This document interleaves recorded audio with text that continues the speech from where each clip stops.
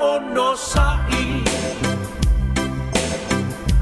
Famoe moe le tua e tua tasi E le I fansia o Roma I se aso e tasi La uo Soia le fa anonoa Se lo fai te ai tina Maloi mata Ia ono sai Famoe moe le tua e tua tasi E le I fansia o Roma I se aso e tasi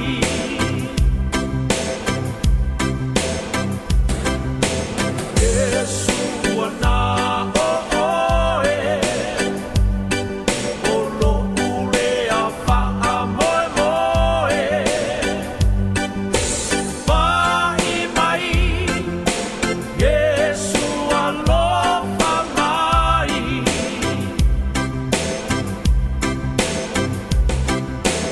Yesu ana oe O lo ule a wha moe moe Vai mai Yesu alofa mai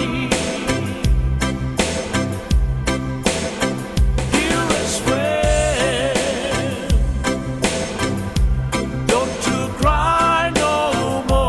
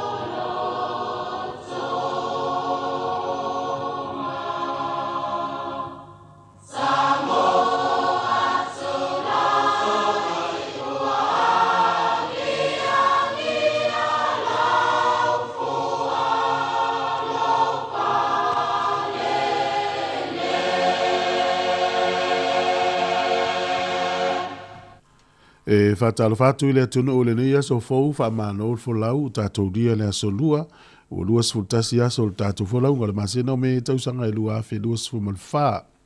Maone o nanga fo neia si fonga la mua o le amatalia le tai fau tālo whalava. Ai alo maia o le tātou tāpua I le tua o le sunga I le whawhengainga Reverend Lilo Maiava Maasangala mai le kalesia le auso ke wisiano nai nai lohat o tāpina ina le tātou sainu nganotu. E usi mai loa whaafonga.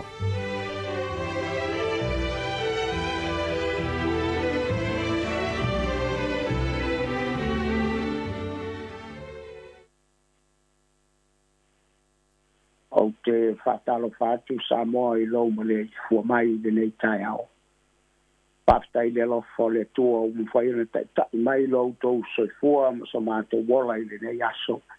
Ia wafo I whi au mga wenga ua tofi ai tātou ia nga le tua i lo utou soifua ai mai se tiuti o le a whaatinoina i le aso mo li foi le whaatai ta po inga le au whainga nga pai a le tua i so se whai taulanga ai mai se lo utou soifua manuia ia wā tiuti ua wala winai tātou patalo pat foi ta mama tina mātutua no tu mai le muri panga i tono mau ta malawa anga le tua i lo malei fua mai mawalo to malos ya mai se la auto ta po inga ya anga le tua i lo so fua ya mai se fua fanga ma fa mo ngole le yas mo li foi nga fa tai le nei tai au yo le o fa ngal wenga le so le si fongo le la mua mai se le ya ba no fa au lo o fa yo le ba to mo ya fa le wai le tala le yo ta to li yo yesu ke wiso ia whamanuia le tua i tiu te mawhaibo le nei aso e mai se pō kalame mo si o tātou o tunu ia maua lo utou soi fua manuia ia manuia no utou wāla whaibo i le nei tai au tā moai o mai a tātou tāpo i atu i le tua i le nei tai au tātou tstanu e tua lo mātou te mai o le vi inga mātou te momori atu i ate oi o le ola male malosi o lo e pa so mai a i mato. Paftai au mato ta o to momoe le pong sa o mawai atu. Sa e pui mai le ola mato sa o ngale mu. E o mato o bia le neia sa fau e fa popo yaso lo mato o. Mato vi i ai la baoe lo mato tu. O whanga ma whamoe moe ngore le yaso e mai se le ala uskwatu o si o mātu o tunu i se au mangarwe. Alo whangia le li e poi ma leo le saonga le mu. Paso so e la awu fio le malosi le tino. A wā tiute ua wala a wina ai le yaso. Le nei tai au mātu o watu i la awu fio le nei tai au. Sa ina ai ngā ruenga ua whanga le nei yaso. I alo whangia i mātou. Le ala mātou te tālo ono lo swafa Yesu. Amen. Ala tātou tāpo iatu i le tua i lona bi inga ua tāpena ina mo tātou.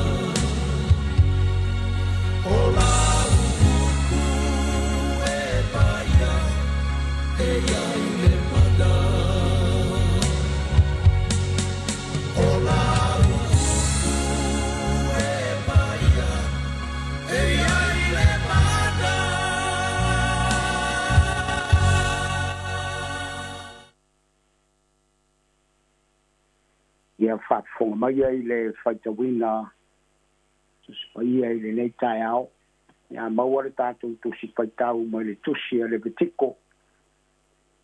betiko aolona mata upo e lua sefulu o te fia whaitawina le whai upo e lua sefulu ma le ono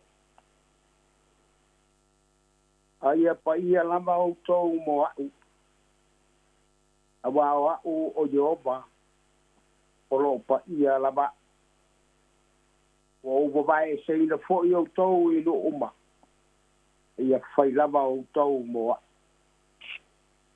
amani ele tu ai ai tawina o le nei foi upu ia wa fo i se so swali la la uswatu i tute mangan wenga o le nei as tasi le vaenga o le soifuanga tau lai le whanaunga i Israelu. Tāwhatonu whalau ai le te leo le soifua ma le ola i mea le lei ma mea le au ngā. Arewa ai le tua. Na ia tuli mata i ngā ilo na nuu i na ia maua e tangata le whamaoni. Ia i le rofa. Ia i ilo na while mō. Atanu ina i le tua mose. Awe alu e whairoa i lo nuu.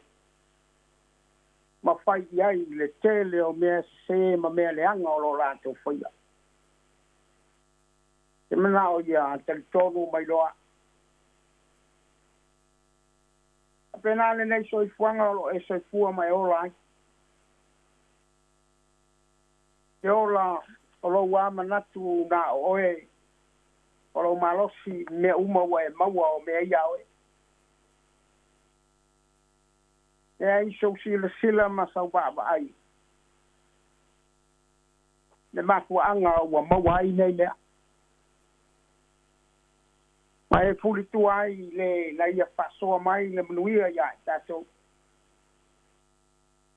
Patua la le tai au le nei. Ia ola whaapa iaina po le ola whaama maina. Maua so wāma noa na e whaitau le mata upo e lua sefulu, sefulu iwa, sefulu manu. Nei mwhaio nei malama i se te au o le nei tai au. Ia ola whaapa iaina po le ola whaama maina. Ola ngona o le tustala. Pāta tau lea i le whanaunga i Israel. Ia bao ia le ani o le anga ma le ifo i tupu o tangata. Ma o le fe au o lo momoli mai mo tātou le nei tai au. Ia pa ia o tau. Awa o o Jehova lo o tau atua. E pa ia lava. Wa o babae se ina fo i o tau mai ai kukito le nuu na o tau nofo poronga ai. O mea fo ina o tau whaia i le nuu o kanana. Aua tau te whaia ai whapea ni mea i lo uraba no. Aua ne yusi tai fo i o tau i a lātou tū ma lātou wangano. I o tau whaia au whamasinonga ma le whamaoni ma le ami tonu. I o tau sisi fo i a tūlafono. Ina ia sāwa wali ai o tau. Ma le whamaoni. Awa o Jehova lo o tau atua e pa ia lava. Ia whaapa ia ina maola whaama maina o tau. E le ai se mea leanga e le sila fia e le tua. Samoa e. ia tātou wola whaamamaina.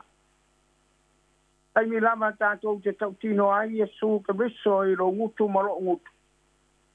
A ola ina ai la bawe. E mai le soto e sifurma le iwa whai upe lima. O le nei fot. A whai tau te matua whalongo mai i lo leo.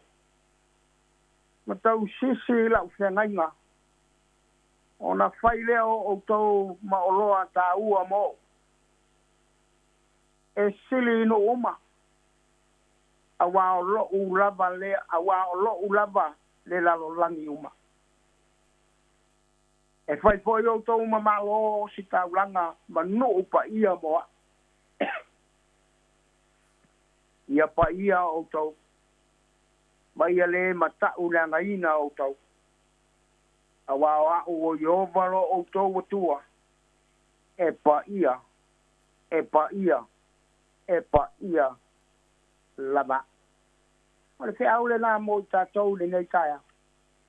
Ina ia mawhai ona tātou wa ai ma whalongo i le tua e ala ina na musu musunga i le aso ma le aso. Ina ia tātou wa mana ia o le tua e pa ia. O le tua fo ia matau tia. A o i le taini e amai ai le matau tia o le tua i le larolangi. Tātou te wa ai a mafui e malolonga. Tātou te wa ai a asia sio. E pūpū e lele. E to uru fale. O le ale ta mao a ingo o tātou maua. A o le taimi e whailoa ai le to sā o le tua le larangi. Le aise oe le aise. Tātou te male lemo, tātou te ngoto i le lele. Ono lo tātou wa i le tui lo tātou tu. Me iana whātonu whalau ai e le tua lo nanu. Ina ia usi tai ma whalongo. O ia o le tua e pa ia. Tātou te le tā alo i le tua i le aso ma le aso. Tātou te le ola whaporinga i mea tātou te whaia i lo tātou tua e pa ia le tua. E mamalu le tua. Awa o le tua na ia tā pena ina lo soipua ma la wola. Ina ia manuia. Ia tu mau pēr le lofa ma le anga le lei o le tua mo i tātou i le lei aso. Ia manuia foi le whenga iai ma tiute ma ngā ruengo le nei tai au. Pui. Ma leo e le tua lo o tau soifua manuia. Ma ia maua lo o tau malosi le tino. Awa tiute ua wala au inai lo o tau soifua. Amen. Tātou ksta. Whaftai le tua lo mātou ta mai. Leo le amato wangatu i fi au mangāru wenga o le nei aso. Le aiso mātou malosi. Le aiso mātou si la pia pe tua mani a le nei aso. O wa mātou o atu i la wa fio wha ma le mole leli ie pui ma leo si o mātou o tunu o le te ala mai. Ai mai se whaso soa le malosi le tino le whatino ino tiute mangāru wenga o le nei aso. Ia wā le tau singa o ai. Awa le manui o whanau. Mātou tālo matu i nātu i na ia whapeo na tai lo mātou soifua ma lo mātou wola i mere lei. Na ia manui ai mātou. Mātou whalongolongo i le nei tai ao ia mātou wola whapa ia ina ma ola whama ma ina. Mao lea lo whina ngalo ia i mātou. Na ia mātou loa oe lo mātou o tua e pa ia la baue. Pato e sei la o fio leli i o ane o mātou. Se mani o mātou whale tonu. E le aiso mātou malos. Mātou te e tuai li ti apolo i le aso ma le aso. O mātou whamoe lo wanganga pa ia e so swani a i mātou. Ina ia wheliwa ina lo mātou wola. Ma ia mātou manatua oe lo mātou o tu. Tālo matu i nātu si o mātou o tunu nei la o fio. O fuanga ma whamoe ngau si o mātou o tunu. Alo whangia e la o fio tiute ua wala au inai. Ai mai se lo mātou wola manuia. Si ufongo le lau mua lo mātou whaonga ina i lea tai ao ma lea tai ao. Ianga le nei la o fio i le li pule ma lea uwhai ngāru wena. Whai le poto ma lea tamai ai mai se le whātino ino tiute ma whaiva o le nei aso. Ia waa si o mātou o tunu o le tāpu ta puai mai. ai o mātou tina ta mama tu o tu mai le muli panga i mau malawa anga le nei la o kio mo faso so le malo siltino a wa tu te mo fai ba wa bala au ni ai mai se foi nai mai mātou fa na u ta pina tu le nei tai au ia wa onga le li lo mātou tua ele ai lava so mātou malosi au mātou tu ina tu ila o kio ila i fa pe ona malutia le uru fale i tongu o fale a onga ia wale poto o ina i leias. Tu maulo wanga le lei malo walofa ia i mātou. Mātou fa foi le vi inga i la o fio no lo swafa Yesu o mātou wole babala au tuai. Amen.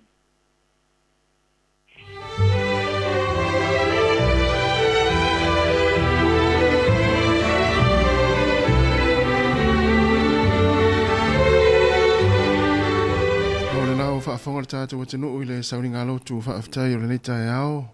Tāpeina le sunga le whaafengainga, Reverend Lilo Maiava Maasa Ngala, e ka le sia auso kerisiano nai lo hat. Mo le tuela ngang whaaftai tele i lau sunga le whaafengainga, mo le tātou sauringa lotu, i le fuwa te tāla lo i eile tautua si fonga lau mua le ni yaso, whaaftai mo le lau ngaino le upu folo le neita e ao, ma ia aluma le mana fo i le upu, ia i fuafuanga mga aluenga le awhenga i le tātou wa tenu o le ni yaso, ia mātou whaamni atu fuafuanga le awhenga iai, ia whaafetai tele lava. Luas furu minuta te nei le tulai fitu si fonga la mua Wellingtone, o le pes whaale ngangare nei, ia on whanga solo atu ile o le tātou poklame o le nei tai ao tālo whalava.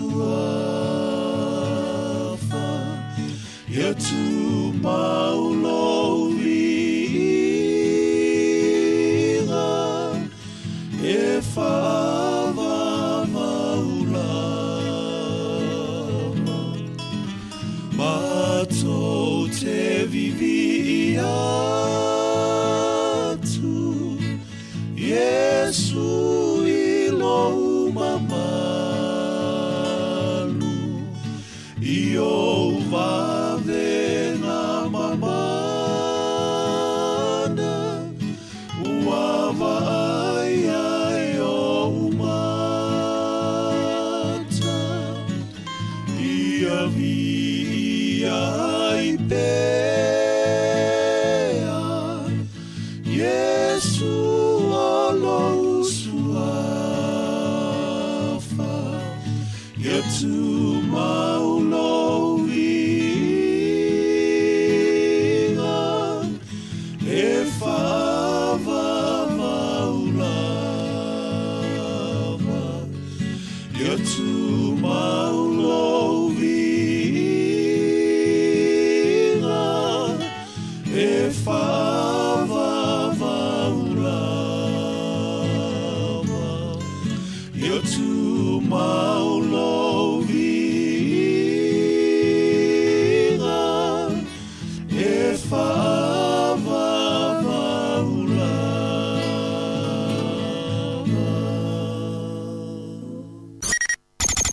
O le tautua le si ufonga o le laumua o lo iai fo i le langolango a le New Zealand On Air. O mai ole upu malo. I tau tai mai le ano le aso. O le a. Ha!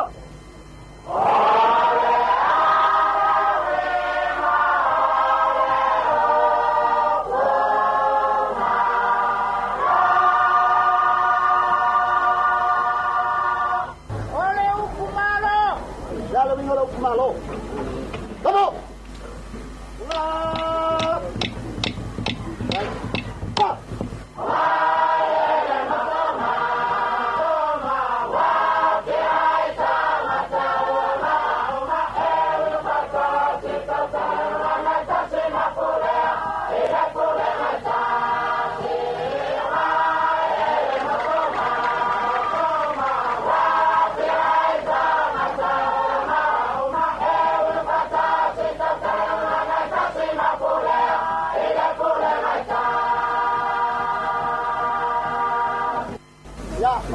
Vaya lava, oni malo, sama nya malo lewat wat, yo la to sila yai, vamos, sila, ha, sila pea.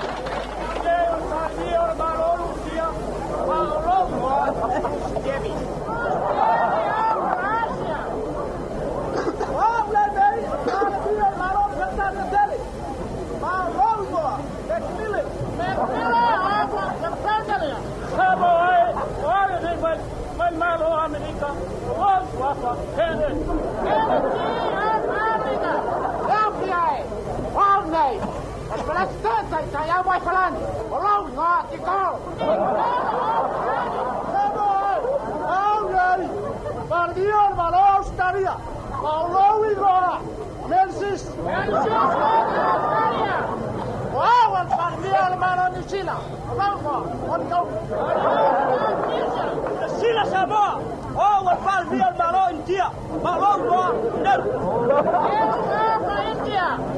Sabai, oh dai, wat val via malo kana, oh lar gua, uruma.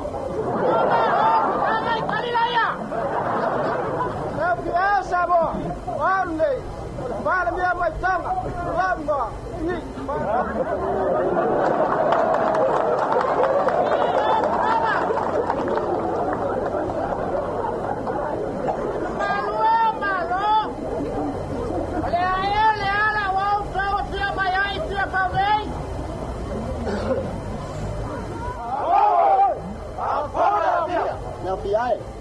On te siri lewa ai sia wa pia mai el malo le langi ki pau la so nei. Ole ola avatu tali vai la. Hop! La tu no la pai ba. Hop! Hop! La tu no la pai ba.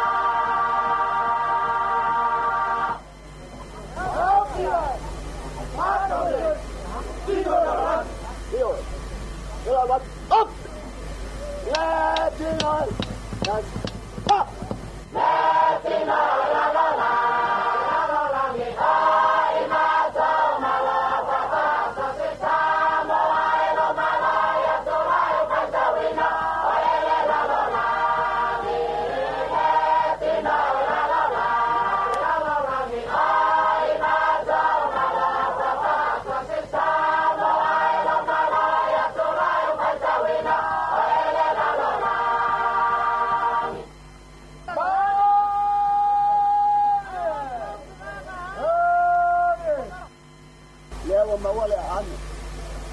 Wapi o mai ai malo na lai. Ili uia la le tu lau. E tasi al malo ke si te vai atu. Ele o inei. Ia la o mai. Hello! Pai ai Samoa. Lau walau lia. O ki tau sanga atu nei. Ia li fai lotu. Tu ai ngai se umai Samoa. Ola tatou si whaftai I le tua. No maua ta malo.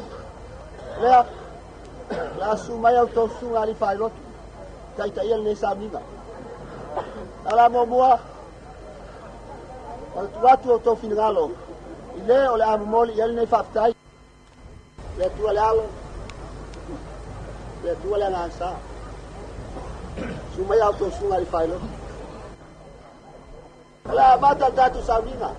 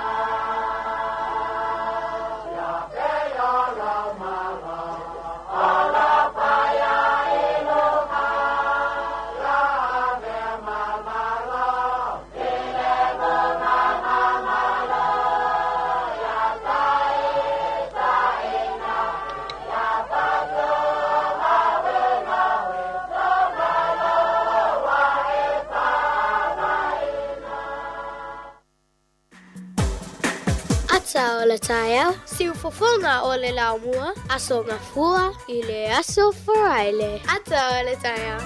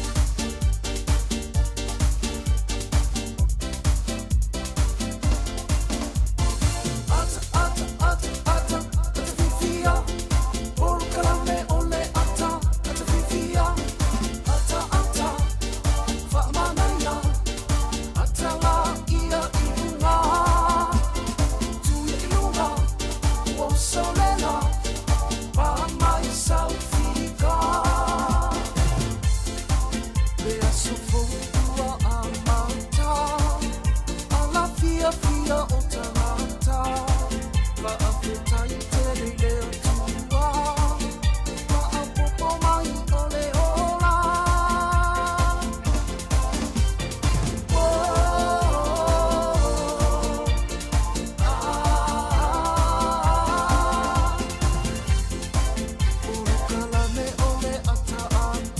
Klame le atal tai o si fonga la mua toi fa felo e ma toi fa talo fa tu le pa ia maurungo le tinu ma le fa fonga le tai o fo o fa fonga mai fo i le tato klame ama le atal tai o si fonga la mua Wellington e la le tio po la u fa longo lo e fa fonga mai tono ai ngal le taimi le tasi ono tesi ma le tasi fa mo ia fa pe fo inisa no fanga pe ona ia fo inga luenga fo le tai o ia lo ki ma ia o to le tio fa longo ia fa pe fo lungo tato penga fa ilangi fa talo fa tu ia le mai moanga fo le nei tai o le tato o tinu o lo mai mo mai ai lungo le Facebook ma le YouTube per si fonga la mua ia mana tua ia share tato Facebook le tato proklame fo ia so umala mai mai so le nei aso ia ma subscribe le tato YouTube le na ia ona velo le o impa anga si fonga la mua Wellington ia fa pe fo ile fa fonga mai lungo tato penga fa ilangi nei tai ma le tai au le wa mata tato nga luenga ia ma lo le usu nga luenga le tai au ia tu mai la ia lo au tu ato ma o lima ma le sa tu fu le ma nga lue ia tatou fa talofa ma tatou fa felo ia i suafa ma lo tatou li fa le su kriso ma lo le usu foi Ma lo lava ta ia tu le ustasi tatou felo ai fo nei tai au fo le lo fo le tua ia te tonu sa manuia ma lo longo po io ia ole tulang masani ya mana ma fo inga luenga ile so nafi ia ma futa ma fanau ia fa fo info fanga le ai ngai le fiafi ia ona ai fa tasi lo le ia no po sa pele sei na ya fia am tal no fia ya e mo fia fo ya la fia mai fo inga luenga pe ona ile tai au o te mana tua so ia sa le ia a vai ile vai nga e tau mafa ia nga sa mo ia so ia tatou fiola me tau sa fa ile lalo no fo mai luma ia matua ia to maiti au tafa ia la tau tua i tua mo ia ona fa penale fa tatou va ai o sa tu vai vai nga la taimi ne ai ole mo mau fo ia na ua tamai ole taimi pito sili nan mana ia e fa tasi ai ngam tala no e pangale ole tu fo i manga tatou ia e ole i tau tala sta mai titi posta ngata mai sa ole ia ole tala na tatou vai mai ai ole fa so al taimi le tala no ai ole mai nga le no fo pela o mi si o na yo alo mala ai ngata no ese el mane na taimi ah mo eu esse foi lá no swing ale we tatou fu i tala fo a tatou tala no tatou fa na u te le vai tatou mi sa mai me ai o tau fa le ni le a so la ola fa il tatou tamo ftanga fo il mana yo tatou ma tu se fale o ia wa tau dia so la si atu lau le tamo titi tai to lu lau si atu la ia ma se supo eleni ia te vai atu ala e tala no me ana ma tu ala tatou mi sa ma lo tau so fo le wa la po alo ele ai sa ia na e malo ia tamatua e malo a tamatua a vai me la matua la pe tau ai la tau so matua la te ele fa ai ona fa le puata ala fa mai la ta so matua tali foi o pe a uma tatua ana puko go pa ele fai tau fia puka asi do li malo na dal va tu ai ono ale li ma ti tilo ngingo me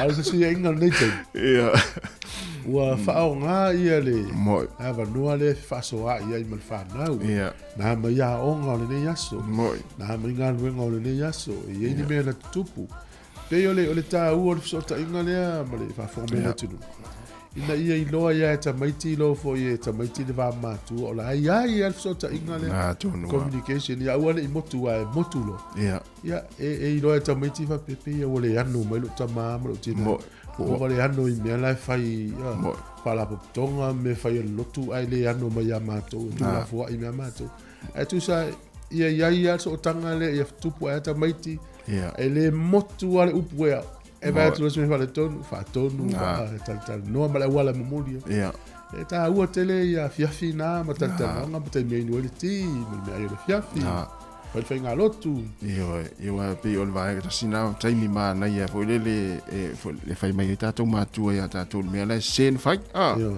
ia ai se fa ta lo fa ta to tinu le o ma futa mai lunga ta to pinga fai langi ma ta to wala leo fatalofa atu ia au na le tua i sunga i whawhengainga o whailaunga le tala lei e meise fatalofa atu e itai o kalesia ma lori soi whamanuia ma lori langi e mawha aftai fo i mo tāra sanga o lo utou mori a pia i le aso ma le aso ia o angai fo i tātou tinu o e meise whanau ia i ngā luenga ma onga fatalofa i nei mātua i tonu a inga o lo mafuta mai le nei taimi ia e meise fo'i ia nei mātua a mātua le atunu o lo mafuta mai tono mo ngase mo to tangata mātua ia whape fo'i na whaatalofa atu ia i lātou mafuta mai ma ngā luenga a mata le nei tai au ma lo la fo'i le usu whaatalofa ma whaamalo atu ia te ore nasa e ngā lue le pōna pō ma lo le tau atai ma lo le whaamalo si ngā luenga sa whenga i mai tātou. O le poklame le atal tāru si whonga lau mua, so se vāenga lau langi o lo e mafuta mai ai, po runga fuu i tātou penga te whailangi, e meisi le tātou app le Samoa Kēto Radio App, whatalo whātu, ma lo lau fuu i leu sui ngā luenga o le ni tai au. La tātou oisi ni whaafiafianga nei marisunga aniseko whaare moe, o na whangasolo leo le tātou poklame o le ni tai au, ia mai aloa ia tātou talo mena tupu le tala whaasolo pito lau langi, ia ona maanga ia turo lea whaatalo whātu, ia te utau ua whaatalofa mai, i lungo tātou penga te whailangi, talofa lava.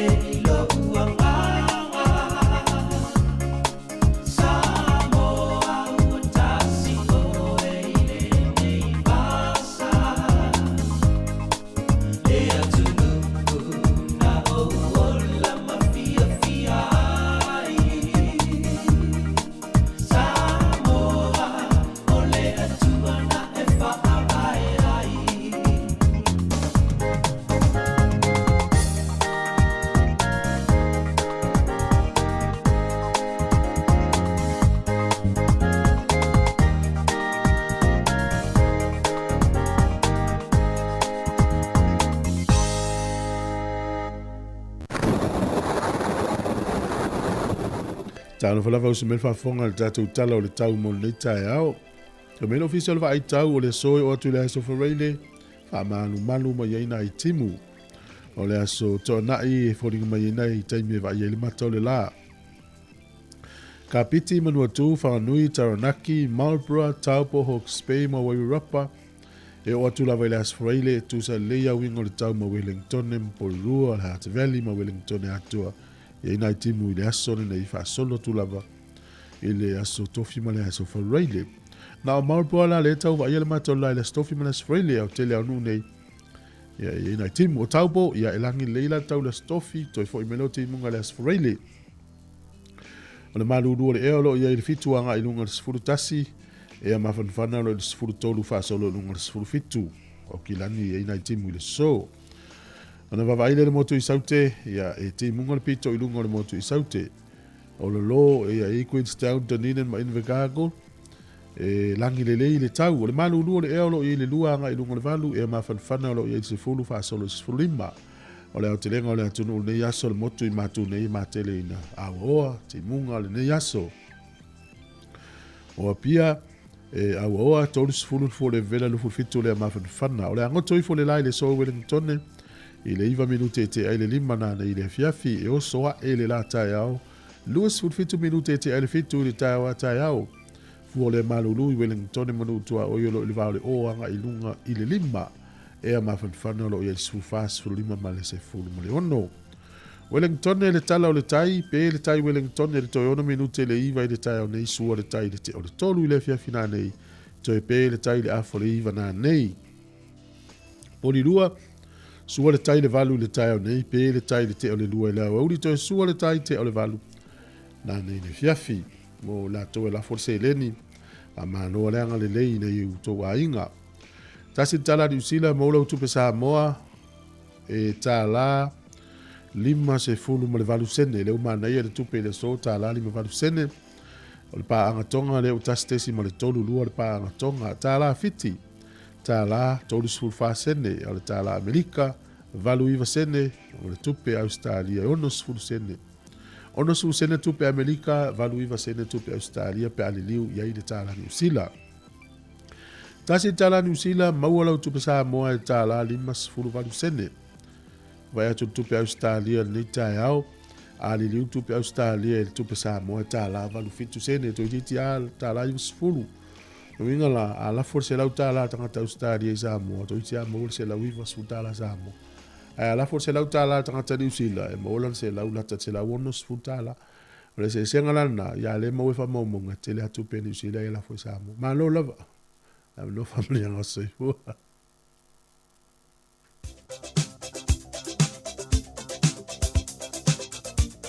Amleanga as whanau, aso i fual tatu i meri masani, aso whanau at samocapitalradio.co.nz. Manu ia telo to aso i fua, le aso luas fultasi neo le masino me, fa amniatu le atua ia te uto umalava, ia ma ia fua i pea ia nistau sanga stele mo uto, ia warwhianga ia i fi au mga aluenga. O le tuisi fai tau mō mai lea le tuisi a Paulo le kalesia i Kolose o lona mata upu e tolu a lona fai upu e se fulu ma le wha. A o le alofa e lau tua lea i nei mea uma o le fusi lea e ato atoa ona le le iai. A o le alofa e lau tua lea i nei mea uma o le fusi lea e ato atoa ona le le iai. Kolose o lona mata upu e tolu a lona fai upu e se fulu ma le wha manu ia tero tau wasa i fua pesen nei.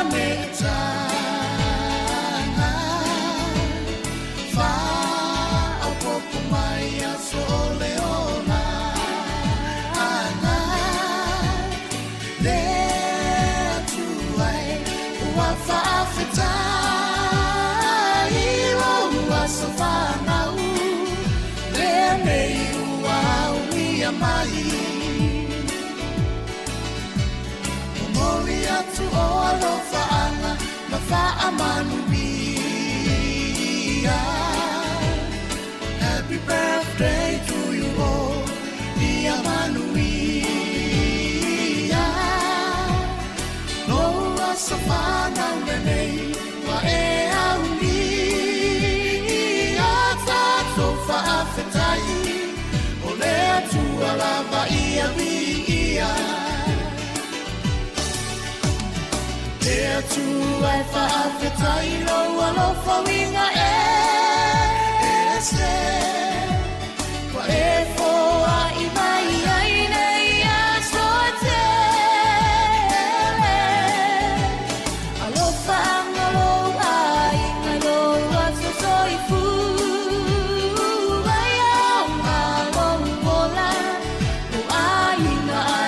se le atua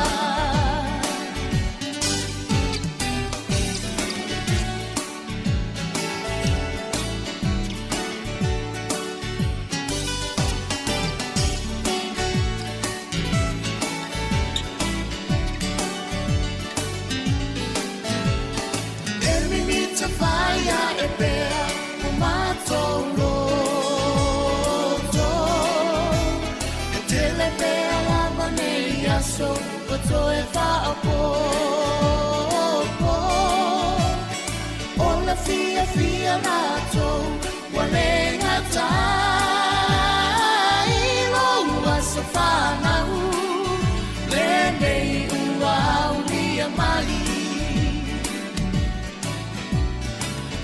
Manuia me tua I lo asafana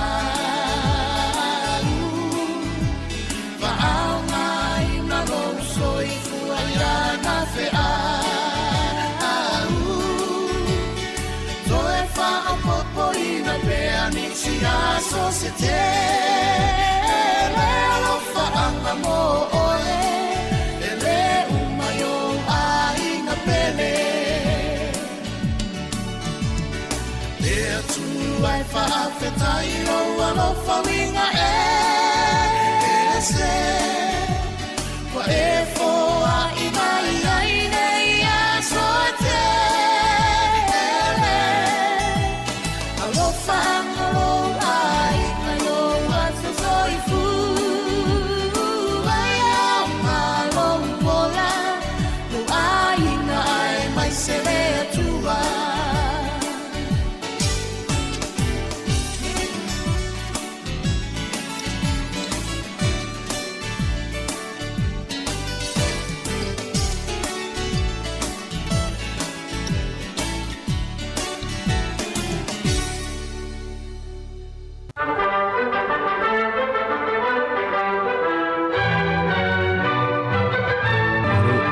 Fua le tātou tunu whatara whatu sa mail whafonga o le wawai foile I nei tala fo I o le tala whaasolo pito laulangi me na tupu I le asolua sutasi o me I tausanga o mawai. O le asole nei le tausanga e iwa ono, se furu ono tausanga o le lile oto o le tolu. Ua vei o ia ma emperoa o le malo Roma. E na o le se furu ma le ono o na tausanga. O le sol tausanga e tasi valu, tasi iwa.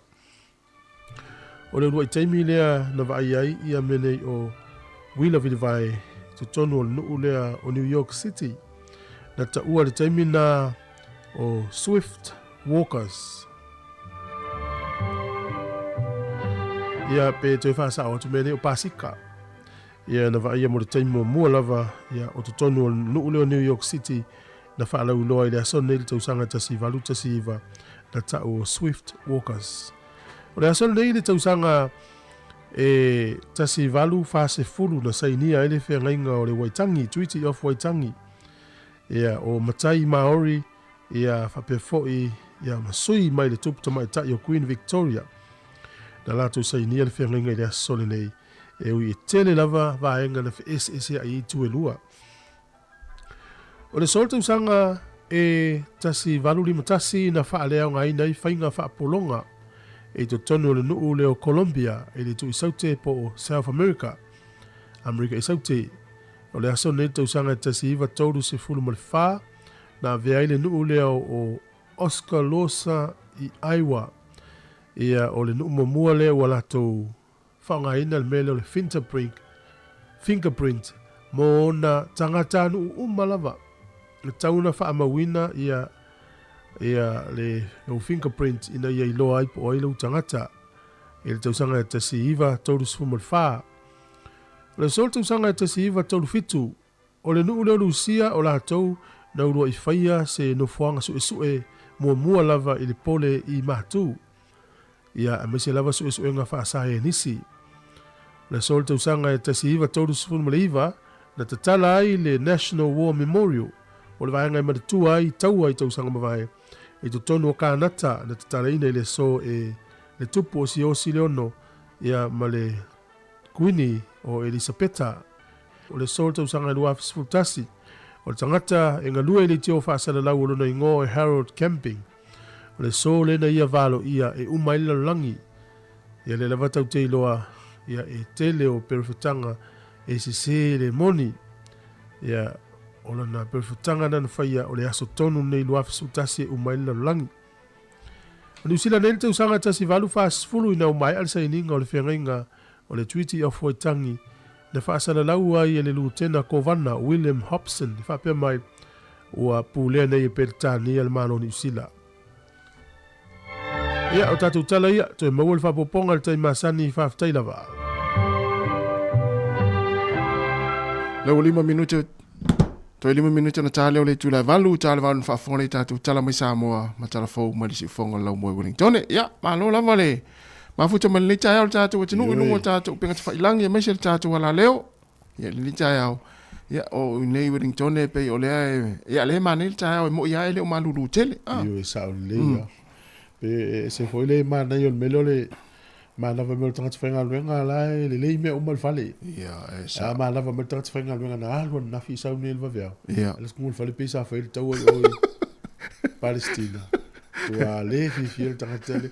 E tanga tele fa na malo lo pe ave se me fale tono le ainga. Se le tono le fale. Mo ele e alu moele ma moe pe o pola tu e alu ai fai uma fulu i pu fulu ulo ta pena vale to vai lona moe ia mo to yo ma na va man nei au ai la tu ngasul fale al pe o moe ai sa malo longa se i malo si ia na ma tu ale o ngaluenga vai ngale no fale yo le na fa mal fale ma tamaiti ia se fiala fuila to na ola ia moli tamaiti mai te pena fale ia fai sa malo longa ia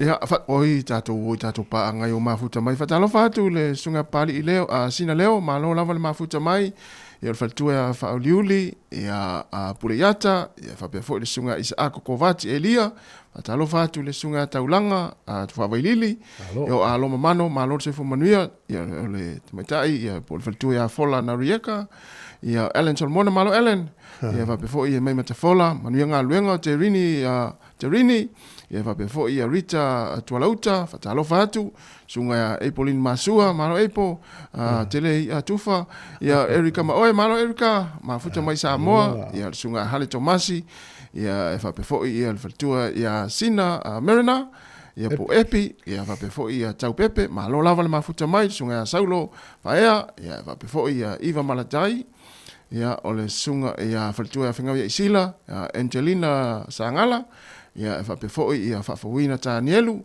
ma lo lava le mafuta mai isini we e pati ia fa pe foi in fatalo fatu ia Wilma atoa ai ono e fa pe foi kuresa fale ia le nei tai mo le tai o le uto e 3 minuti ona tale o le tula valu la tatu word fa fia fianga le ia maea ia ona fole le tatu telefon matala mai Samoa.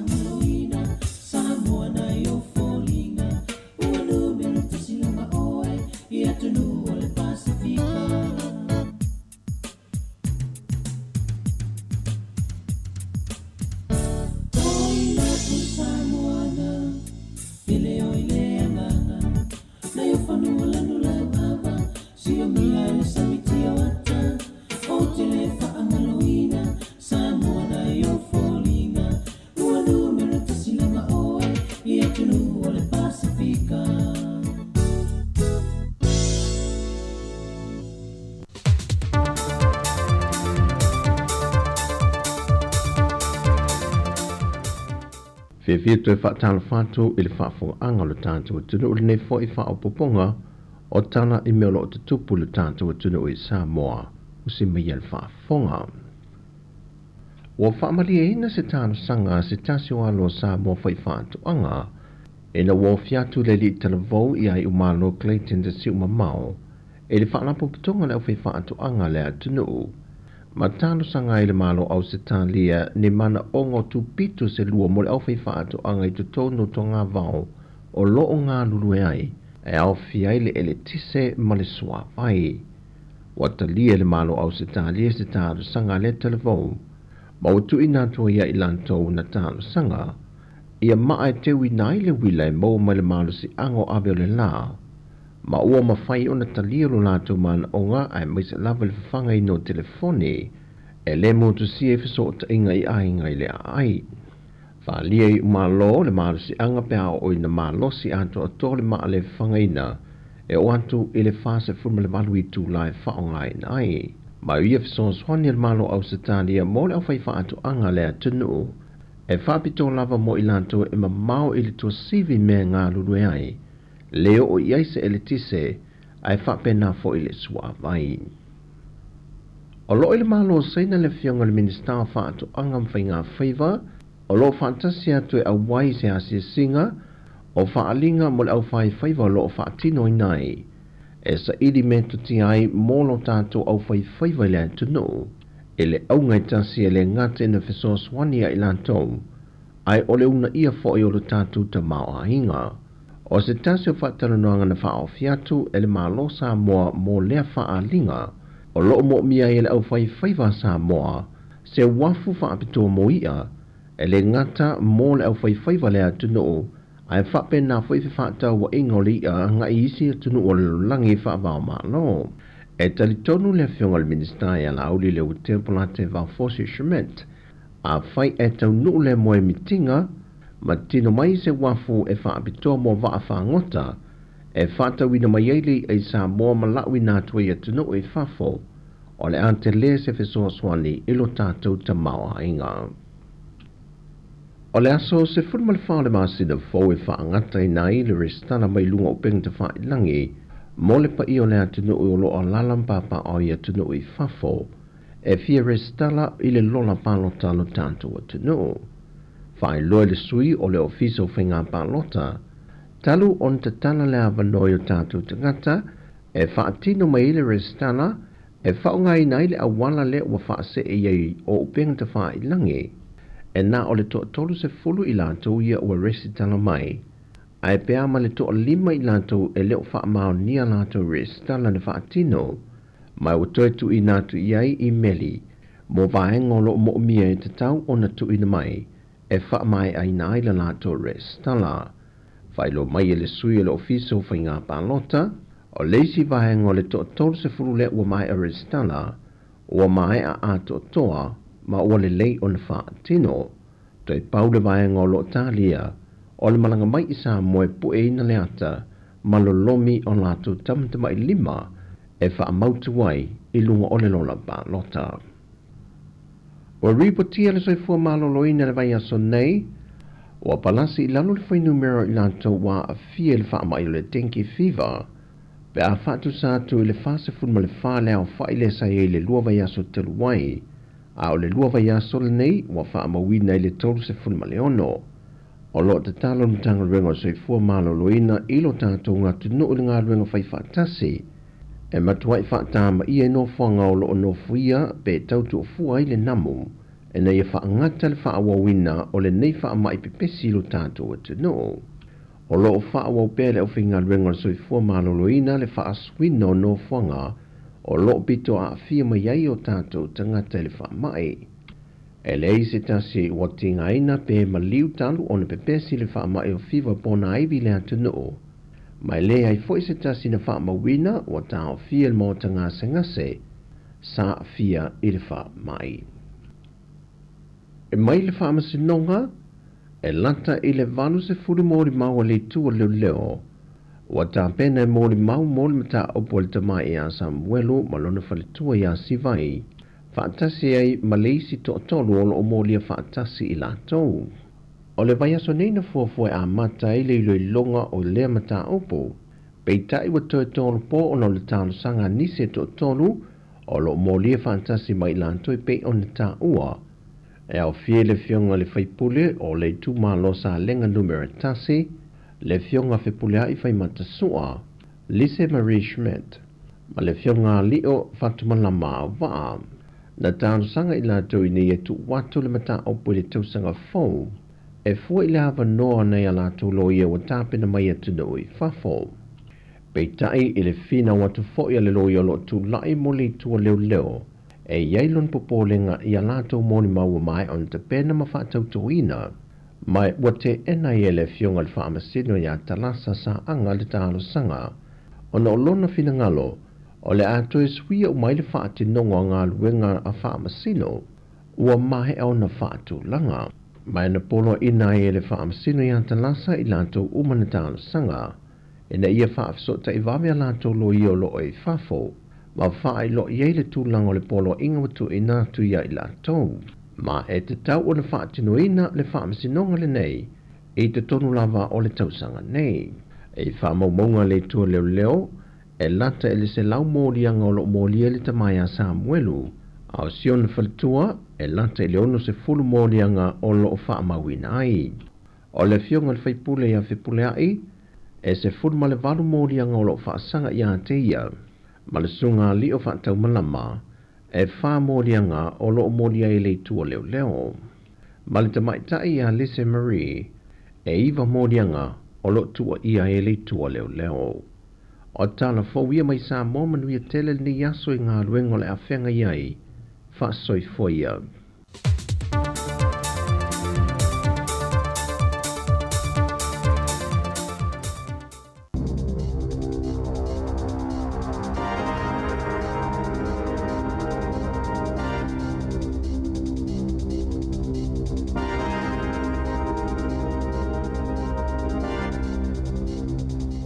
Ta alofa lava o tala fau mo le tae au nei, o le tala mua, ua whaailoa mai i tia leo le fua wha ade tau o tangata ua le aini ngā ruenga i le tono New Zealand, mo le tonu masina lea na wha aiwina i le masina o masi.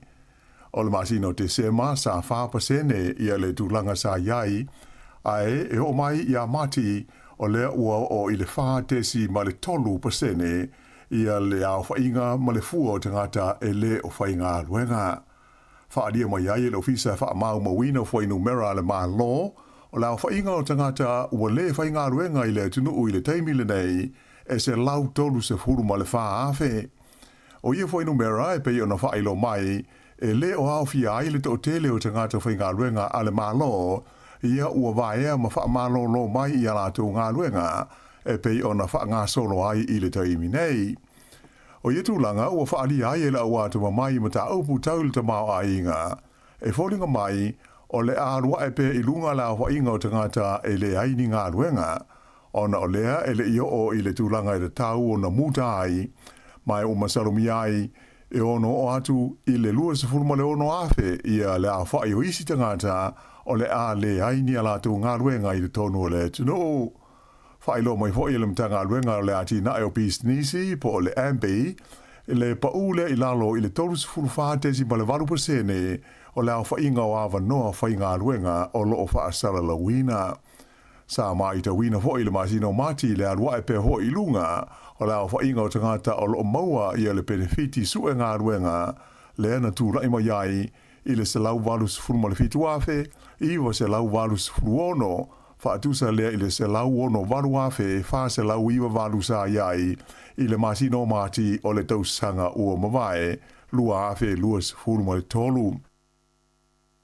E le o iai se wha moe moe o le whainga malo so wha atasi e wha atawina atu i tua ni whale o le malo.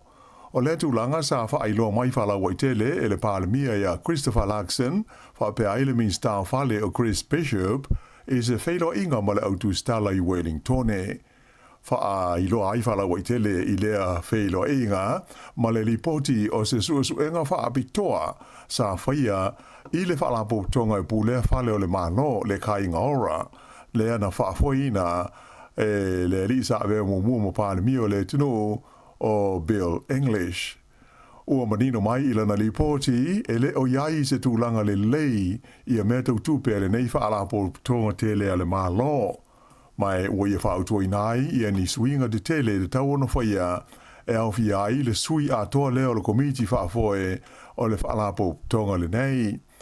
E fitu la whai o whaautuanga au tu o le lipoti le ua talia ma amata na whaatino le malo i a whaautuanga e wha. E pei o na au fi ai i le lipoti le nei a Bill English. Ta ua e le minsta o mea tau whale o Chris Bishop o lo o manino mai le lipoti le iai o le kainga ora i se tūlanga whaale tonu tau tupe ai moise o ana ai tālafu le ua wālo ia e ono o atu i le fitu se lau miliona tā la i le tausanga whaale tupe lua ono lua fitu.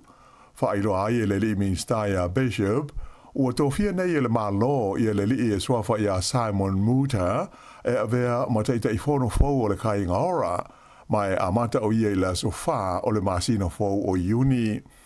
O le nei e li isa avea mua mo pule sili o le kompania o le Power Co fa pe ai le malai va le tele o au kilani ma le kompani telefoni o le Spark. Ta ua fo i o lo o fa ngā solo le te minei o na fa mautuina i a tofinga o sui a wai o le komiti whaatonu fau o le kainga ora e mai na tawana o ia iulai ua mai a ona whaia ia filifilinga. O le mamafa o ti munga ma le lono wā le tawana po i au kilani sa ilonga o na pisi ai le vaianga le tinei mu i tangata na wala awatu i ai Moses Soswani ona o lantou whale ua whaina i lolonga ma tāwhenga o vai. E o ile se lau milimita o le soa timu na pa u i lea vaenga o le tunu i le lua i tu la mai le iwa nga i le sfultasi le po le songa fua e tu sa i o se lipoti mai le ofisa o le tau. Mai te le whale o ainga na lo fia ai e le vai i sa sa e whapea ma saute o au kilani mai na whaelo mai fo i le tine mu o nisi o whale na whaina taualunga ma sao ai le timu i le tonu o whaalo. Whaalia mai e le Met Service i a whaale tonu na mafu mai ona o se vaenga o matangi matimunga mai le vasa tā se mane o loo a ngai mai i lunga e o New Zealand. Mai o lo whaasol solo mai i matu a ngai i fo i saute i le teimi nei. O le tu malo Hawke's Bay ua whaamamanu i nai neila pata inga o timunga ma mawha mo le umi e tolus fuluono i tu la. O lo walo ia le mamafa o timunga e a awhiai le tu i saute o le awala tele numera 5, le State Highway 5. Ma ono whaawau pēr ia timunga i le aso lulu a tae au, whaapea i fo i male stofi. E le ngata lai le Hawke's Bay, e whaapea nā fo i o na yeila pata inga, mo wila ma whaai di tili, ma winga lolo wale tau, e a awhia i le tu malo o le Bay of Plenty, whaapea i fo i le ai o Rotorua. O lo o valo ia mai fo i le awhia o le tu malo Marlborough, whaapea ai mo matua Canterbury, i timunga i le so. Ua whaania le ambasa o le malo saina i le tono New Zealand o le lia Dr. Wang Xiaolong, o le whangainga lea e whaai ngoina o le AUKUS i le wā o Amerika, Australia ma Peritania, o se maftanga wha military e whaao ngai nai le malosi New Guinea, ma e te tau i le malo o New Zealand o na sila te toa iai i le vaenga, a o le ia bea i a New Zealand ma sui a wai o le nei whangainga.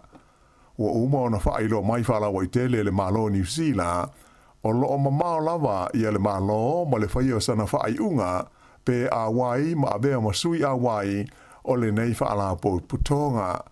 Pe ta ila o se saunoanga le li ampaso saina i le fontanga le au whai businessi, le China Business Summit, le ana whaia i au kilani a nafi, na i ta wai, o le nganga monia o le vaenga i lua po o le Pillar 2 o le whengainga le nei o le AUKUS, o le lango ina leo ngā yo inga e whao ngai nai ia le malo si fa New Kilia e le vaenga mua ia po le Pillar 1 e pe ona si le fia o le whenga ingo le Okas Pillar 1 e pe ona fa ilo mai le tausanga e lua afe lua fultasi o lona fa moe au tu o le fausi ai leo ni va mauru e alu i le malo si New Kilia ai e le fa o ngai nai ni au penga fa New Kilia ia ma o ia ma va mauru o le a au mai mo le malo o Ausitalia.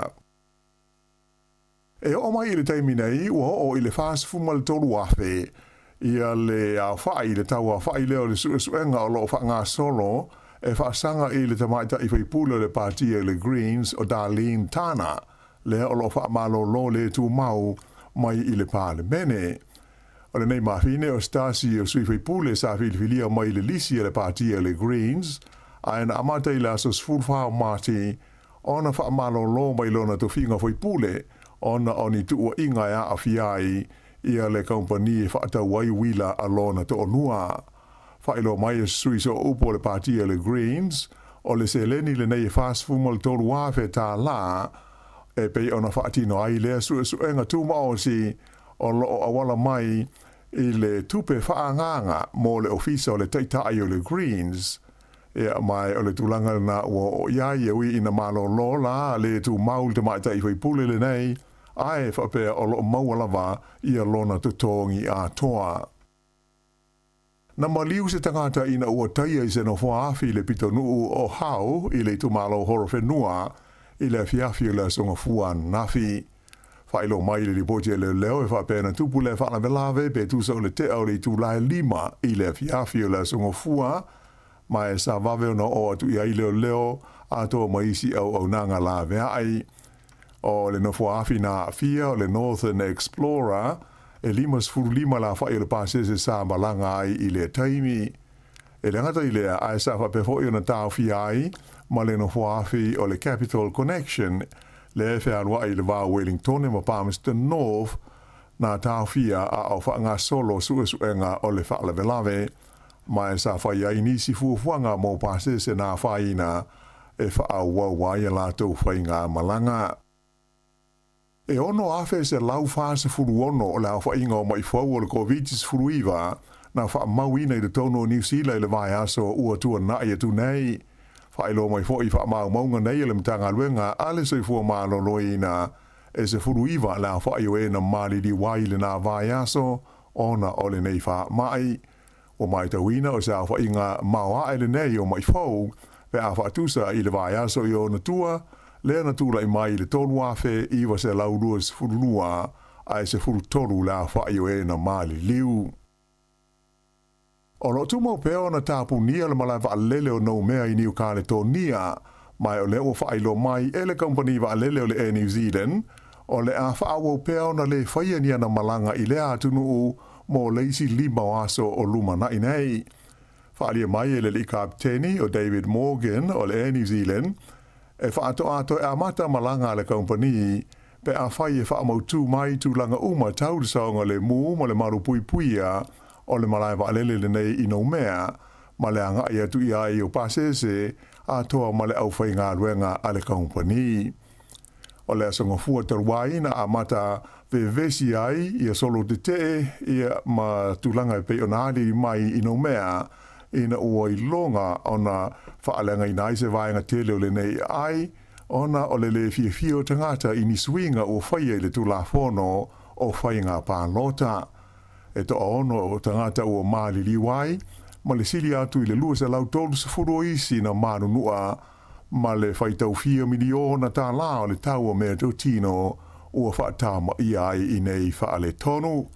O le teimi nei o lo tālia be fo i le vaenga au le malo ni sila i le whaatangana mai le malo falani e malanga tu ailo na waale le tele o le Hercules mo le au mai o tangata New Zealand o lo iai i le tonu o New Caledonia.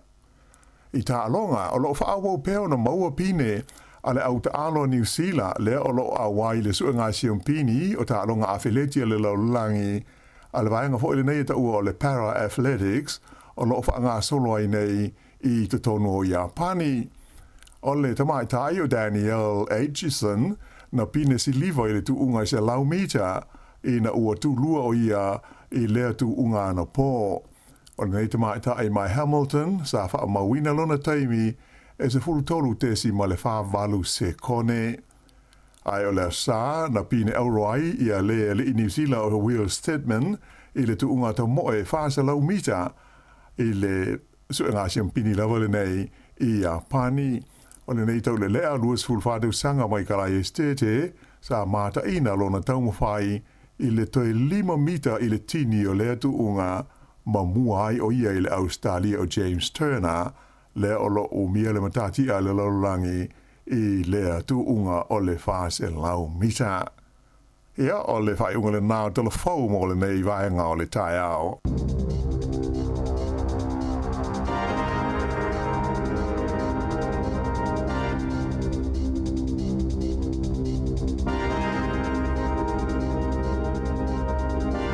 Whaftai nau whawhonga mai lea tino le whapaponga mo mua telefau, si whonga lau mua i Wellington pe ona tāpenia le whionga la wano ati lawa, ia me se o mea lo tupuri tātua tino, pe tuina mai le sunga ata se Salam Sam o tala mai Samoa, whawhonga i le tulai iwa i le tau nei, ia me se whapaponga muli muli i le tulai se fulmane lua i le awa uli ana. Nei, 2 minute te ele valu, si whonga lau mua, klame le ata le tai au. E whawhamanatu atu i le tātua tunu no le lolo wā le tau hui le wingo le tala o le timu. E tele an tau wheturi solo nei tau me tino ngore wala. Moi.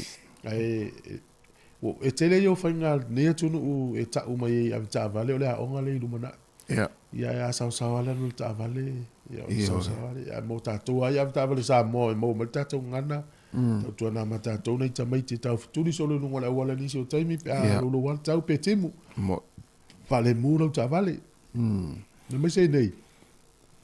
Tau titi aso o tulu le tele o waonga. Sa. Tu a tele o waonga i polua. Le telefone na o le lua se lau mita whata whawhale ia o ngā. Ina sone o waonga. Me se la taimine e tu ua i lalo ia le sawa o lau taavale. Ia. O no le taimi o waonga. Al whamanatu na mo le tai au. Ia fole ne yaso el manuia au ni ia whaile seis. Ia. Tau i le wala ua ngā solo fo i ana i mātua mori whana waonga le tai au. Ia o le na amai ana nafi le maale le fwere helikopter na pa ui le nalo le presidente Iran. Ioi. Sa, le whale vela vena le na oso mea nafi fweringa mai.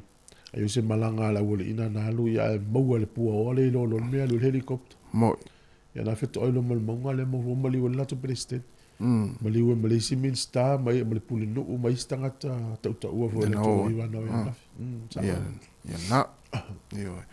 Ia rol foi te ato vai foi tu ai foi Israel fa pe. Paul va aller le tu Israel va pe se finga foi Israel. Au tata non ta bule tas. Ia. Foringa mai o le vanga le ta o International Criminal Court. O famsinonga o maulunga lalang. Ia. Le wa mata ta pena la tou ia mau fa mau maunga fa mau ninga fa mau tu el matau. Ine ta pena le warrant of arrest.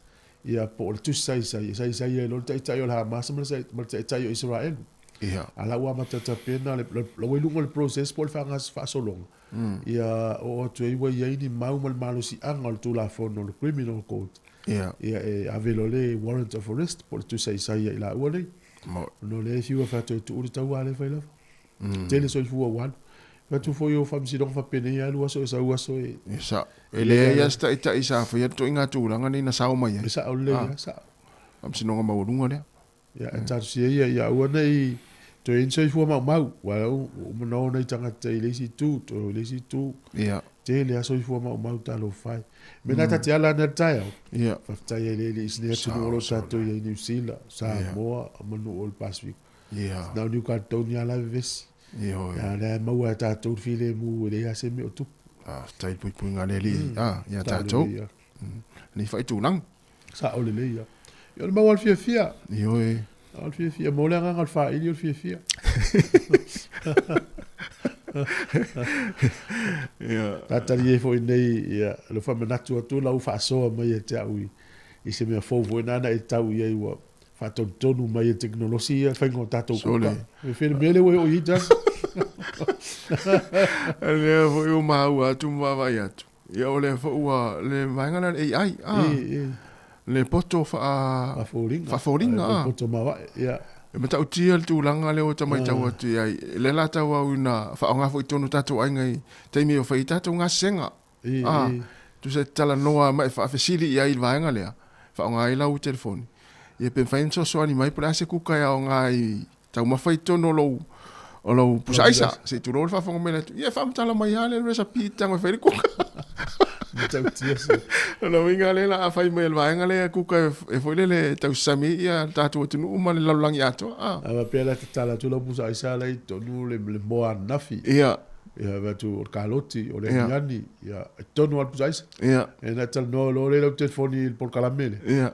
E tango le tau me o kuka tau iai o sapsui. Ale le sili ali. Ale sili ali. Ale la tu ale. E te ilo hala e fe tau iai la al tanga tuene le ilo kuka. Wana na fesili atu ai le vaenga lea. Ia tau mo la tau le. Ba lunga fesili mai o iai se sosi. O te ilo la pe fesili mai vaenga. Wa tau na fesili mai pe fa pe o la sa uni mai la tau le recipe. Te ilo la iai wa night fa te ia ia. On le tio vai o sui la malus. Ai no let fa mo ai fa ia kuka. Ia va fia. Ia wai le lui foi se foi le nana. Tau tala noa ia lau ia me tono lo isa ia ole ia vetus ia o kapisi ia o tomato ku kama ia male meat le stama i mita ia ta mo la lau pe polan to inga kuka. Na umana lau ta mo falai pancake. Na ia lucia ia le va bene. O vai la suinga la langi le uta. E mata utia le poto le o ia te mini nei. Le la o ai tono tatu a inga le la o mai ai le ata mai o le fo to inga malmalam. O feo ia ti na la. Ia na. Ia le ta mo me le o kilani ala mo le fo mana. Ya fala ngona ko pe ele ai tasi na mana ya. Alo lo ia fa pena. Nei no vole no fa matali tu tatu no. Wa te wa sau. Ia. Ato no nga il tatu ainga. Ia nga. Ia nga. Ya Paula na me sa oi. Le la watu ia fa pe le tatu salva pe fa manifesta pasui pole. Fa ma ia. Manel palu e fer copai. E fa feno palu mo. E o mana la watu me fa mai. Ale fulo ni fo. Ya tata no ai su ingolola. O le ho mo su nga fale su ni usila ya. O le poto fa sa nisi. Ia. O fa yana la tu nga usia ia mo meo le susu. Ai le se susu. O sol. Tu sa me vole le o ia ia vai la au fa le su ia la to a mo le susu.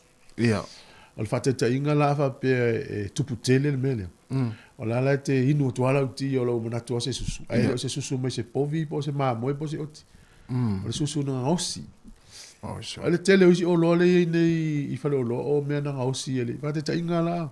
Ia. Ta to vai nei le fi o tanga me lo fa ayula. Fa ayula le ya fa ayula. Ya te la tu fa lo mai o lo umi. Ia. Ma ula pe ni fa pe. Fa ai to. E si o me pe ni vai ula. Ia. Ai no ni ula me. Me fala mata ma mena mo le vali na palu fa ta si mo weno. Vai le ai tato. Tato no. Wa ana se ula. Ia. Ele nga fatia ta to le tau. Tau nga ta tele le ano le ula. Ano le pa. Ele se me tau mo fi. Ai le nga fatia uma tangata. O nga le me mo I me. Ai mo to ata uta ua ia isi tangata ai nga wa pe o la to kukana e failon fatasina aina. Ainga fa ma ia au fa isi fa ia ula le lama to fa ia tu. Ya tu sala mena ta fa fa la mata. Ele se ula mena mo fa lo. Volta usamiana mo mua uma. O fa ia ile. Fa ia ile fa me fa ia ula. No, te mo mua no sa we ni usila. De filia no la wa ia. Te vam tala. Na no va ai al mele of sili o fa ia ula. Ele se fa ia ula. O le wingo lo manat. O le me le ula ta ngata ile ta ngo fi. Ai vai e fa wi fa lo lo a. O ka le tele to lo va pe. No forma na mo ele o se ula me. E te lo la. Esa o le lo no sa. Fa mata. E fa tu vena ta te lo al fa mata va tu ta ia inga. Ta ia fo ile. Al fa mata. Al poto vo tanga ta fa iso le mal manongi. O le to manongi o le ula. Al mena le to fa se ia le vela ta va ya manu ia fa inga le. Ya e fo ila isi me ta o o miti wa ta lo le miti ano manfasi e isi ano manfasi le ni ele manfasi a mo la au ia wa to fo se pe pena o to fo la so si ele o se miti a mo me la au le fa o sole ta se ala o to fa pe ele wa ula ai e fia ya tanga dai ta o weekend sanga ta o vete chewi tanga te fia la to ele fi ni miti e fia ai fo fo po kala me so nga fasa ni silenta no tu le fionga al mo fionga fa msanga le ngao ia ele ngao le popo le olive o le pinati ia tau fai lo le la usa ni se so nga avo le so so ni fa la lo le toto mo lunga ngao si ai mo na o le ngao le keno la o yo se va e vela ngao le wi ni mto te le al talento ia le mo fo ia pe o le se nga na yo foi le ava sa mo ia man tuole avasa molen avi fafu dello tu pesa mo no mo avel fa no la foi fatto anga na te mi wasa fa foi fatto anga avalo toi ia o ka ala tu ta fiu le tu avel avel fafu a sa urtali wala fu fa ina ngausi fafu ia o vai la u mai to tono le avasa mo o fa ngausi e lepsi o mau o tu se le tu no mi le ava mo la foi vena ngausi o te vai la ia a fang susulan na le o lewa ele o ise po le nga telefone tera wa fa pe fa te inga la o le maketi le susule nga o se phone tera ta o la langi to tele ia e te taulang na isang competition po sana tauvanga ele po pole la phone tera pe tauva ma la wanga ia wa ele titi ele la to ata wa e me la wanga ai morisi la fiesu tau sanga i luma te wa umi pelo taula ia o la o me la skulimia te fa pe o se susu ele susu nga o si me le lep ele o se susu o vai la au le fisu ia mo susu ia malo ia na ma le fo itato ma fo le ma le vang fa pena e me se tato fi fa ia ura e to na ia ka le se mo e ia le so ma ia tato fas po ma sima amanga ia o la fa liu o la au le liu fas po ma sima o fa ita ia te wa ia le langa le tato ita ia te wa ia tato ia le fo le fa ia to nai ia fa mai wa tu mai le fa ia ula ma to ainga la wa ta le fa lo ma to ainga a woni to va fa ia ula e la se ngol palo fa la mata e kurimia le fa nane le ma ia le va tu la so le lo fa ia ula fa ata era tanta te se vai foi ia tala va tante le liva le sunga edi leu malo edi ia malo lava le mafuta mai o le si foi mesa mata ia me yo lia ia o apa o mo malie sa fai a o swinga lo foi ia lo ngausi me foi ia o si lia tua ia e le sa pasoi pe o sa mo no vai so e fiu e sa kai le vela e le pe o le malo le wo le ia le vai po tu lo wala ngan ia va fe ata va ni so linga mengo dia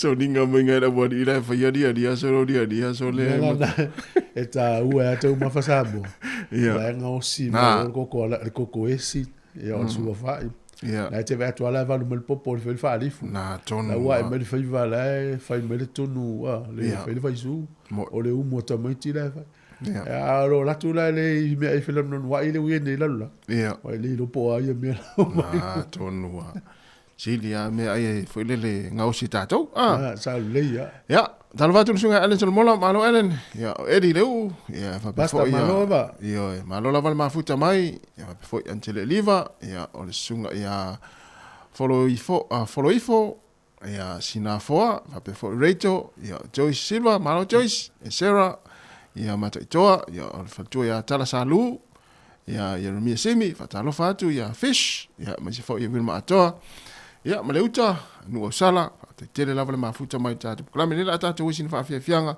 to luas fuloro minute ona talia o le tu la eiva talvatu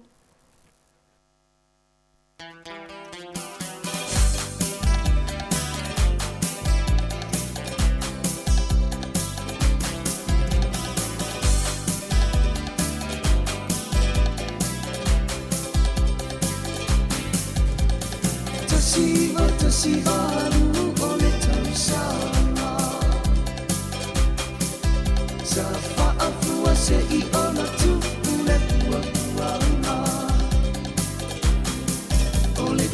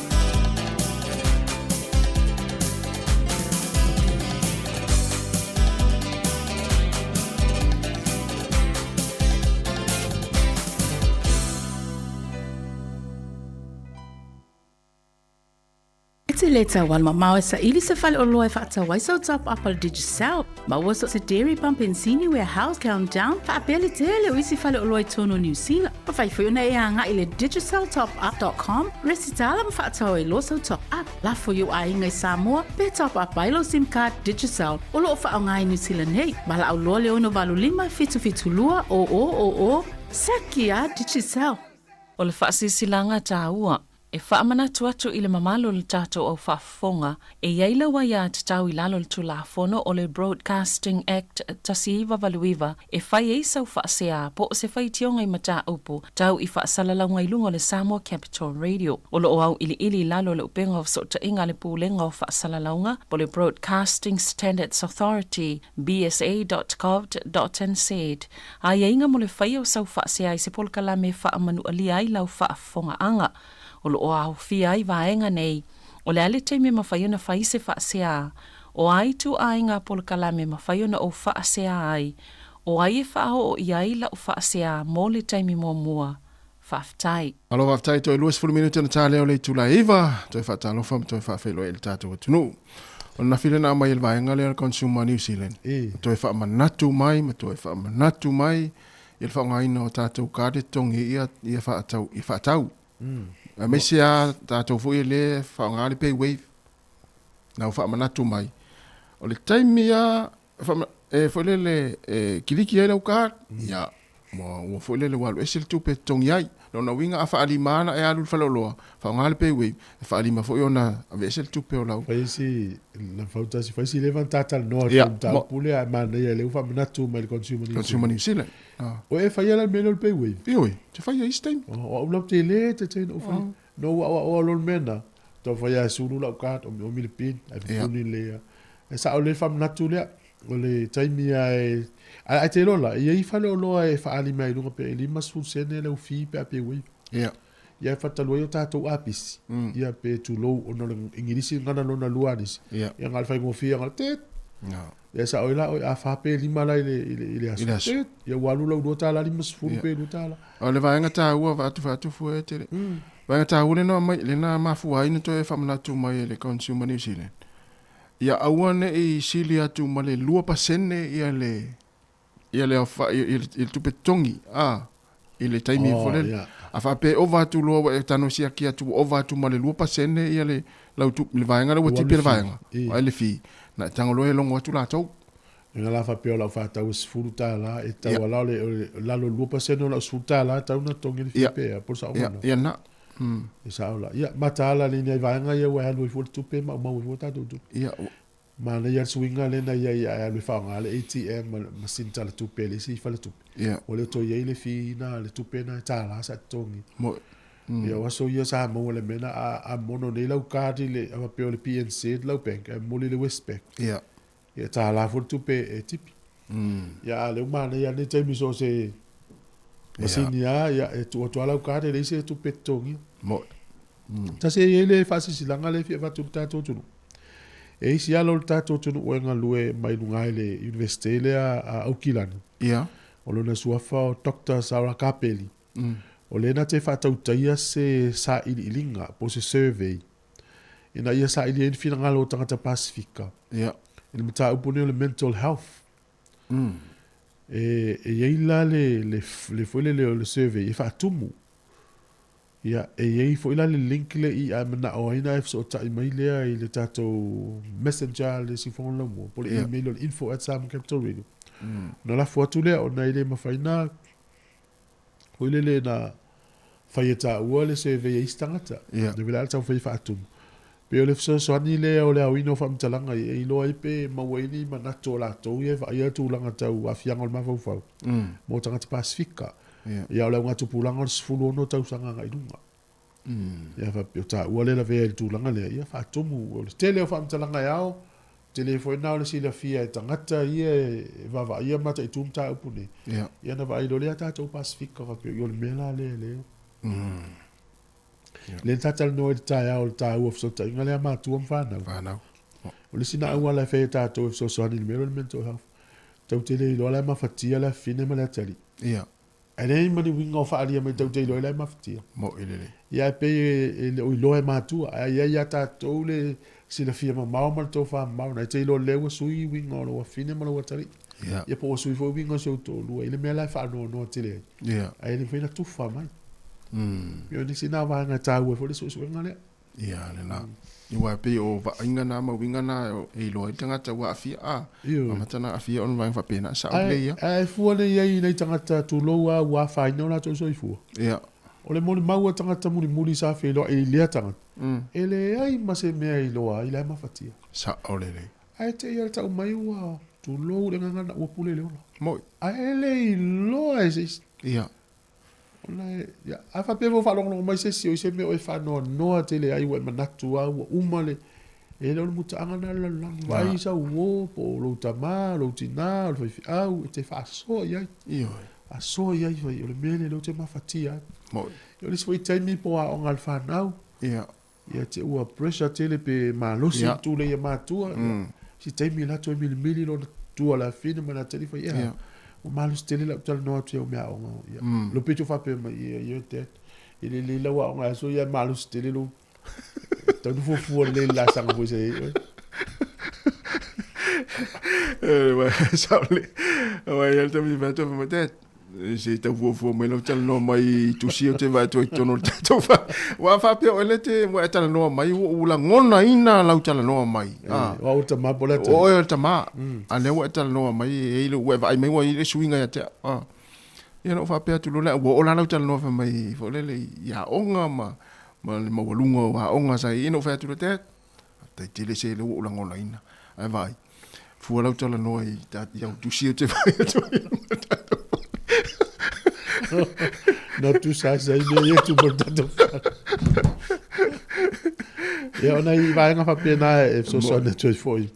Tato tu no tato tu fatasi on tau pu nei on tau pu ai nga uma tato uma. Ya, wal fa ma dianga la tala tu fu e la tu ele loa. E va matenga ta yo na winga fo le fai mai. E tele ia tanga ta fa sala la tu lo wal fa fo me tinu o tanga ta alo ilonga. Ole unga le na o ye. Ia sa o. Ona me fo le masama mafa le loto ole mafai ona is so so ani. Ia pa wale unga ole pa wale me la mana o ila to. Sa o le. Ai ta ua le tala noa pe fo ta ua. Ai mai stem vo le o ta usu ya tu ya tele ana e tala noa mai ia no fa fta fo ila ia oi ia I tu langa pe na tala noa mai ai mai o la ai fa le tanga te ya oi le ni ma fti anga ole ma fo fo ya oi fa la wai fa le tanga ta ai pa ma fti anga le u te lo fe rai mo oi me fo le le lava la mo oi tele le tai mi te fa tau tu si ai le fo tu oi lava la mo oi io e fa ta ta tonga du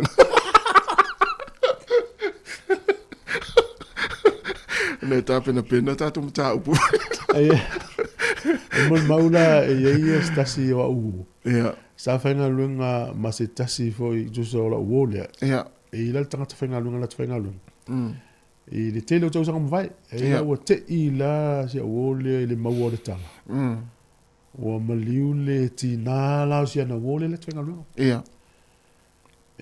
o tu te ia la fenga lunga o yo no fo yo si tina ma fa fo il mali o te tu te lo la le o langa to te ne le ele I o le aso ale na fielo lo tina tau sanga fa pelo tau sanga ni mai le va tau sanga nei le aso na o la u dia le tau sanga to mali lo tina ele fa ye te ne le na tau filo no loto mo no mafti na fa o fa ye mali le aso no mali lo tina tau sanga le te pe yo na ne fa pe na so ye o te na so ila o vai o mai oi ma lo si pe vel tau maftanga pe lo me atu le lava lo mo o lo fe tau tu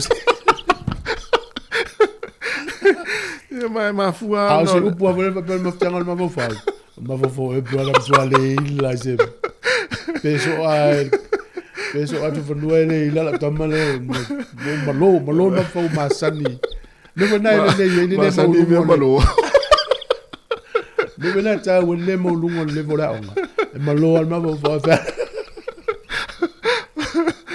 ya la si mo me al ne yo le ma o te ma fua fa pe o I lo tanga tale yo mi si me o maftanga o mi nei me ma ava pe te fa se va pe no maftanga fo ye si o tu ila lo me va pena o ia malo al ma fa o te si le to ile si manuia la fa tali ma yo dum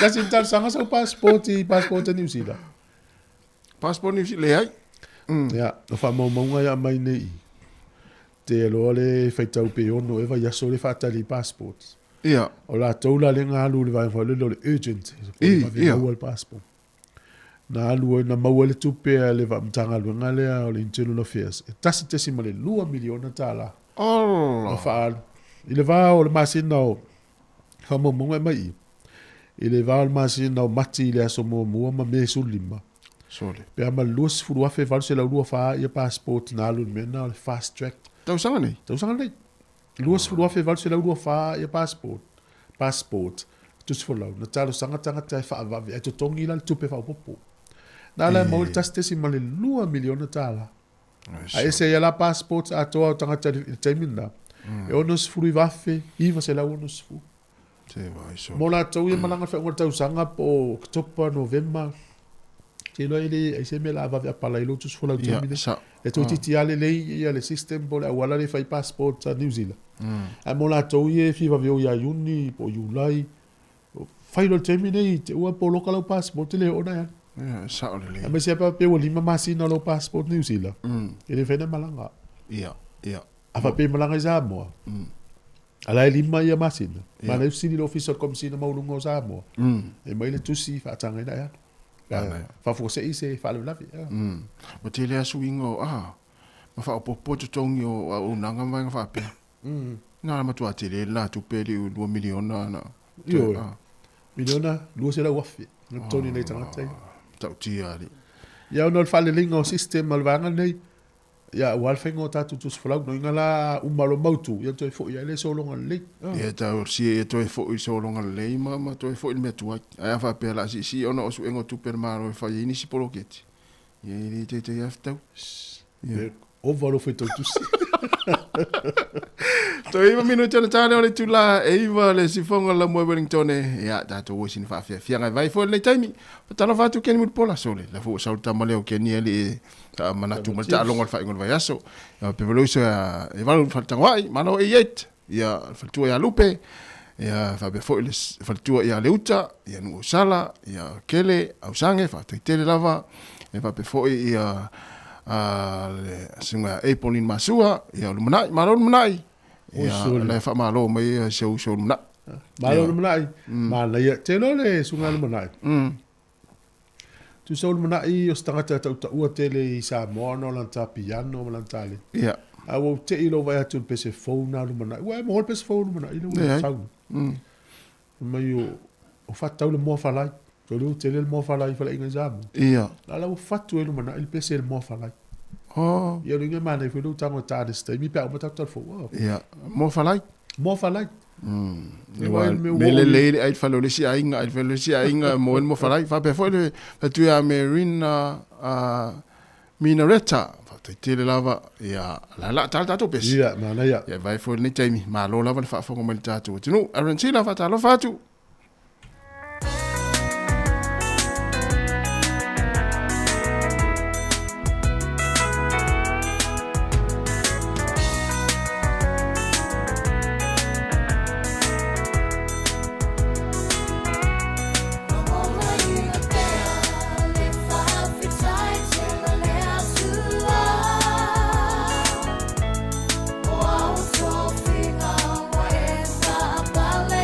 Let's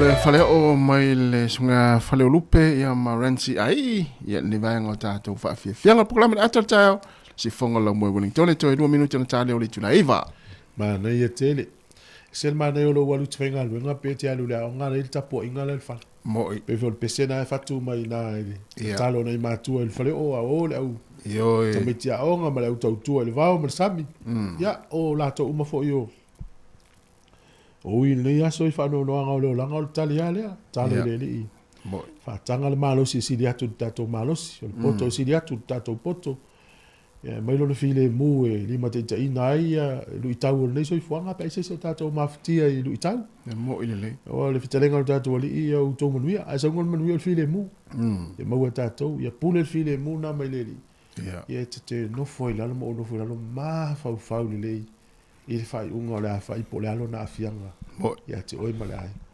ia ole fai un ai na ole fa so atu le mta o ole fa no o miesis talo le if so mai mo mem ta o foi fa so ai tono nga luenga tono ainga ia la wo te fa tu ina ia mai ngom fa pena sa le ia sai o manel fa so ia wa mo vo se tali ole na vo I va nga e fa ina wa le ia se siri ta si malu pe tai malanga ilon fo lo tausa sa o le ia tu aso o me ole ainga o me ese fa tonga te ye o nga luenga iona ele sia le mele ole o lo na te sa o po le te sa ai fa se fa le anga pe fa se stanga talo za mo ta mo fa lo la e fa sa o lo za ia si lo man me na ton fa manga lo fa man me ele ya sa le ya se le so wala fo lo te ilo fo ilo so wala te so wa o e mal so wa fo le so wa ya u o no ti mo ta tele so fa yo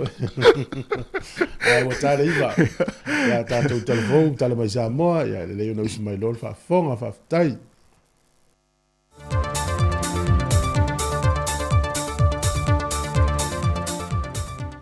Fe to fa tal fatu il fa fo angalo tanto tunu ne fo I fa opoponga o tana I melo te tupu le tanto tunu I Samoa usi miyal fa fonga o fa mali ina se tano sanga se tasio alo Samoa fa tu anga ina wo fiatu le li televo I ai umalo Clayton de si umamao e le fa la poponga le fa tu anga le tunu Matano sanga ile malo au se talia ni mana ongo tu pitu se lua mole au feifa atu anga I tutono tonga vao o loo ngā lulu ai e au fia ile ele tise male swa ai. Wata lia ile malo au se talia se taro sanga le telefon ma utu inato ia ilanto na tano sanga ia maa e tewi na ile wila e mo male malo si ango abe le la ma ua mawhai o na taliero lato man o ngā ai maise lava le whanga I no telefone e le motu si e fiso o ta inga I ai ngai le ai. Wha lia I umalo le maaro si anga pea o ina malo si ato a tole maa le whanga ina e o atu I le fase fuma le malu I tu lai whao ngai nai. Ma ia fiso swani le malo au se talia mo le au whai wha ato anga le atunu e whapito lava mo I lanto e ma mao I le to sivi mea ngā lulu ai. Leo o iai se ele tise ai whapena fo ile sua vai. O lo ile malo seina le fionga le minister whaatu angam whainga whaiva, o lo whaantasi atu e awai se asia singa, o whaalinga mo le au whai whaiva lo o whaatino inai, e sa ili me tuti ai molo tātou au whai whaiva le atunu, e le au ngai tasi e le ngate na whesoa swania ilantou, ai o le una ia fo i o lo tātou ta mao hinga. O se tasio whatalanoanga na wha o fiatu e le malo Samoa mo lea whaalinga o loo mo mia e le au whaiva Samoa se wafu whaapito mo ia e le ngata mo le au whaiva lea tunu ai whape na whaifi whaatau wa ingoli ia nga isi tunu o langi whaavao malo. E talitonu le fionga le minister e la auli le utempolate Valfosi Schmidt a whai e tau nuu le moe mitinga ma tino mai se wafu e whaapito mo waa whaangota e whaatawina mai eili e sa moa malawi nā tue e tunu e whafo o le ante le se whesoa swani ilo tātou ta maua inga.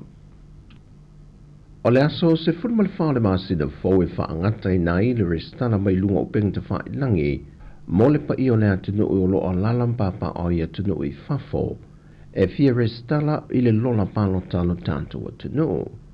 Fai loe le sui o le ofiso whainga pālota. Talu on te tana lea vanoi o tātou tangata, e whaatino mai le restana, e whaungai nei le awala le ua whaase e iei o upenga te wha ilangi. E nā o le toa tolu se fulu i lātou ia ua resitana mai. Ai pea ma le toa 5 i lātou e leo wha mao nia lātou restana ne whaatino. Mai o toi tu i nātu iai i meli, mo vaenga lo mo mia e te tau o na tu ina mai, e wha mai ai na ila lātou restana. Whailo mai e le sui e le ofiso whainga pālota, o leisi vaenga le toa tolu se fulu le ua mai a restana, ua mai a ato toa, ma ua le lei o na whaatino, toi pau le vaenga lo talia, o le malanga mai isa moe pue ina le ata, ma lo lomi o lātou tamtama i 5, e wha mautu wai i lunga o le lola pālota. Wa ripotia le soifua maloloina le vai aso nei, wa palasi i lalo le whai numero i lātou wa a fia le wha mai le dengue fever, pe a whatu sātu i le whase funma le wha leo wha i le sa e le lua vai aso telu wai, a o le lua vai aso le nei, wa wha mawina i le tolu se funma le ono. O lo te talo mtanga rengo soifua maloloina i lo tātou ngā tunu i ngā rengo whai whaatasi, e matuai whaatama i e no whanga o lo no fuia pe tautu o fua i le namu, e nei e whaangata le whaawawina o le nei whaamai pepesi lo tātou atu no. O lo o whaawau pēle o whinga rengo soifua maloloina le whaaswina o no whanga, o lo pito a fia mai ai o tātou tangata le whaamai. E lei se tasi o tinga ina pe maliu talu o na pepesi le whaamai o fiwa pona aivi le atu no. Mai le ai foi se tasi na whaamawina o tau fia le mōta ngā sengase, sa fia i le whaamai. E mai le whaamasinonga, e lata i le valu se furu mōri mau le tua leo leo, o ta pena e mōri mau mōri mata opo le tamai i a Samuelu malona whaletua i a Sivai, whaatasi ai maleisi to tolu o mōri a whaatasi i lātou. O le vai aso nei na fuafua a mata i le iloi longa o lea mata opo, pei tai wa toi tolu po o no le talo sanga nise to tolu, o lo mōri a whaatasi mai lātou i pei o na ta ua, e au fie le fionga le whaipule o le tūma losa lenga numero tasi, le fionga whipule ai whai matasua, Lise Marie Schmidt, ma le fionga lio whatumalama au waa, na tāno sanga i lātou i nei e tu watu le mata opo le tausanga fau, e fua i le hawa noa nei a lātou lo ia wa tāpena mai atu no i whafo. Pei tai i le fina watu fo i le lo ia lo tu lai moli tua leo leo, e iailon popolenga i a lātou moni maua mai on te pena ma whaatau tuina, mai wate ena i ele fionga le whaamasino i a talasa sa anga le tālo sanga, o na olona fina ngalo, o le ato e suia o mai le whaatinonga ngā luenga a whaamasino, ua mahe au na whaatu langa, mai na polo ina i ele whaamasino i a talasa i lātou umana tālo sanga, e na ia whaafsota i vame a lātou lo i o lo e whafo, ma whaai lo i eile tūlanga o le polo inga watu i nātu ia i lātou. Ma e te tau o le whaatino ina le whaamasinonga le nei, e te tonu lava o le tausanga nei. E whaamaumaunga le tua leo leo, e lata e le se lau mōrianga o lo mōria le tamai a Samuelu. Au siona whalitua, e lata e leono se fulu mōrianga o lo whaamawina ai. O le fionga le whaipule ia whipule ai, e se fulu ma le valu mōrianga o lo whaasanga ia te ia. Ma le sunga li o whaatau malama, e wha mōrianga o lo mōria e le tua leo leo. Ma le tamaitai a Lise Marie, e iwa mōrianga o lo tua ia e le tua leo leo. O tala fōwia mai sa mōmanuia tele ni yaso i ngā luengo le a whenga iai, wha soi fōia.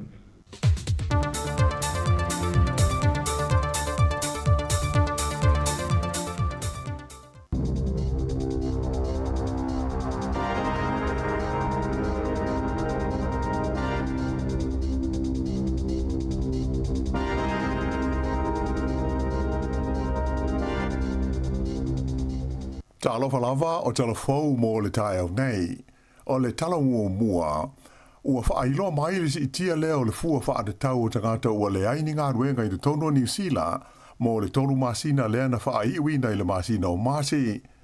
O le masina o te sema sa whapasene i le tūlanga sa iai, ae e o mai i a mati o lea ua o i le whātesi ma le 3% ia le au whainga ma le fua o tangata e le o whainga ruenga. Whaadia mai ai le ofisa wha mau mawina o whainu mera le maa lo, o le au whainga o tangata ua le whainga ruenga i le tunu ui le teimile nei e se lau tolu se furu ma le wha afe. O ia whainu mera e pei o na whailo mai e le o au fia ai le to tele o tangata whainga ruenga a le maa lo, ia ua vaea ma wha maa lo mai i ala tō ngā ruenga e pei o na wha ngā solo ai i le taimi nei. O ia tūlanga ua whaari ai e la ua tuma mai ma ta aupu taul ta mao a inga. E wholinga mai o le ārua e pe i lunga la wa inga o tangata e le aini ngā ruenga. Ona o lea e le io o i le tūlanga e le tau o na muta ai. Mai o masalumi ai e ono o atu i le lua se furuma le ono afe ia le a whai o isi tangata o le a le aini ala tū ngā ruenga i le tonu o le tuno. Whailo mai hoi le mtanga ruenga le ati na o Peace Nisi po o le Ambi, le paule i lalo i le torus fulfatesi ma le 8% o le au whainga o awa noa whainga ruenga o lo o whaasara la wina. Sa mai ta wina hoi le masino mati le arua e pe hoi lunga o le au whainga o tangata o lo maua i le benefiti sue ngā ruenga le ana tu lai mai ai i le se lau valus fulma le fitu afe, i wa se lau valus fuluono, Whaatusa lea i le se lau ono walu afe, wha se lau iwa walu sa iai, i le masino mati o le tausanga ua mawae, lua afe lua se fulu le tolu. E le o iai se wha moe moe o le whainga malo so whaatasi, e whaatau ina atu i tua ni whale o le malo. O le tūlanga sa wha ailoa mai whala waitele e le pālemia ia Christopher Larkson, wha pe aile min star whale o Chris Bishop, e se whailo inga ma le autu stala i Wellingtone. Wha ilo ai whala waitele i lea whailo inga, ma le lipoti o se suenga wha apitoa sa whaia i le whalapo tonga i pūlea whale o le malo le kainga ora, lea na whaafoina e le lisa ave mua mo pālemi o le tino o Bill English. Ua manino mai i lana lipoti e le o iai se tūlanga le lei i a mea tautupe le nei whaalapo tonga te lea le malo. Mai ua ia whautua i nai i ni suinga de tele de tau ono whaia e au fi ai le sui a toa leo le komiti whaafoe o le whaalapo tonga le nei.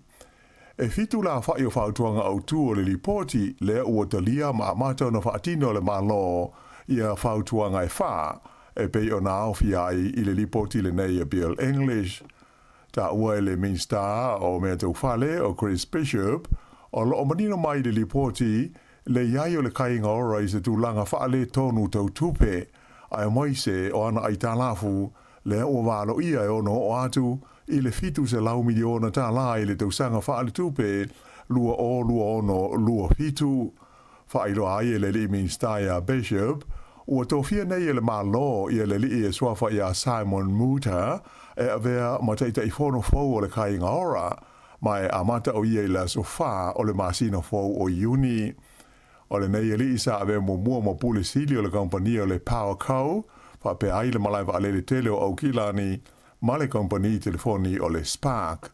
Ta ua fo i o lo o fa ngā solo le temi nei o na fa mautuina i a tofinga o sui awai o le komiti fa tonu fau o le kainga ora, e mai le tawana o i a iulai ua mai a o na whaia i a filifilinga. O le mamafa o ti munga ma le lono wao le tau o na po i Aukilani sa ilonga o na pisi ai le vaianga le tine i mu i tangata na wala awatu i ai mo se soani ona o lantou whale ua whaina i lolonga ma tāwhenga o vai. E o ile se lau milimita o le swa timu na pa u i le vaianga o le tunu u i le lua i tu la mai le iwa nga i le sfultasi le po le songa fua e tu sa i o se lipoti mai le ofisa o le tau. Mai te le whale o ainga na lo fia ai e le vai e sa sa e wha pēr ma saute o Aukilani mai na wha ilo mai fo i le tine i mu o nisi o whale na whaina taualunga ma sao ai le timu i le tonu o wha alo. Wha alia mai e le Met Service i a wha le tonu na mafua mai ona o se vaenga o matangi ma timunga mai le vasa ta se mane o lo a ngai mai i lunga e o New Zealand. Mai alo wha solo mai i matu a ngai fo i saute le teimi nei. O le tu malo Hawke's Bay ua wha mamanu i nai nei la pata inga o timunga ma mawha mo le umi e tolus fuluono i tu la. o lo walo ia le mamafo ti munga ya afiai le tui saute o le awala tele numero 5 le State Highway 5. Ma ono fa awa pea ia ti munga i le so lulu a tae ao, fa pea i fo i ma le stofi. E le ngata lai le Hawke's Bay, fa pea na fo i ona yeila puta inga, mo wila ma whai di tili, ma winga lolo wale tau, e a fia i le tu malo o le Bay of Plenty, fa pea i fo i le ai o Rotorua. O lo o valo ia mai fo i le a fia o le tu malo Marlborough, fa pea i ma matua Canterbury, i ti munga i le so. Ua whaani ala ambasa o le malo saina i te tono New Zealand o le lia Dr. Wang Xiaolong o le whengainga lea e whaai ngoina o le AUKUS i le wā o Amerika, Australia ma Peritania o se mawhtanga wha military e whaao ngai na i le malo si New Kilia ma e te tau i le malo o New Zealand o na sila te toa iai i le vaenga a o le ia bea i New Zealand ma sui awai o le nei whengainga. Ua uma o na whaeilo mai whala wa i tele le malo New Zealand, o loo mamao lava i le malo ma le whaia sana whae unga, pe a wai ma abea ma sui a wai o le nei whaala po putonga.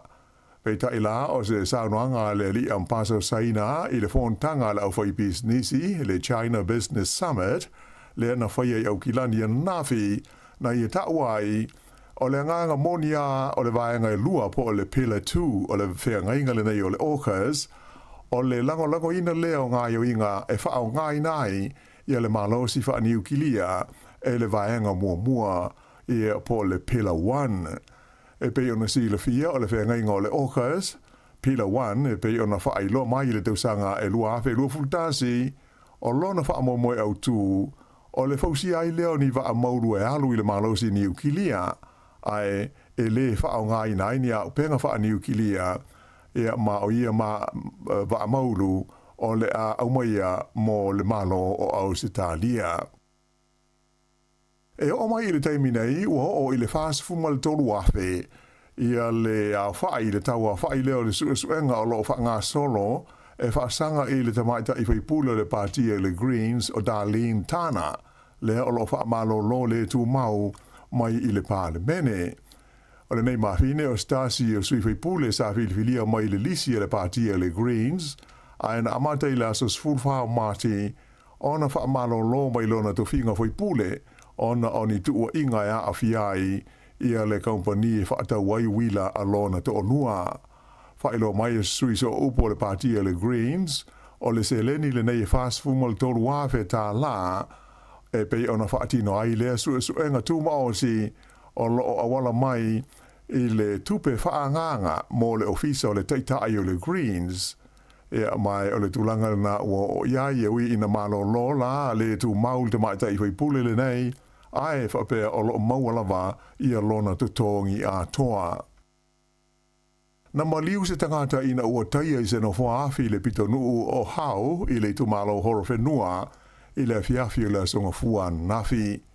Whailo mai le ripote le leo e whapena tupu le whana velave pe tu sau le te au le tu lai 5 i le fiafi o le songa fua, ma e sa vave ona o atu i ai leo a toa maisi au nanga la vea ai.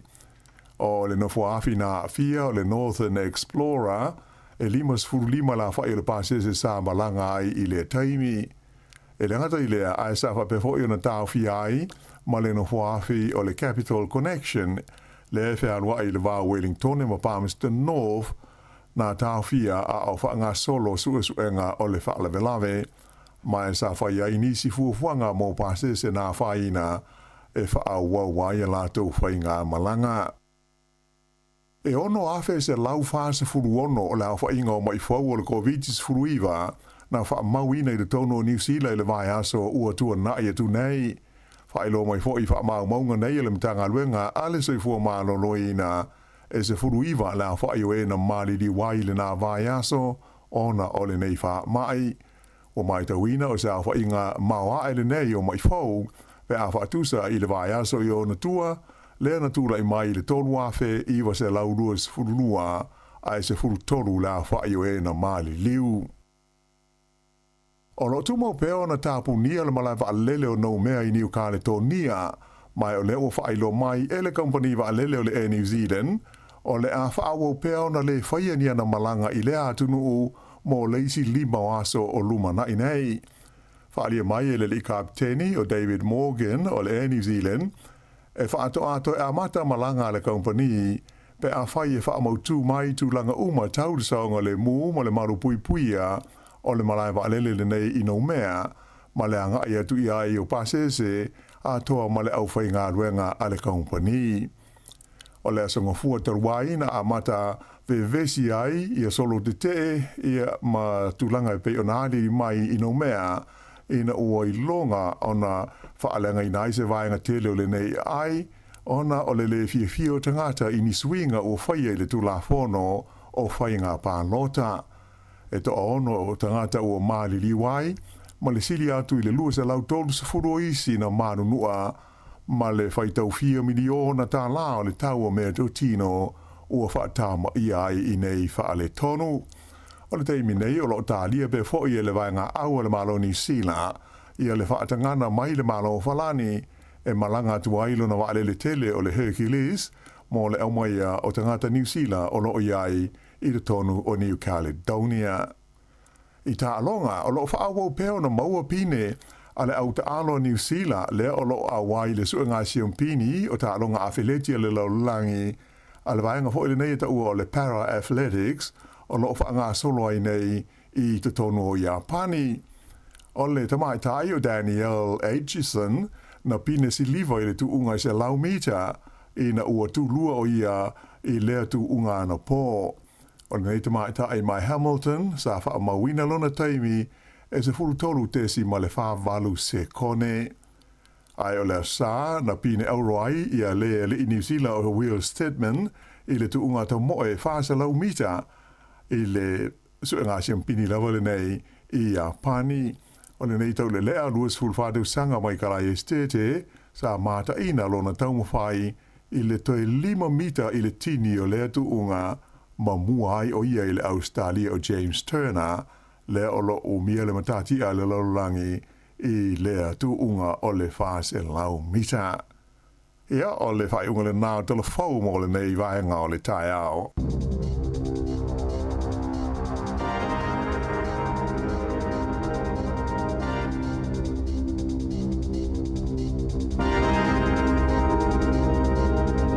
Wa tai fa fonga mai tātou atunu ia mo fa ponga muni muni o tātou telefou le tu la sfur ma le lua i le au nei ma le fionga la wano ati lawa me tau ina foi pena mai telefou le tu tele pe no melo tata ni usile le nga luenga io e mo ia le me tau atu la tau ia pe yo le se lau ono sfur van wafe la tau na ia lua fe lu tau ale wo me te mine u se lau valu sfur fitu wafe tu ala tele la tau ia su lu atu i le work and income maisi au ala ni usila maisi au nanga ni usila tau so men tu pe o lai ona wala se nganwe o le mo mau mai la lo le fale le la lo le work and income ia tu mo tanga tala o i tau fai benefit ia tar si o fai ngo fie nei tanga ta tar si a me se ana tanga ta ia wala on fai ngal nga o mo tu sia ngal ai wa tu ngal nga ile stand down period tau na mai te le fai ngal nga fa to mo sa tu mo ia fai tai au nei tanga na te tau tono ia melo benefit sa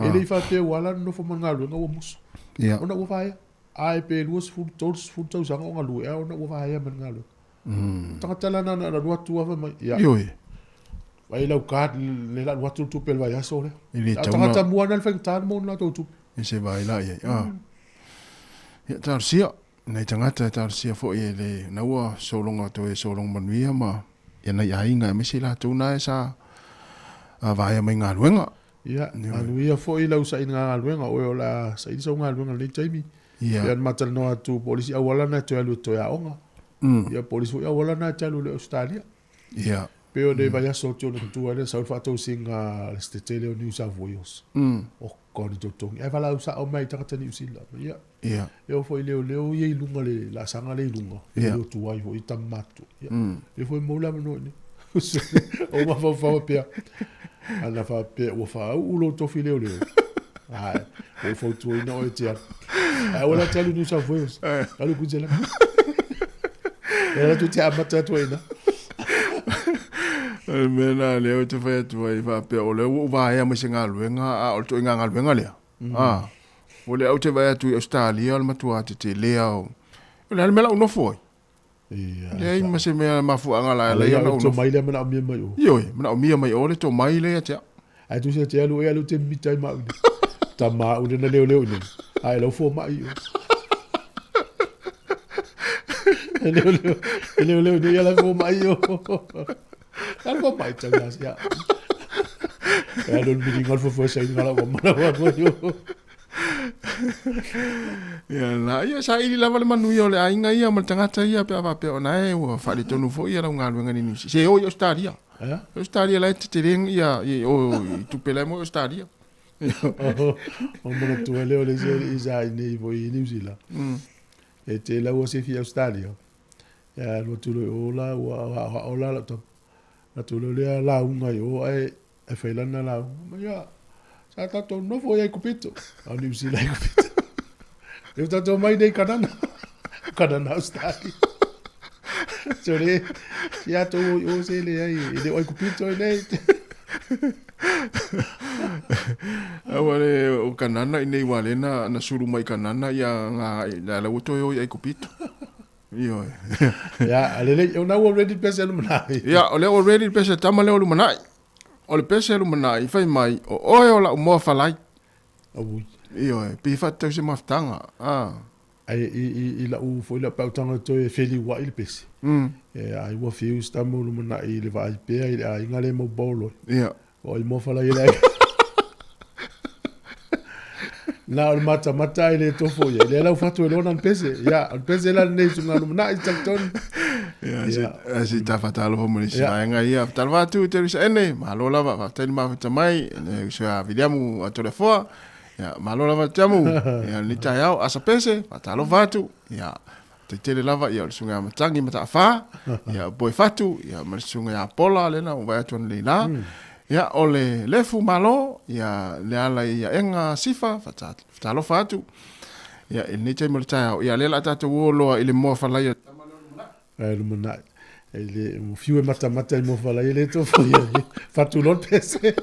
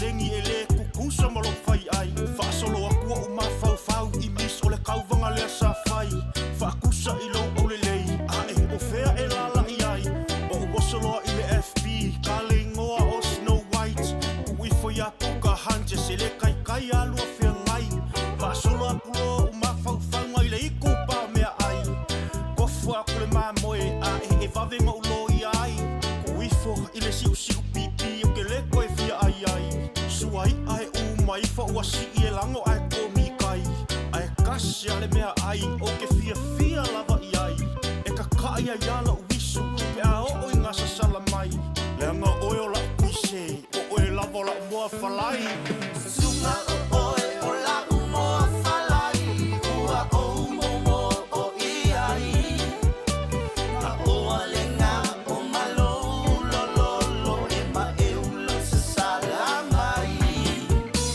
A o oe le po e le ngā lo oe Pe a o malolo O oe le vao e vili ai lo talinga Pe a mangiso O oe le vao e vili ai lo talinga Pe a mangiso Le whawianga masunga lumanai ia ina nei vaenga le tātou. Pokalame tau tua si whonga lau matua fue e maana ia le pese. Tu e whale tonu al vai upumuri muti.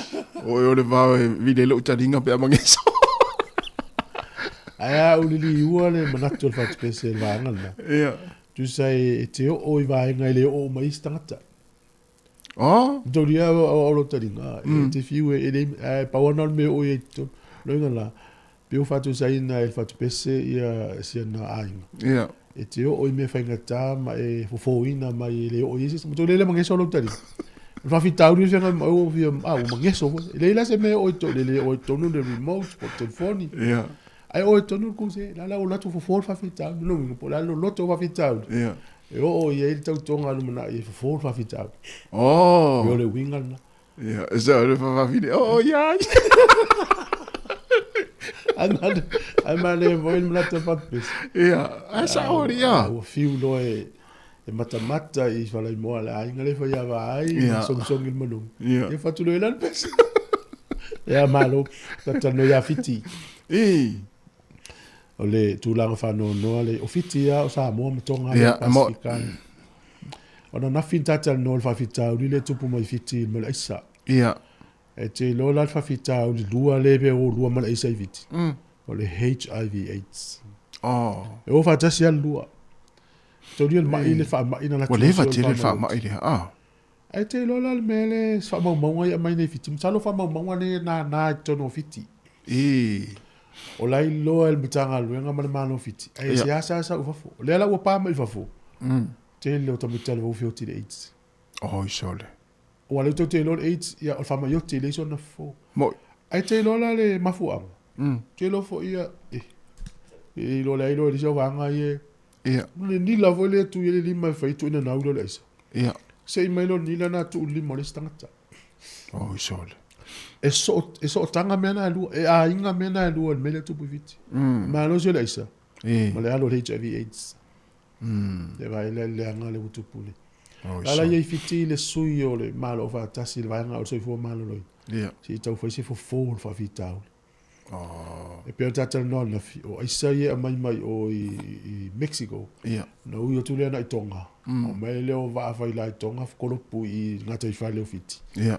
Na o le vai anga le fiti piki mai. No mai lo le to tu ia le si chemical to ton bol vai la. Ia. Fa tau mo fie lo le I tono fiti. Ai sau tele Australia mi si la. Oh, isole. Vai la ia. Sa mi sanga le me. Ale la wa lua I lo mal HIV/AIDS fiti temine. Ia fai tete wa tele foi tatou ia o ngai fiti tatou maiti. Esa. E o tatou fiti tafa o fai tete le. E fai wa le HIV/AIDS e fai ia le toto tangata. Ia. Me la me yo au tape Mo. E le utai pe tangata le wa fia le HIV. Ia. Ai le mana fu atai pe ale ia le wa fia ma tangata. Vai le te leo fale tonu lo tupu mai fiti le o saune I runga. Io. Ia, tar sia le puipuinga foi se tatou foi atunu. Io. Aone I onga onanga ni afia ai. ai o fatasi ai lo loto le langa sala na o ku se ala o lo loto sa lo mana ya malo o mali e foi tata no al boka la mela tata wana na e mata fu suanga le a Tyson Fury ma ole al mali e foi o le uva tu ile peppa ile town e we foi ni si tu singa wa sa ole tu singa le sa o tan noanga la uli ina uma le fu suanga Tyson Fury ma musu le sil tali ngoles ya ila wa silia tu ia Tolia tadi vengi tama fusu mo fusu anga vita tala le sin tali ngoles tala le sin tali ila le mau le yel me pu ata le si company le na yi au tala la ya tamil fai au mai me tala fi fa le te le fusu malo le te le fusu me tala tama Alexander ia lu af mal valu na fusu lo ta pena mai lo ta fusu anga e fa to le ye ma Tyson fi mana ya le la tu o tato holiday o Ukraine ma lo wai ya mo foi mai foi lo wai ngai tato holiday i lo fali to e lo fali suanga tama ya nale umal suanga tanga tai fies furu pe tai fies ala 1 million mo ilele to ite tele o tu pele ta ya mas polis fa ina mas mal por me ya tupe yo e la lo sa mole le Thailand me ile ta lo ile pentas ya le te ta lo to mitile mana ya ale foringa mai o no afa ina lo na la pili ki pe apa lo na ra fa tino ya le tu lang o me fole le family violence le sa wanga tono ainga le pola na panga len fa o lima ye na la sa le malanga le magic round no fa le tio ale ta alo mai le ta alo ngale na fa male warriors ta Philippines so no wo ta fele o le ale me ta wat e uan fa le anga ina no ko kalate ma wo lo na la ngala kapi esa ole le ele tasi ele pa wo le me o fa ile na ye tu ye fo ile stanga ta pas for kala pu na no en ta vi fo ile stain ma maulo na la kapi la titi ale iso me se ola fa ia te to ruam fa na o taun fa te taun fa tanga te matua fo ile ma fa si tu lo ia te mini nei le sona mo tu pulanga tala vo ia wa e ia tu ma tu le fa lo mo so walo wa matana enan tal no ia ai lo ta alum tu ta o e tu si u mama lama o e la tu stala tu sin tala le winga ya e sa si lo na saulo lunga mena fa le na o tai me ta o ta ma mal teine e tuli la tu stala le witte kale i bolua o la uta fi au ki lani ia se tangata ile me o tup o le tangata le o ia tali ina le o mai tangata fa tau mai su kala ki le witte ka ia te ia limas fu ola mo tu fo fainga le fa io mai tangata fa tau mai a voka i fa lo e o nga o ia voka no mai le fa tau mai e sala tangata nga o ia voka sala mal tangata le wia tali ia me nga o ia e la mo le sia le ia kilan i lo na tali ina o chocolate ia le witte ka limas fu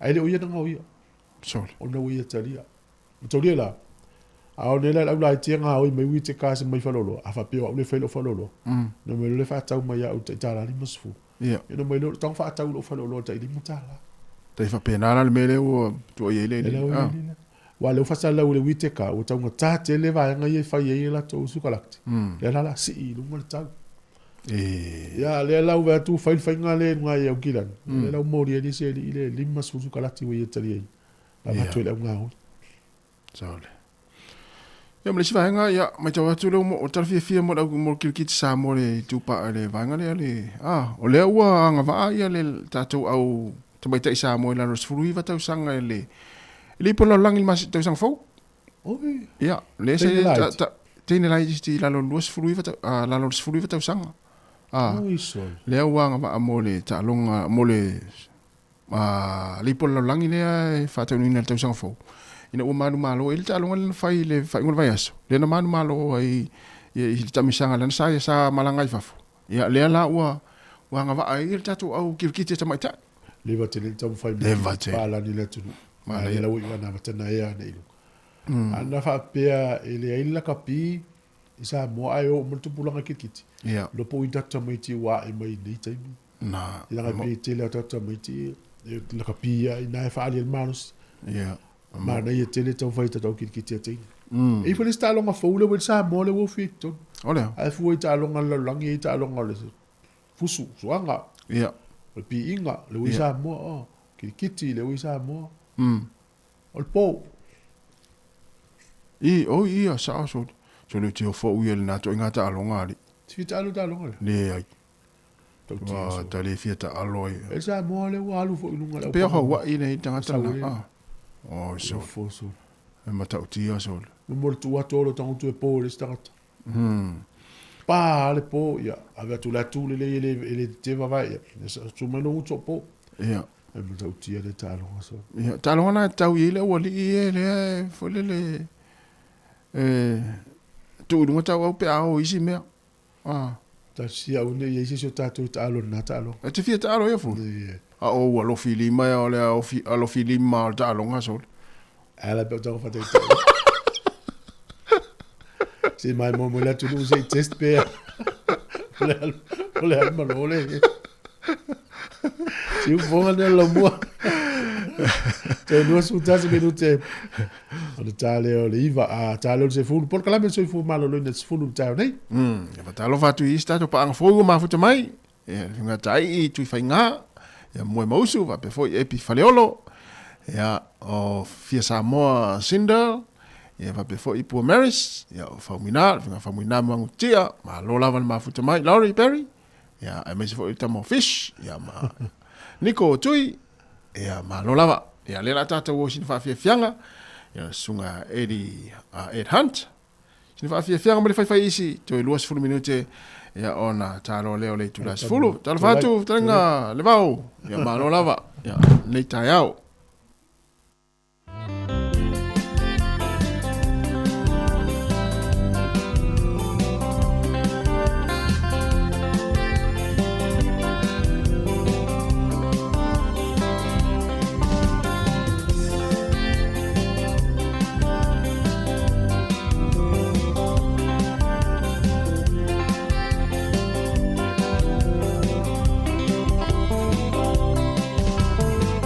Say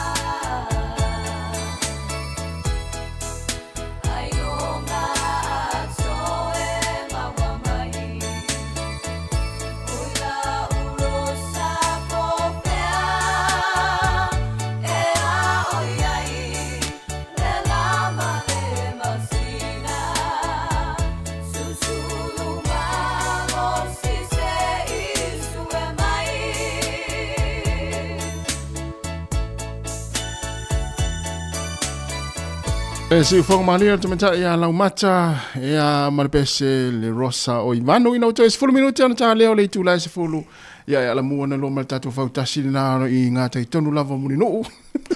Yep. Sao le lava. Lo lava. O le tapisa ni usi la malfenga malo ni au la fo ia fa fita o le o tameti la onga. Mo ma fu mal temel covid u fa tu ta tameti. Yeah.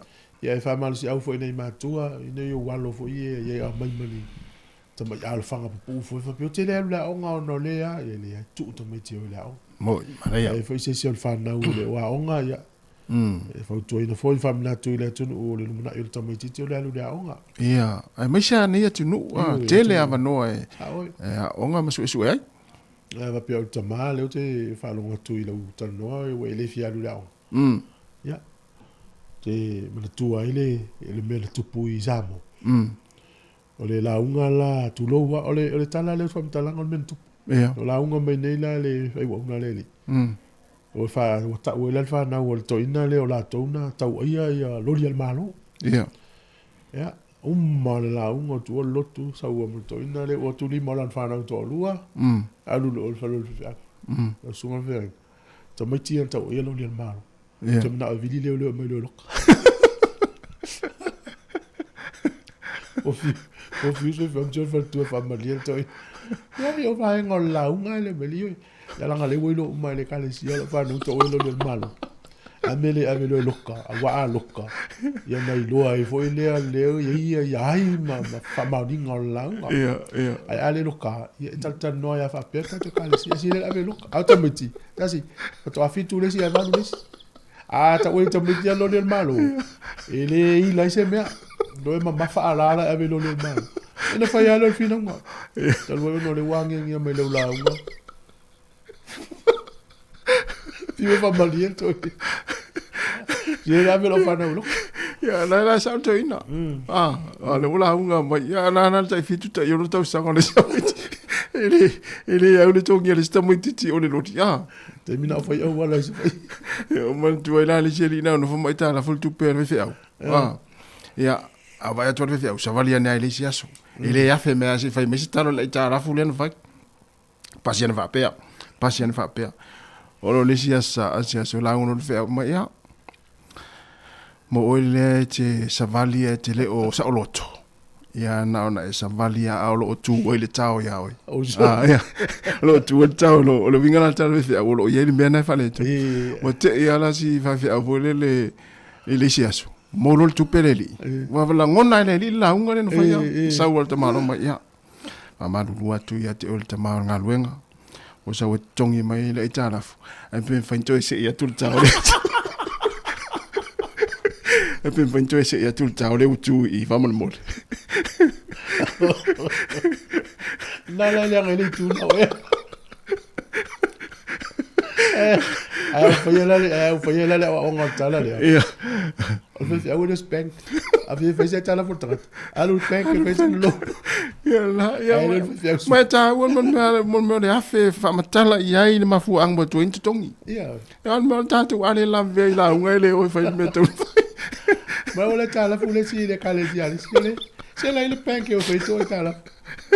Ale se e tala fu alwe le si de kale si ale si galu fe o de si e tala fu. O panke fe e tala fu la ile panke. Ya. Ma ya ta tu kalame. Tu ton wal tauri. Ya, ta tu ma futa po le tu la smatasi ma o fa tu ama e fa ta tu tu le tu la lua le au dinai. Ya le la ta tu ma futa era foi. Ya le la tatu pese le o sa me pokala me so fu mana loina ya Emmanuel lava fu fa tatu tinu ya tatu we vai va pele tatu al si fonga lo mo ya se fa fianga so ifilo istemi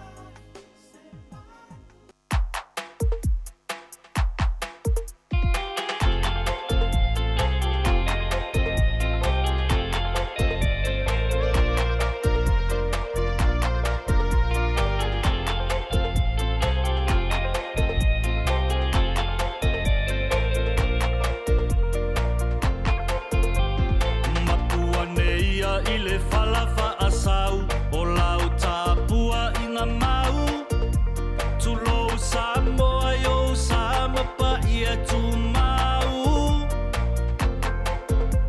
Walanga whaatua api nei se manatu Mo'o ngai momoli atu I whātunga whaasa moa ua peleilo u whātu E le ngalo o ali I matama I ta I sa lato Ta I matali I Bese whaasa moa moni o ka e si amupini O pese ngā fo I whaaleanga ngā Yesu I lana whaolatanga Wa tai ai tātou I le malamalama Ua tau lota ai Malo le tau mawhai Whai pea whai ia mawhai Samoa tāpua I mai Lata au nanga ia tau tua ai mo Samoa E whaatau ai la tangangana O lo tato filena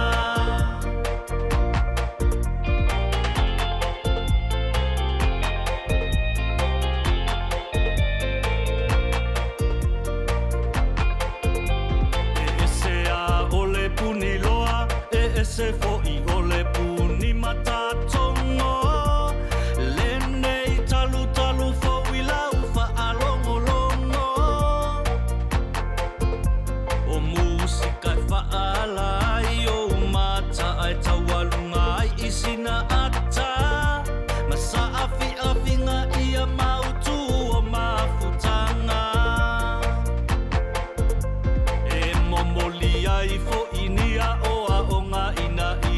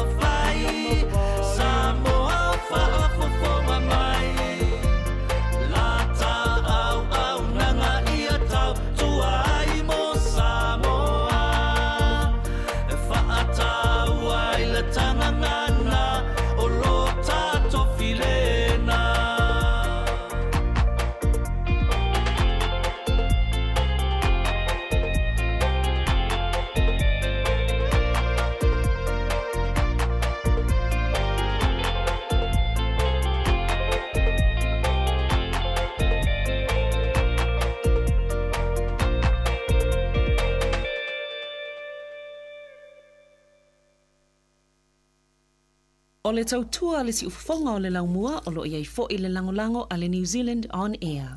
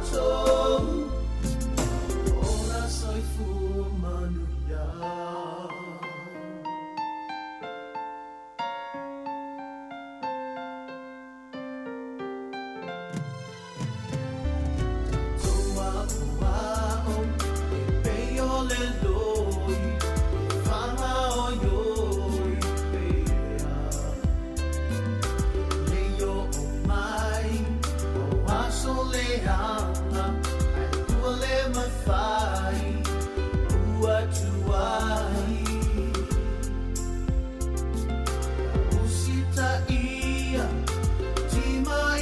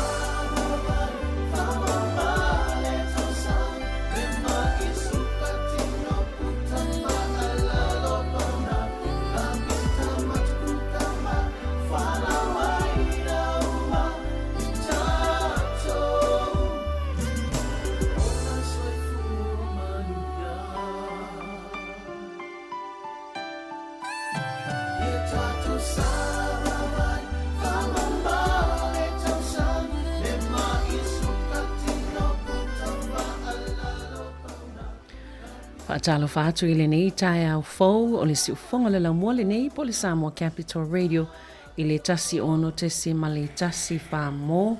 Mātou te whaatalo whaatu nei fo I vaenga o le tae au. Lo mwhai ona maua le nei tautua I tō lau o le tātou le I te o I lunga o le Facebook o le YouTube ma le app. Ia malo lava le soifua ia te uta uma lo mwhai ona whaafonga mai. Po kalame le neo le soifua malo loina pe ona ngā lulue whaatasi ai a tātou le teo Pasifika, ia ma tātou pa angai pe o pule ngā whaafalmai Wellingtone, Porirua, ia ma le Heart Valley, whaatase mau o nangol soifua maloloina, I le nei fo I tū malo o Wellingtone, whaasoa atua I mta upo, a walo mātou o la maloloina, ia ma so o tau soifua lau le lei, o le tau nei o le u whaatase mai sui o le tau Manino Trust, e tala noi ni vaenga tāua, o la lātou fo I ngā nwenga, so Jeanette Dithiri and Nani Bekanovich are here with me in the studio right now. Ia talofa, good morning to you both. Good morning, Sabrina. Aloha le soifua, yeah, and welcome to Samoa Capital Radio. I'd like to give you the opportunity to introduce yourselves and explain our audience about your roles at Tai Ao Manino, Whaamole Mole. Ka alofa lei ati kei tautu loasi, kau e ke isi ke iso ke tamai atatuli ke kau whakalataha e ho nei. My name is Jeanette Dithiri, Hati Niue, born and bred here in Porirua. I am a Family Start social worker and senior practitioner at Te Ao Manino Trust. Kau e. Malo. Malo lava. Talofa lava, malo lava le soifua. We lo ingo Nani Bekanovich. Whamolmolia, whatue se atu e le lo whasa moa, le la tonga whaia. So le la papalangi atu.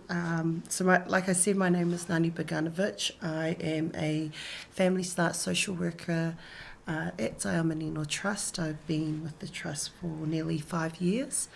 I live here in Tawa, Porirua, with my husband and 4 children. Yes, like I said, Family Start social worker. Malo, whaafitai. Ia, peo nau tau whaafonga mai ai, ia I tātou sui ia wa pa au mai le au nanga le Te Ao Manino, o le pokalame o ngā luei nei la ua o le Family Start I tono le foi au nanga I tono Porirua nei, ia o le sungana ia Jeanette Dithiri, ia o stasi o lo ngā luei tono le Family Start, ia o stamaita Niue, ia maolo o ngā luei foi ilana ia matata peo no tau whaafonga mai ai, le sunga ia Nani, ia o se social worker, walata I le 5 tau sanga o ngā luei nei I le au nanga le nei le Te Ao Manino Trust, ia o loa lala nei I taua I Porirua, ia masiona ainga whaatasi ai malala whanau e toa wha, ia pe o le vaenga na o leo o ngā luei nei la oi tono le Family Start o le pokalame le I tono le au nanga a le Te Ao Manino Trust. Now we know why the Family Start program offered by Te Ao Manino Trust. Can you tell us what is the Family Start program that Te Ao Manino Trust deliver? First and foremost, I'd just like to say thank you to Lena for having us here on your program, giving us the opportunity to share what we do at Te Ao Manino Trust. So, what is Family Start program that we deliver at TT at Te Ao Manino Trust? It's a home-based program. It's free. It's a confidential services that we deliver. We also provide support for our families. We work alongside the families to develop a plan to meet their goals, their needs, and we aim to improve the health and learning and well-being of the child and the families as well. We also we promote the family's strength to build their confidence for their independence, but also focus on strengthening family support, including access to other services. Is anything you want to add, Nani? Yeah, I think just the last thing is that The difference between our Family Start at Manino Trust that we deliver is that we look at it from a Pacific lens. Yeah. You know, with the mindset, it takes a village to raise a child, and with the emphasis that that village is safe. Yeah. And so I think with our Family Start program that we deliver is that we really do support each other. We're there to guide, advocate, no judgment on the clients that we work with, and just ensure that the developmental of the child is being met while the parents are feeling supported in that space, because it's not easy. We understand that as parents and guardians of any children. Yeah. So who can be on the Family Start program? So anyone that has care or guardianship of any child under the age of 2 years old. If you've got a child that's under 5 and there are some high needs, we definitely would like to hear from you. Maybe there's things that we can support with. But if you've got a child under the age of 2 years old, please refer. Yeah. Also, can I just add to that, with the a mum being pregnant in her 3rd trimester, we also can enrol them to be a part of our program. We can work with mum from the 3rd trimester right through till she has baby, and their child can right up to 3 years old. However, if there are other issues that need addressing or need help with and support, we can have the child on our system until they're 5 years old. Malo whata, ia. O vaenga lai a tāua le e tauna o na nofo sila whi e tātou tangata ia o le Family Start program ia po le pokalami fo i lea ua whaingoe no le Family Start leo lo ngā lue i sunga tātou malo nei tai au. O lo latou momoni e toa i se pokalami o ni fuafuanga i whaara le lei ele soi fo malo loina o whanau la nei pe o na tāua i lalo le lua tau sangal mātua ina ia maua fo i lātou, ia whata se fo i lā mamātua, a wai pe o lena sauno fo i lā nani, e wawa ai mai lātou le ne o nanga i le tūlanga o tātou tangata Pasifika. Mana tua o tātou tangata Pasifika, ia e awai le to o tele o tangata e tau mawhai sosoani e tausi le tamaititi, ia pe whawhai lele, ia matu ilona tūlanga ina ia ola mai pe soifua mai, wo isa tūlanga le lei pe a whaasolosolo la wailona tupuai. Le no tu whaafonga iai, ia e au fia atoa po le nuu, po le ainga, po le au ainga atoa o ai tangata uma, e mawhai ona langolango le tau singa o le whanau. Pe o vaenga la ia o lolo o ave eila la tau whaamuamua i lalo po kalame nei le Family Start. O le tāpena leo po kalame, ma wha tino atu, wha le le il soifua maloloina. Ia ma wha atuma wina i fo i le loto, loto telema le loto mautangatan i whanau nei. O loo whaapitoa i eila lātou sosoani lalo nei po kalame.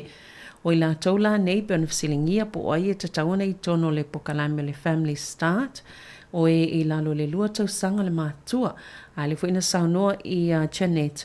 O ai lava i lātou i lalo le 5 tau sanga e o ngaonga pe i ei lava ni tūlanga mo o mia. Po ni mana onga te tele mo o mia mo le tau singa. Ia e mawhai o na whaaso ta i atu lātou. Sau staimi o na tu ina tu whaileo la lātou numera. E mawhai o na whaso ta i pe a whape mo mia soani leo tau wa lātou i lalo tau longolongo i le nei polo kalame. O lo i whaila soani mo tina nei maitanga. O le ua i le vaenga tolu, le trimester lo na tolu. Ia le malamlama i lava o tau tina maitanga i whaupunga i o vaenga ia pe a whai o le tūlanga le ua o i le maitanga o le tina ia. E mwhai fo ilana soani e to ilantou ia pe whanau pepe o tu lava le tau sanga le matua. Vaenga umalawa i o lo mwhai o na maua tole soani e lalo le Family Start i tutono le tai au Manino Trust. How important are the early years of a child's life? Yeah, so the quality of a child's life, the early experiences makes a difference as their brains develop. So in the first few years of life, over 1 million neurons are connections are formed each second, and so that's the fastest pace, and it will never be repeated. So the brain development of the child is very crucial in the first few years of the child's life, of the baby's life, and we need to protect baby's brain, but also feed its nutrients and ensure that its development, in order for it to grow healthy, we need to ensure that baby is not harmed in any way, physically, mentally, emotionally, and that we are constantly feeding to baby, like the serve and return, the developmental needs, the physical needs, and the emotional needs. Yeah. Do you want to add on to that? Yeah, I just want to just to go back a little bit on question 2 of who can be in the Family Start program. Yeah. I forgot to highlight and say that although it's for Pacific families, it's actually open to all ethnicities in our community. We work right from throughout Wellington right up to Peka Peka. So now I can go to the next question. Right. And how important are the early years for a child?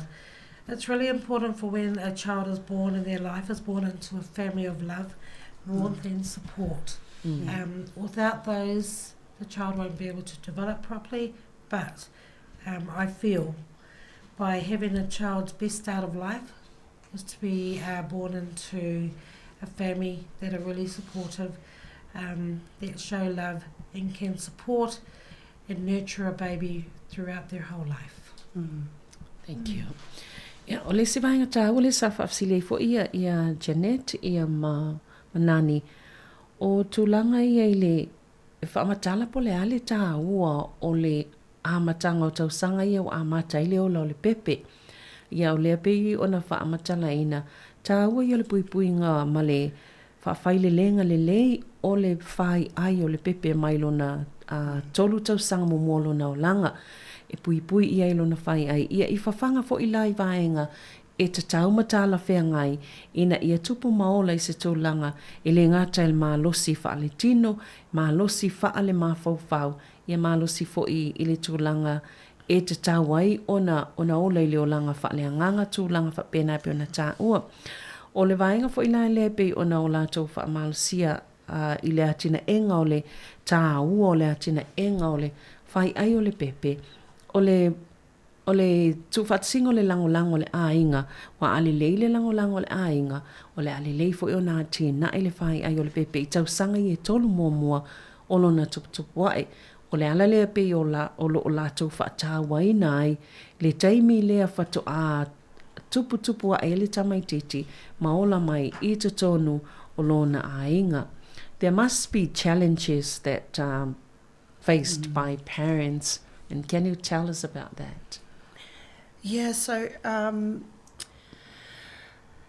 there are many challenges, and Jeanette and I were talking about it this morning as well. You know, one of the things that we highlighted is a big challenge is the lack of income that parents face, and therefore it affects the quality of care that they provide for their child, unfortunately, because of the stresses.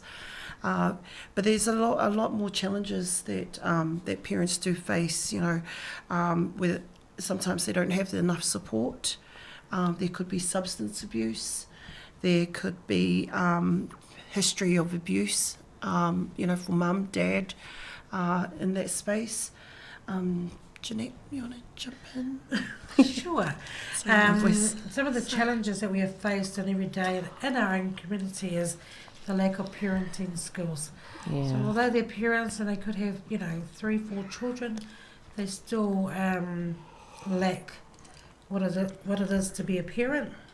Some of it is being unsupported parents, whereas they don't have family, ainga, in the background or to support them, that they're by themselves.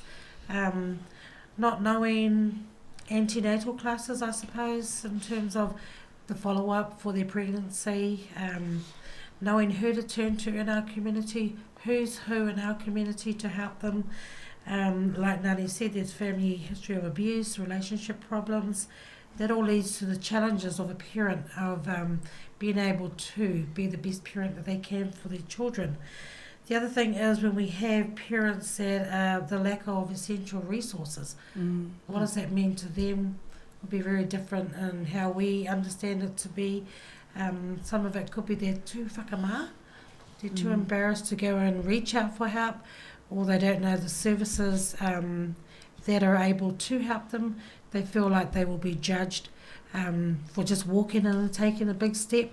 When we do have families that do try to reach out to other services, some of them can be knocked back for even trying. So this is where we come in to advocate and support our families. Some of it could be that they're low educational side of things, qualifications for themselves, so that means they have low self-esteem. And also there's the fact of the SIDS factors where smoking during pregnancy, or not knowing or not being able to breastfeed, and having a child who's born with low birth weight. And that's a lot. Yeah, there's a lot of different challenges. We are faced with families that may have similar challenges, but think very different from each other. Some just don't want to listen because they've had help from others before. Some find it really challenging to have the likes of us go into their home to support them. It's just taking that first step of actually swallow your pride and let us help you, you know? Yeah, right. It really is. And then like, it's the external problems or issues that they have. So it could be things outside of their home, that's outside of their, you know, the normal. Or it could be like an immigration thing. Yeah. You know, and so that's weighing heavy on one parent, where it then affects the income. It then affects, you know, the rent. It affects everything. And so all of those then amount to the quality of care that they're going to provide for their child. And that just adds more stress, more challenges for mum and dad, or for the parents that are, or people that are caring for the child. There's just a whole lot of things, whole lot of challenges that they're met with, and until they actually speak up, pick up the phone or come in to see us, or, you know, we're here locally at number 10 Prosser Street, Elsden. Yes, and you know, we're pretty, but there are a lot more prettier staff, you know, there that are qualified, registered. You know, they know their service and everything, and that they're there to help. We are here to help. And you have the solution, the answer to navigate those successfully. Yes. So I would like to say that we are quite knowledgeable in the services, especially in our communities, who we work with and who we work for. And it's important that we know what's out there. And so when we get clients who come in who has a whole lot of list of challenges, we're not going to be able, in all honesty, to fix it straight away. We're not there for that.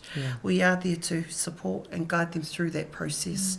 Whatever that may look like. If they're requiring counselling, Jeanette and I are not counsellors, but we are there to sit and listen, and then we refer you to the experts, to the counsellors in our organisation, because we are a wraparound service. So what Family Start may not be able to provide, we've got other teams in our organisation that can support you. Thank you. Pe o lisi vaenga tāua lava lea na whaafsiringia ona pe lan tāua i le amatanga o le taimi tolu tau sang momol tamai titina ia tinae ia mawhawhai lele ia mai se lawa i le tūlanga o lona whai ai o le tūlanga tāua la nā le nā leina watu mal whaafisili. Po anilu i tāu e whaafia ngai manai mātua i taimi whainga tāi o le atina engol tupua el tamai titi. Ia lele na tāua mawhaamtalaina i le nei tae au tele whaafi tāuli, tele fo ilu i tāu e whia ngai manai mātua. Ia o le tūlanga o le lava o tupe maua. ia o le tūlango le lava o le lango mai le ainga e iei fo I si tūlanga po le sawaina po o ni sawaina o le tamaa po le tina I ni taimi wa tuanai pe o vaenga na o loo a fia tu whaatasi e lava le fisota inga e a fia I fo I le atina engol tamaititi malona whai ai malona tupu ai o na olo I tawi e whea ngai ma mātua. O isi fo I mātua e le lava lango lo lātou mawaina o nisi e le aini o lātou ainga fo I mwhaina fisosania I lātou ia le fo I la pe ona whaamatala ina o nisi fo I fia maula fisosani ai le o mawhai o na o e tā pāpe fesili ngia le fesosani ona iei lava tūlanga na pe e matamuli pe e mai te uato whaasino lima mai isi tangata pe o ia o le maua I le tūlanga lea ainga o le whaapea ia mātua ai o lea ua tā ua holo o maua I lātou fesosani e mawhai ona tālu sanga atu e lango ai I mātua o lo whea ngai maneilu I tau wa ifo inisi mātua, po o seisi o lo whia ngai matulanga o whaafita auli pepa, ele o no fo mau po o tūlanga whapena. Ia ona tupu e lava leo le popole o lesi o le matua po leo ngā liil nei. Ia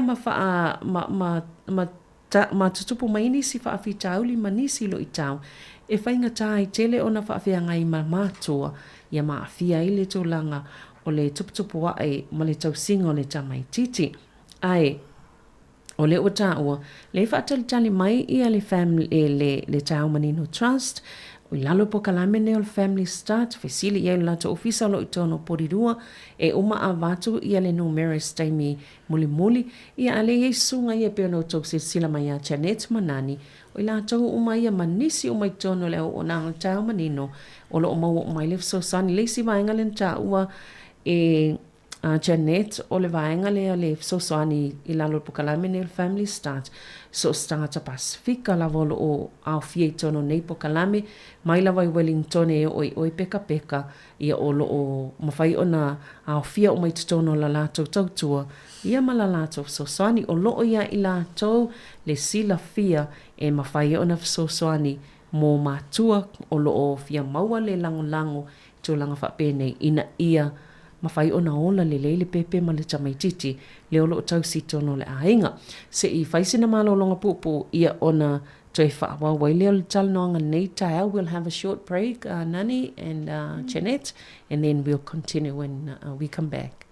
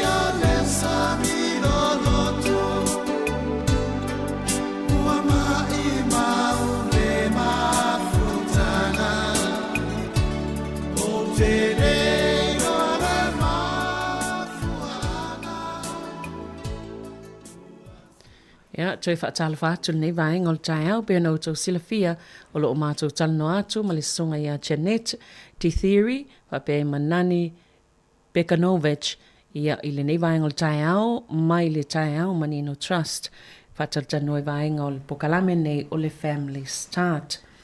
Now we've come to the question 5, and you'll be talking about the developmental needs of children. Tell us about that.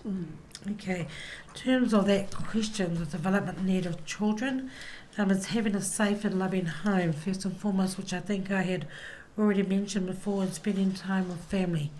The importance of spending time with family is a form of communication for families as well. When we look at the cognitive development of a child, it's from birth, when babies are already developing cognitive abilities such as thinking, their memories, and also attention. That could be their form of communication, because we know when babies are born, their communication is a cry. And what kind of cries they have, there's different types. Also looking at their motor development skills. This includes their gross, fine motor skills. Some families, children are born with disabilities as well, which is included in the work that we do with our families. The emotional developments of a child is their cries. Do we know the different terms, different cries of a child, their wants versus their needs? And also, do parents understand what the emotional developments are for a child or for their own child? This is where the educational side of things come in for families who, we've always mentioned that we are parents as well, but we are learning every day. The other thing that a child needs is the social development, the interaction of others, building their confidence, being able to interact with others and not be isolated away from families, from other children, because when they are, there comes they form concerns. When they are around a family, positive family environment, warm, that's how children build their confidence. So all of these make up of the development of a child and their needs. We also we look at play, which is really important for a lot of our children to stimulate their brains, but also help with their growth and their development through the milestone stages as well. And so we look at the ages and stages, ensuring that the bebés are reaching their milestones. For example, at 6 months, bebés should be able to be doing what we call the serve and return. So it's a mirroring interaction between, the adult and the bebé. So if, for example, Jeanette is our bebé and I'm doing a touching the nose or a face expression, it's bebé's ability to then do the same back to me. And so those are the things that we look at, and also highlighting that it's important during that time as well as the health side of things for bebé. So it's the eyes, ensuring that there is no jaundice, but at the early stages of bebé's life, especially in the first 3 months, they cannot see colour. So babies can see black and white. And so, and the contrast is, for example, they won't be able to see 10 feet away. And so it's being up close and it's mirroring that. And so ensuring that we are practicing with bebé on following, and that's important too when we do those things with baby, is that we're exercising, but we're also developing their brain as well at the same time. We talk about, in our program, we talk about the importance of reading, and that's to develop the cognitive brain. It's ensuring that, yes, babies won't be able to understand, however, the language and the them formulating their words, eventually it will come. But it's us as parents, as guardians, ensuring that we are doing that, is to explore their vocabulary eventually, and just for babies to recognise certain words like, eventually they'll say mum. Or sometimes mums get ika, angry when the first words they say is dad, yet we spend more hours with them. Malo, whaftai. Ia, e pe o isi vaenga ia na whaafsilingia, e se i tau whaamatala ia mana o ngā o le ātinga e ngā o le tamaititi. I le tūlanga la lea o na langona, le tūlanga o le physical, po o le malosi lea wha le tino, ia ma le tūlanga fo i lo na mawhauwhau, le tūlanga le ola le lei o lo na mawhauwhau. Tā ua i le tā ua te le o le ia iai le taimi e whaalu o le ainga, e whaalu whatasi taimi o le ainga, ia iai whatasi le ainga ma le tamaititi. Wai mai lawa i lona taimi e whanau wai, ia whaasosolo mai le taimi lea, ia e le taimi ati na e lona mawhauwhau, ia mawhauwhau e toi manatua mea. E mai se manatua o le sota inga le tamaititi i le tangata, i le isi po le mātua, po le tangata matua. E le mawhaiona i sota i po tautala i le taimi wā le lai titi, e pei o le tangi, o lo na ia na to mai po lo na ia na awala e mwhaina sota i to wai i le tangata, o le ta ua tu i le tangata o le melo mna o ai, o le taimi le tangi ai, o le whaila ta ua, mana tu i sta mai te whanau mai e iai a tu langa mana o ngā whapitoa. Ia e iai vaenga na e se mai e isi tu langa o le soifua maasani o isi tamaiti. Ia e taua la i le iloa o to mai o le tamaititi ina ia whawhailele le lei maati na e mai to mai i lona mawhauwhau o to mai i lona langona. Ia mātau le leifo i mātua mai la tolo wa ia tamaiti. Ia i to e ngā tangi ese al tamaititi. Pei o vaenga i lo mai whaataita inga. Ia i lo aile ese to e ngā tangi al tamaititi e tau mai ia to e ngā langona la ia i lea taimi. O le isi vaenga tāua o le pe ona ta ole social development o le tamaititi o awala i e mwhaiona whaafsota i atua i a maistangata. Ia pe olona o awala i e mawhai po o to mai i mwhaiona whaafsota i a malistangata. Ia maati na e fo ia le leiva henga i ina ia ola fina o pe ola ua loto tele le tamaititi le confidence. Ia mawhai ele me tatauna matala whea ngai.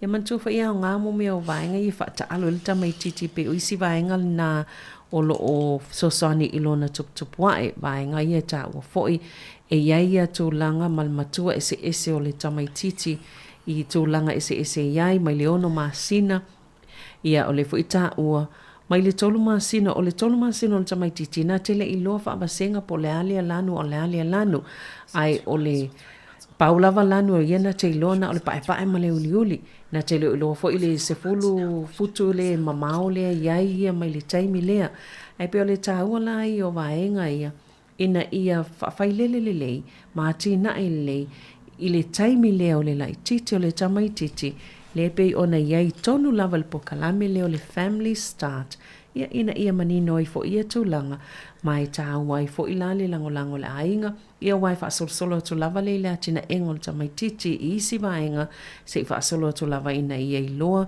i le lei i lona mawhauwhau ia mawhawasenga i tūlanga o le whaitau ma tūlanga whapena ngia pe ale leile whaafailelenga mai le vaenga a olai titi. Now we've come to this question, what is the most important thing for a parent to remember? Again, having a safe and loving home, spending time with family, playing, singing, reading, and talking are very important for our child's development. Having a healthy development in children of all abilities, this includes those with special needs and care needs, where they are able to grow up where their social, emotional and educational needs are met. Some of the things that we also talk about, we highlight in our home visits is immunisations. They're really important for our children being up to date if they need to, if say parents don't have a kauvale, we're able to assist them, to take them to their GP. This can be arranged through, and not just through myself, but through our whole team. oral health for every child to have the best start in their life is we encourage for our parents to take their children to see a dentist. They are free, and we at Tamanino, we give out the free toothbrushes and the free toothpaste for families. Child education. So when we talk about this, we talk to parents on how we can support them by doing home activities, interactive play with the parents. We have reading materials that we can also leave for our families. When we have finished with them, we do leave resources for them to read. However, we do understand that some of them don't actually like to be reading the resources. So when we do hands-on activities, vision for a lot of our families is really important on how we do things and how we explain the activities and how it helps the babies develop. I think it's really important having a positive role model amongst your family for our children to copy or shadow parents. Well, it's our parents and our adults, our grandparents. They're the ones that our children look up to. But I think those are just some of the things that are important. Nani might have some more to add into that. Yeah, and I think it's also important for parents to remember it's okay not to know everything. Yeah. Don't be too hard on yourself. In that it is okay to ask for help. We highly encourage that at Tamanino Trust. I mean, we're parents ourselves. We don't get it right all the time. But the good thing about it is that I can openly share with Jeanette experiences, that I'm having with my own children, and seek advice from her as well. And I think that's important for parents to remember, is that we're all in this together. We're all there to guide and support each other. Just because Jeanette and I are social workers, it doesn't mean that we know everything and that we're not going to learn from you, because it's actually a reciprocal relationship, and that there are things that we will learn from you as parents, and there are things that you may learn from us, and it's having that open relationship, honest relationship too, that when you are struggling, and we all struggle as parents, that that you can come to us, and that whatever you say to us, we know that it's coming from a good place of need and support, what you're looking for, and that's what we're there for. Yeah. So what can people expect to gain from engaging with these programs? I think, like I've mentioned before, support, but I also think talanoa is really important for our families. The values that they hold, their identity of who they are is really important as well. In a home, families have to remember that we're coming into their space. We come in respectfully, we come in with no judgment, but we also we talk highly of talanoa around our families. Some of the things that I also just wanted to reiterate with some of our families feel that they can't read. So I use the metaphor as, do you have a Bible? A lot of our families say, we don't read to our kids, but they actually do. So a lot of our families, Pacific families, do attend church, and I use the Bible because it's really important for a lot of families. And that's a form of reading to our children. That is in teaching. That is a big value in a lot of our Pacific families, spiritually, but also in our own identity.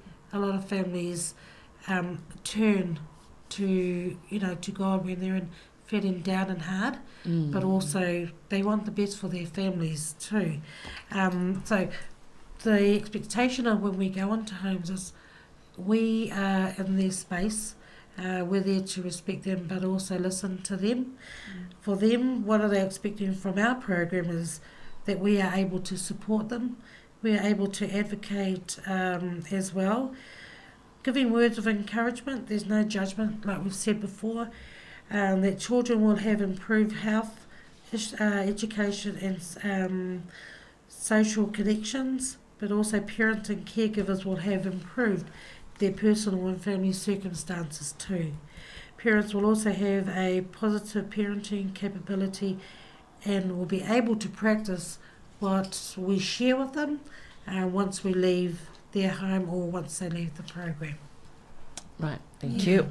And Yep. it is Yeah. honesty and transparency Yeah. amongst all our workers, that when we are working with our families, our clients, is that we are honest with them.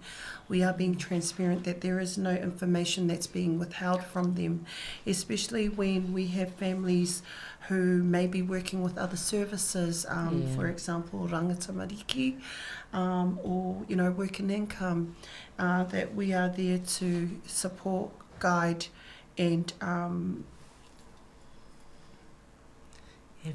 advocate, but also to ensure that our families' voices are being heard, but that they feel that our workers are in that space, leading them, you know, in hopefully a successful outcome for our families, not just the services that are working with them. Yeah, right. Yeah. Malo. Ia, pe o nisi vaenga tāu a lava le nā o le sa whapsilingia I tō langa ia pe o na mai ala tō fsili vaenga tāu a lava mō mātua I te tau na manatua ia le sa whaamlau atu.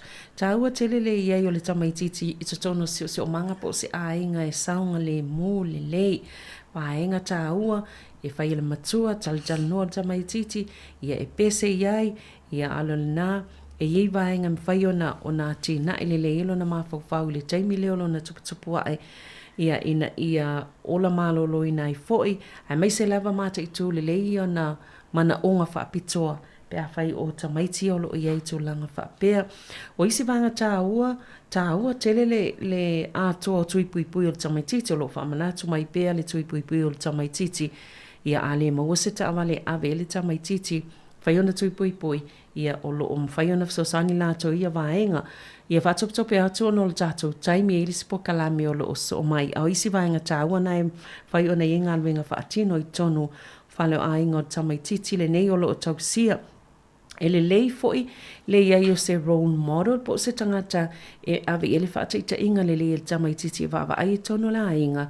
Ina ia mawhai o nā tuputupua e ia mamatau ia winga le lei. Ia mawhaataita e mamuli ai o le whautuanga na amai. Ia awale popole pe awhai e le sila fia mea uma o lo mawhai o na maua ma le fsosoani ma le lango mai I le vaenga a le family start I tono taia manino e tu ina atua I e fsosoani a toa ia ma le lango lo mawhai o na ta ua pe o na i le taia nei o le vaenga lesi vaenga tāua tātou ainga Pasifika ia e to anga I lotu I tatonunga Kerisiano whai ole tuspa ia whao ngai whai tau ele tamaititi whai o nāti na e mafsosani e lona mawhauwhau e whanongolongo ai ia o isi vaenga tāu e mwhai whi ona sosani e lona nāti na enga because we are running out of time. Are services free and confidential? Yes, they are. Yes, they are. And how do people refer to the programs? We've got a beautiful website. Yeah. If they go onto our website, there is a referral at the end of the website where anybody can fill that out. It can be self-referrals or through their GPs, anybody can complete it and then somebody will get hold of them. And the website is www.tayamanino.org.nz. And we also have our free phone number 0800 345 345. 345 345. And also, you can come in and see us. We're at number 10 Prosser Street in Elsdon. So our doors are open from 8:30 to 5 p.m. Monday to Friday. So just walk in and just ask our lovely receptionist, Grayson, our administrator, if you could see one of our workers. There will always be someone on site. Right, thank you. Ia vaenga muli na e mawhai ona e so tai lato telefoni e lato website e mwhaina fa pe refer pe fa sino isa tangata le au nanga ia e te anga e le lato ubenga ta fa ilangi le na ia pe ona tola ula watu le tai manino wala au fo ilan numero le o val se lau tol fa lima ia lato ofisa inai Elston 10 Prosser Street. yeah can you Number 10 Prosser Street. yeah na o to fa fonga mai na Elston ia o atu iai ai le alfa maul numero na o valu se lau tolu fa lima ia te vala au iai pe a fai e te fia malamala matili tūlanga ia mafisili o le sunga ia nani ia lai e sila fia le fa samuan whaina e fisili talano iai pe ai so pe a momia le so soani i le ngangana ia malto te le lavo i la tolo o iai kia en whai ona tāpai sef Sosani. Thank you so much for coming today. Pātai for sharing this information with our listeners. Yeah, and all the best with your work. Thank you, Sabalina. Thank you, everyone. Yeah, pātai tato pokalame na tai manino Family Trust pe no to whaafonga mai e tato malo nei tai au ia ai ole e le se tato whaatanoanga o lo o so mai ia ele umi e iwa inga i sa longlongo atu tai au e le tato pokalame tai au ia le la whaalau tele atili atu iai i le vaenga fu tato pokalame e whaasoifua mo le nei taimi o le tai au. We'll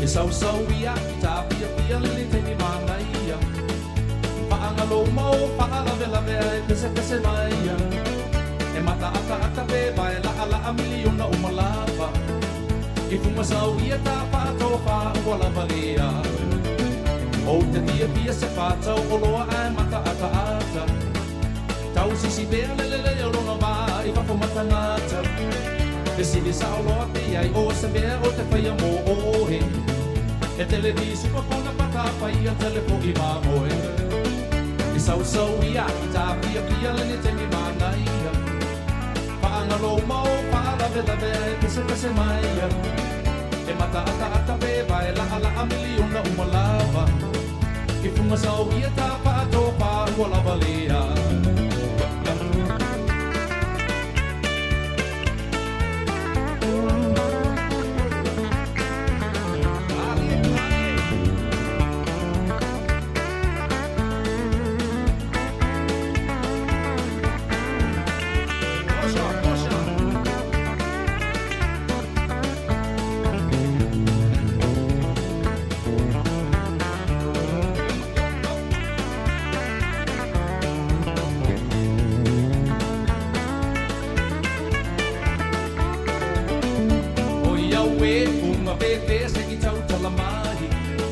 Le pona le ngao le ngutu o so ua e tangi ai Pa a pe oe o lo au le lei o te pepe I ai Ai ui I lea sau ia ta o ua e vai E sau ia I ta pia le te ni mana ia Pa anga lo mau pa la vea e pese mai E mata ata pe vai la miliona umalava I fuma sau ia ta pato pa ua lava lea O te pia se pātau o loa ai mata ata E tau sisi pēr lele I longa wā I whako matangata E siri sa o loa pia I o se mea o te whaia mō ohe E tele ni sua pona pata a whai a telefo I mamoe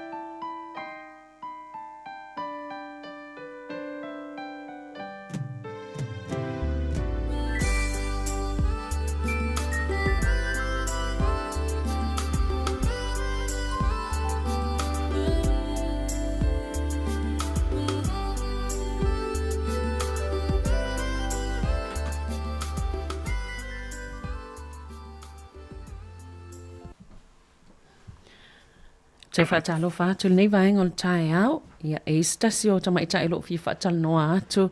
E whaatatau I le suenga po se saili linga o lo ia te ita ina le taimi nei o le sunga le ia Dr. Sarah Kapeli o le Universite o Aukilani.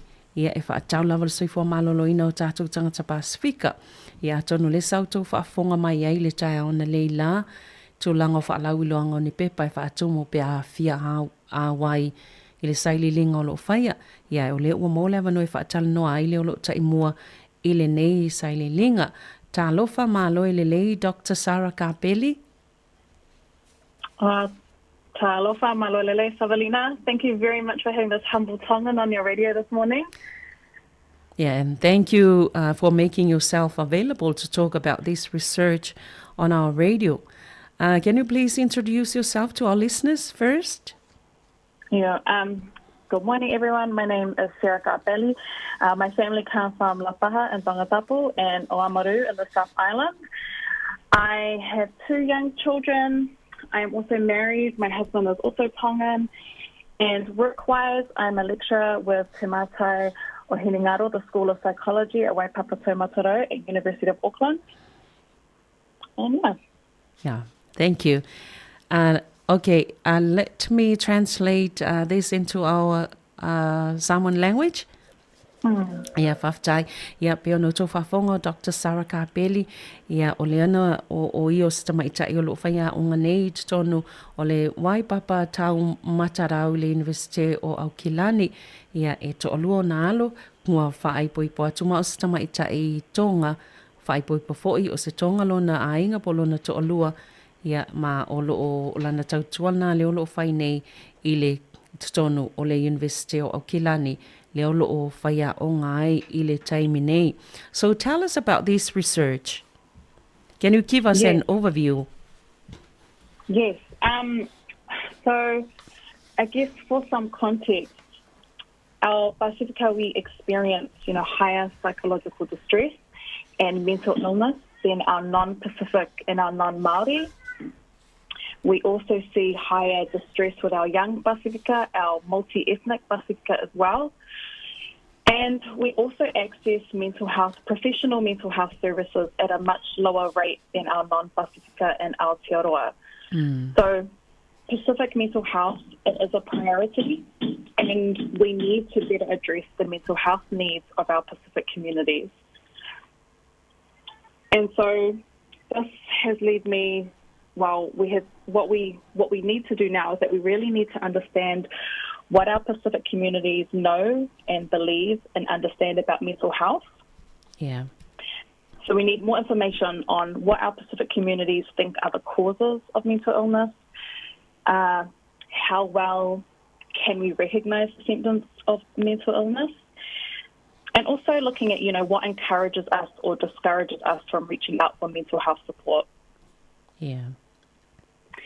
And so this has led into the research that I'm focused on now. And I know a lot of our members of our Pacific community could probably answer some of these questions that I just shared. And that's really great, because we want our communities to share these thoughts with me in some of the research that I am leading.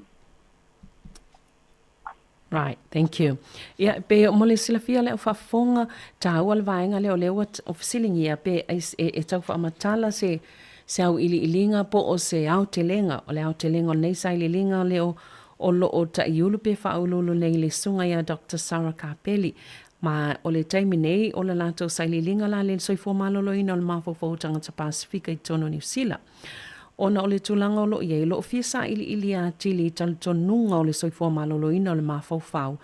Po o le ale sila fia o lo iei, o hafo inia mi o ngā whaalia o tātou tangata ona pe o lolo ta walo o maulalo lava le avanoa o tātou tangata e mawai ia I le tūlanga o sosoani po o nanga nei o le soifua malolo ina o le mawhawhau.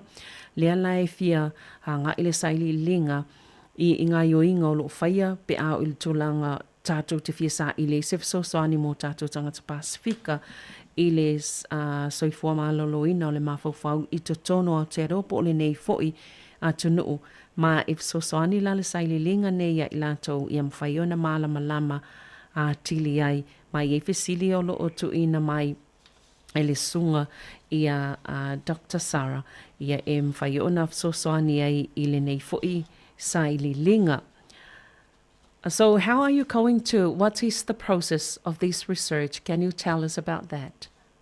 Yes, of course. So the first part of the research is a survey, so filling out a survey. Right. Where you share your experience or your perspective around mental health. And so there is a survey that's available to fill out now. And I know that surveys are not often how we share our experiences or share our perspectives. We are relational, we talk, we tell noa. But the survey that is available right now, it can offer a really timely and meaningful way to provide insights into mental health. So we can use the findings from the survey to inform areas such as policy or mental health prevention and intervention or education. Yes. Yeah. And anyone can do that survey? Yes, so as long as you are over the age of 16, if you're 16 years and older and you live in Aotearoa, New Zealand, yes, please come fill out the survey. In 1 week, we've had over 150 people fill it out. And we're hoping to hear from at least 1,000 people from our Pacific communities. Right. And where can we find that survey? So I have what is the best way to share it on the radio? Okay. Yes. So is there a form that you can send to us and then we can fill in? Yes, absolutely. Online. So I will send it to you. Also, maybe another easy way is that if my name is Googled, my university profile will come up, and I will actually put the survey link on my profile today, so that if anybody is listening to this and they want to fill out the survey, that will be a quick and easy way to fill it out. Right. Ia, mō tātou e whaafonga mai, o le tau mawhai e ile survey o le vahenga mō mua lava le whaangasolonga o le suenga po le saililinga o lo whaangasolo le sunga ia Dr. Sarah Kapeli. E ile survey le tu o mai, ia e whaisi whainga taona whaamatala atu ilunga le le teo pe whiona ia ile whalaulonga le la tato pukalame le o le ngule tai au. Ai o le la tau mawhai se awala whaingo fie, o na o le nau mai la tau lalo le sfulono tau sanga nga ilunga, o le nono foi tono o Aotearoa New Zealand, whaatumu la le fesili le pepa o fesili lea, ai o le atau mawhai le awala whaingo fie e lafo ai le vaenga le ilunga o le sota inga whaate kono losi, lato se fulu ono tau sanga anga ilunga po le alawal matua, fia mauani tangata e to afe, lunga to le afe, e mawhai ona awai to tonu, o le nei fo i saili linga ina ia mawhai e ona tu atu fina ngalo e whai e le saili linga por su enga le nei ia o le vasa mo mola va sa wha ngā solo saili linga e se lau lima sfulu i lato sa mawhai ona whaatumo lato pepa mana i fo i la whai an tato avanoa e se le tāu o vaenga ni mwhenu fsoswani e i tato i maua i fsoswani nei tono nei fo i atu nuu. So what else can you tell us about this research, Sarah? Yeah, so I guess at the moment, with the people that have filled it out, we have less responses from those aged under 20 and those aged over 50. So it'd be really great to hear from our young Pasifika, our older Pasifika. We also have more responses from women. So it'd be really great also to hear from our Pasifika men, also our Pasifika who identify as non-binary or from our gender diverse communities. But we also have lots of responses from our Samoan community as well as our Tongan community, which is great. So thank you so much for supporting. But we want to hear from all of our communities. You know, we are diverse in ethnicity, culture, our language and our traditions. So to capture everyone's experiences would be great. Yeah. All right. Yep. O le isi vaenga tau e tauna sila fia ia o i la tōna mwhiona langolango le whaataunu unga o le nei vaenga po nei saili linga ai o lo mo mia lava a whai o tau tupulanga tala vau le tau te whaafonga mai mau tau malam lama mo mia lava lo tau tali atu nei saili linga pea mafo faulu tele o whaafitaulu i maa fianga o tātou lau fo i tangata i le ngase o le mafaufau i e mo mia la le fesoasoani a tele fo i mana tutu atu ia la mpaina fesoasoani e le nei saililinga faingofia foʻi na maua i latou tali matuʻina atu i latou e faagaioiga polisi ia ma talatalanoaina ia vaega ia mau foʻi le fesoasoani mo tatou tagata ia tele foʻi le itupao tinā ma tamaʻitaʻi faapena foʻi le itupao alii ia tagata ese o le faailoa le fiafia ona le ua tele toʻatele tatou tagata Samoa ua tali atu saililinga ia afaia toʻatele foʻi nisi o tatou loo faafoga mai e mawhaina faatumu lea survey ia e manaia tele fesoasoani i le saililinga o loo taʻimua ai le susuga iā Dr. Sarah Kapeli. Well, thank you very much, Dr. Sarah Kapeli, for your time. If is there anything else that you would like to tell us about this research? No, I just want to say, our voices matter, and we don't often, our Pacific voices are not represented at higher levels, like at the government level. So I hope everyone will take the time to participate or share the research, just so that our perspectives and our experiences can be used to drive positive change in the mental health space for our Pasifika. Right, thank you. Thank you very much, Dr. Sarah. All the best. Whakatai malo Pico Savalina, and I will also email you the link to the survey as well. Yes, please. Thank you so much for having me. Yeah, all right. Yeah, whawhtai, whasoifua. Malo. Ia malo. Ia ole sungalna ia Dr. Sarah Kapeli mo lo tau sila fia vaenga tāua ne o lo o whaamafa mai. E tāua i o le whaaleo o tātou manatu mo tātou langona a wātula i lunga ia i lātou belawan tāua o i lātou lo whaia filfilinga ma whai unga ia ma tāpenaina tū la fono polisi whai ia lātou filfilinga i tūlanga whaapea ia ai a malosi lo tātou leo e whaaleo atua ia vaenga o lo o tātou langona e te tau ona langona i o tātou leo i vaenga whape tono nei atunu i e mwhaina whaonga aina i vaenga e tu atu i o tātou manatu ma o tātou langona i tu langa whapea. Ia ona whai fo ile i o lātou filfilinga ma lātou whai unga ma polisi tu langa whapea.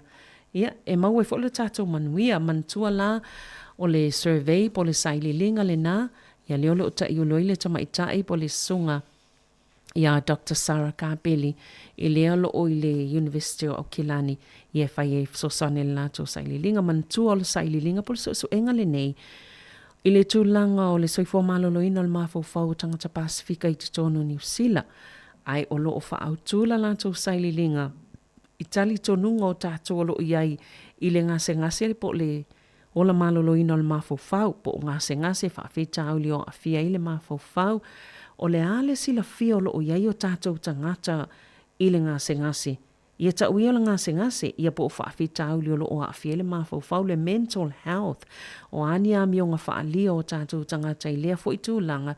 Ia whaatasi ma tātou ngā i o inga o lo whaia, pe a o i le tūlanga leo le sa i linga o se fesoasoani mō leo la maloloina o le mawhauwhau po le mental health o tātou tangata Pasifika i te tonu o le nei atunu. Tāwala le saililinga leo lo whaatautai le sunga ia Dr. Sarah Kapeli leo lo o taimua po taiulo ia te ia. So soani tele e tātou e mālamala mai pe whaapewheo na sili atu lele lei o la tātou tali e whaamalie ina ai mana onga mo le soifua malolo ina o le mawhauwhau o tātou tangata Pasifika o tātou iei le nei atunu.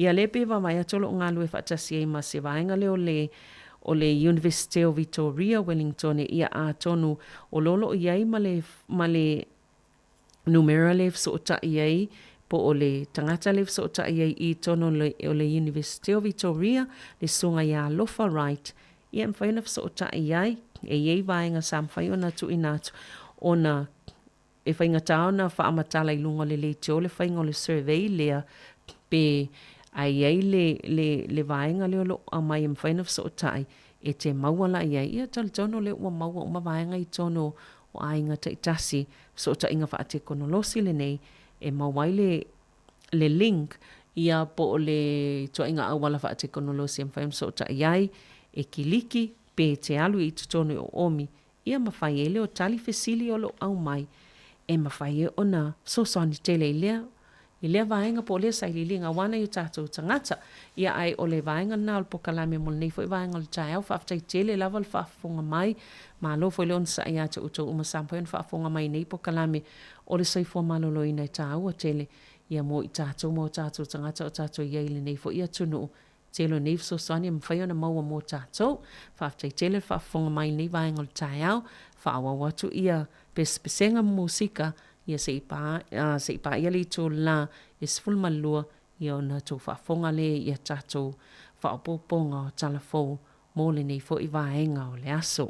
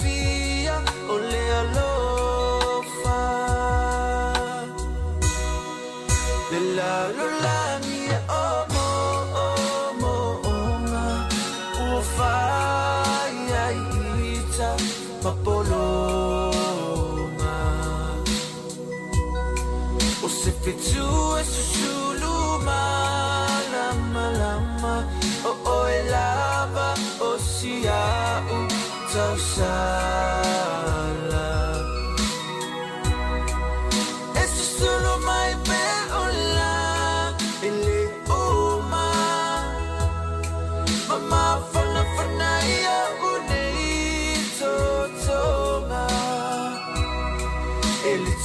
fai mai ole poto Solomona silila me uma ole adofa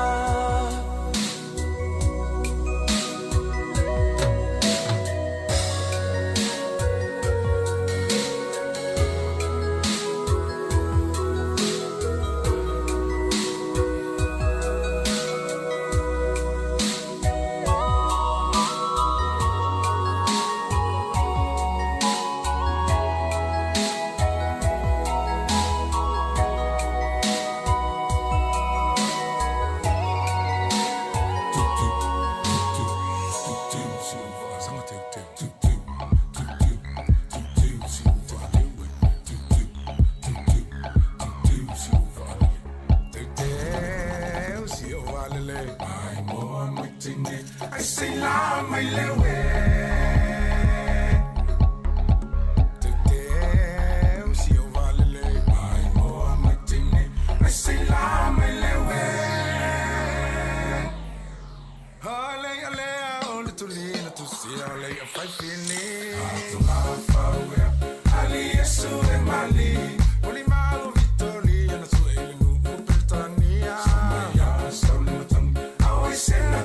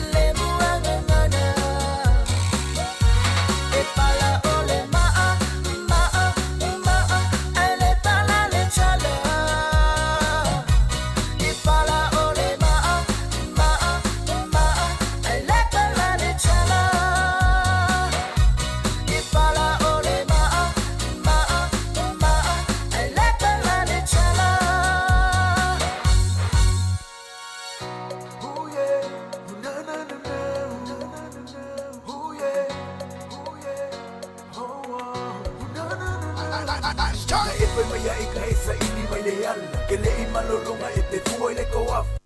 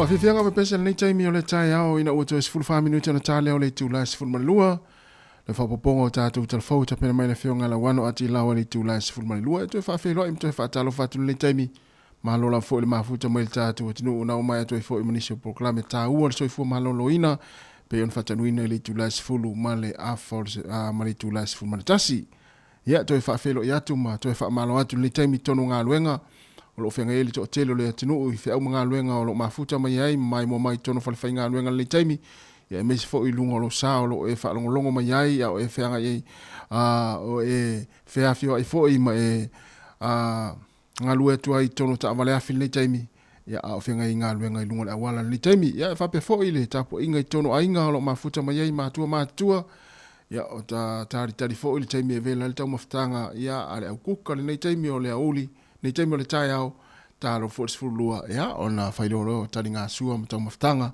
ia ale mamalo le tātou atinu ia whataro fo i nei mātua lo mafuta mai tono ainga i te tono mauta ngase ia whape fo i mauta o tangata mātua i so o se vaenga lava o le lalolangi ia olo o maua mai ei whasala launga nei alisi fonga le lau moi Wellingtone ele ngātai le ala leo o le tasi ono tesi ma le tasi whamo ia whape fo i lungo tātou penga ta whailangi o le Facebook ma le YouTube ale si ufonga le laumua ina uto is 12 minute tali tu lai se fulmane lua. O le tautua le si ufonga o le laumua o lo iai fo i le langolango a le New Zealand On Air.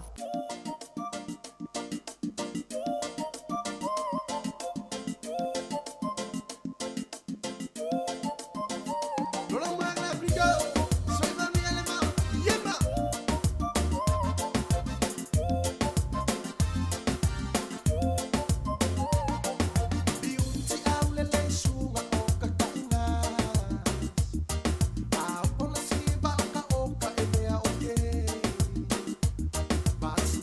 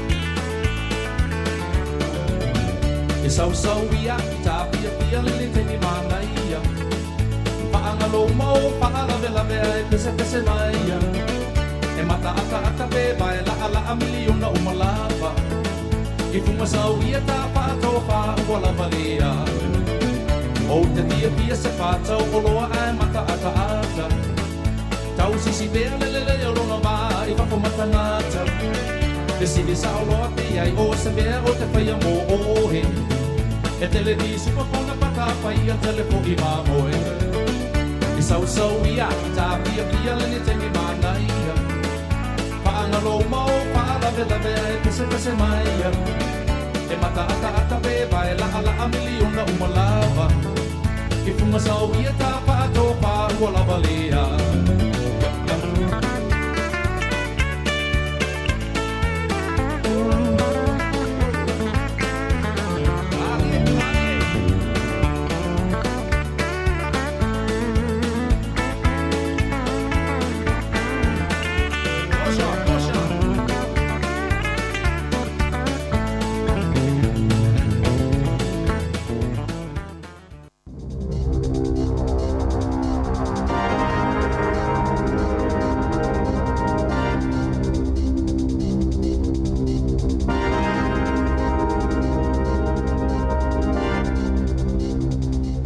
Alofa lava o telefou I le nei au auli. O le tūlanga pisi ua iai le tele o whale mai le tono New Zealand. E ono toa ai matuai le whaasalonga o tautonga whaatūlanga ina I le vai taimi o le tau malu luo le nei tu sanga. O whailo mai au nanga whaale soifua malo loina I taimi o whaale velau whaafosei. O le mai o le flu e mawhai ona o I se tūlanga maulunga ma to tele te ngata ia whainai I le masina fau o Juni. Peita ai e whapena fo I isi mai I e masani o na ali li mai le teimi o le tau malu lu. O le teimi nei e tusa o se mōli mau mai le vesenga o fo mai o mai tau I nai le to tele o te ngata ua auto wa atu mo se veso soani I le vaenga o le emergency o la tau e a whaina I mai e mafua mai le malu lu. Whaali e stasio fo mai o lo o mana o mia e fo mai se fuafuanga whata atia mai a I la tau e whaia whai unga e tā pena ila o whainga ruenga ma sau niuni mo le taimi o le tau malu lu ona o le mea o mauti noa e matua pisi lava ma to tele ai tangata e mamai ai mai se o le tūpulanga whape ai ma ta maiti whaalia fhoi e le ngata I le flu ai o le whaamai o le COVID-19 le fhoi wa mai tawina le holinga whaate tele a oanga atu I le tau malu lu. E ono afe se lau wha ono le whai o mai fau o le COVID-19 sa wha mawina I du tono New Zealand I le vai aso ua mawai atu nei.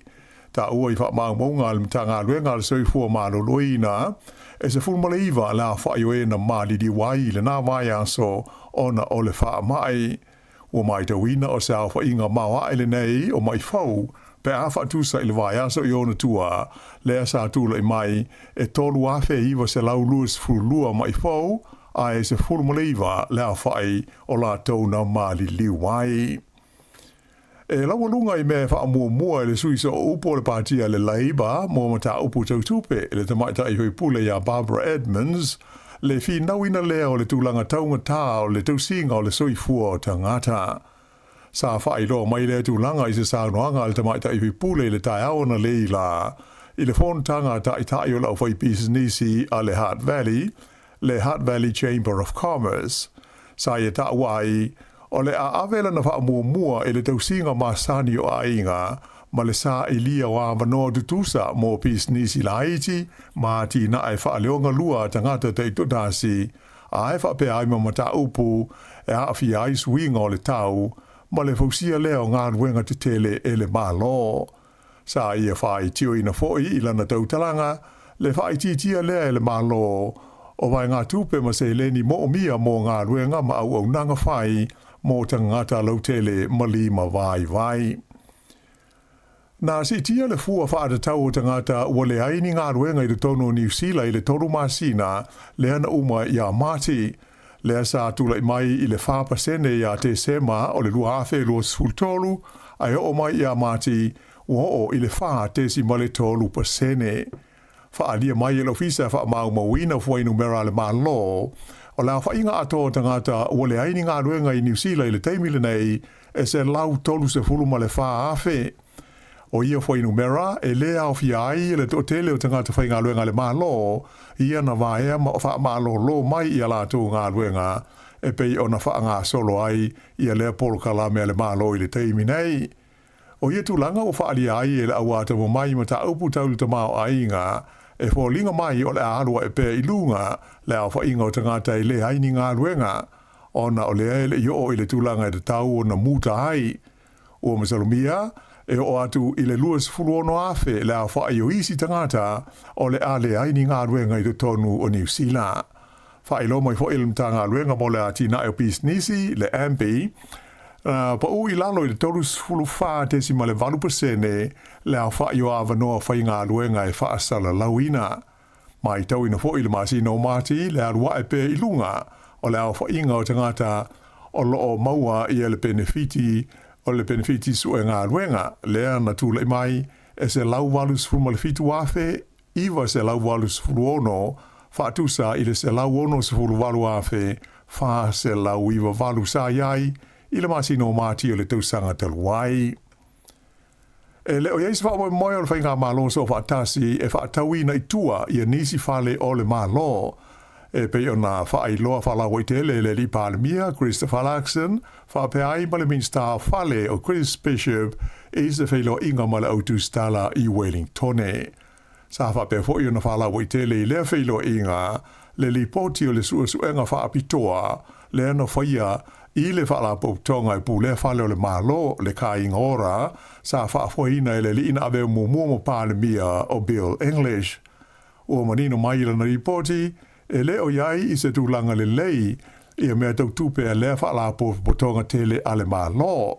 Mai ua ia whautua i nai le whaia iai o ni suinga te tele e ofi ai le suia a toa leo lona komiti wha a foe. E fitu la whaio whautuanga au tua le li poti lea ua talia ma ua amata na whaatino le malo i a whautuanga e wha e pei o na aofi ai lea li poti. Ta ua le li i minsta ia Chris Bishop o manino mai li poti tu langa wha le tonu o mea tau tupe le kainga ora ai moise o ana ai tā lafu lea o le a o atu i le fitu se lau miliona tala i le tausanga wha le tupe lua afe luas fuluono lua fitu wha ilo aia le li minsta ua tauwhia e le malo ia le li ingoa ia Simon Muta e a vea matai te i whono fau o le kainga ora e a mata i le aso wha le masino fau o Juni.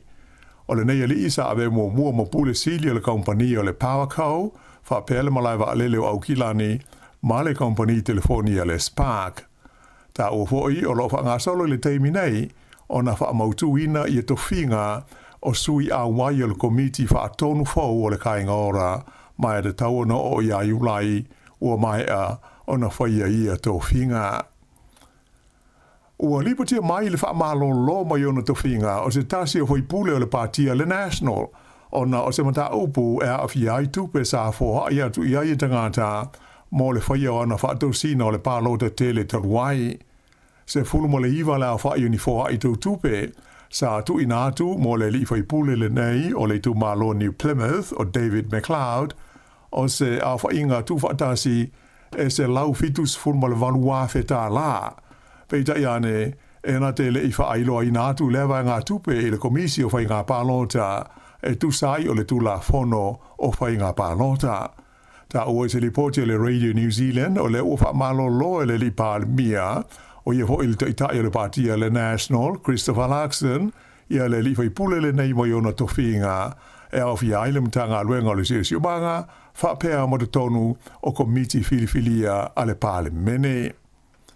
I le teimi nei, ua o le fast food tolu a whetā la, le tau o le suenga o lo wha ngā solo, e whaasanga il te maita i whai pule le partia le Greens o Darlene Tana, le o lo wha malo lo le tū mau mai le Palemene. O le nei te maita i whai pule sa vilfidia mai i le lisia le partia le Greens, na amata i le aso se fulma le whao mati, ona wha malo lo le tū mau o ia mai o na tofinga, ona o ni tua inga a awhi aile kompani e wha atau aini wila, a lona to lua. o le tupe o loo wha atino i nai lea suenga o loo awala mai lea le tupe wha anganga mo le ofisa i le parlemene o le taitai o le Greens, mai o mai le teiminei, ua o le fast food tolu a fe tā la ua aluai, e ui laina malo lo le tu maule nei whaipule, ai o loo maua pēr lo na totongi a toa. Whaaliela mpasa o le malo saina i le tono New Zealand, le li o Dr. Wang Xiaolong, o le whengainga le e whaingoina o le AUKUS i le vau a Amerika, Australia ma Peretania, o se maftanga wha military e whaao ngai na ia upenga wha niukilia, ma e te tau i le malo New Zealand o na sila te toa iai i le vaenga lea a o lei a vea masui awai o le nei whengainga. Wa umona wha la wai tele mai e le malo New Zealand, o loo ma mao lava le malo ma le whai o se whaai unga tū mau pe awai pe ave fo imasui awai o lea wha ala pot putonga. Pe tai o le saunanga le li ambassador saina i le fontanga a le au business le China Business Summit le sa whai e au ki lani a nafi. Na ia ta awai o le nganga monia o le vaenga lua po le Pillar 2 o le whengainga le nei o le AUKUS o le langolango ina leo ngā yo inga e whaao ngā ai le malosi wha niu ki lia. Lea ua whailo mai le soe le li pār mio ni sila ya Christopher Larkson e ui i le neila puta inga mai le ampasa o le malosa ina ai o lo whaao wau pēa o na whaiatara noa ngālo ia a le malo New Zealand ma tunu o le AUKUS e tusa o le whengainga.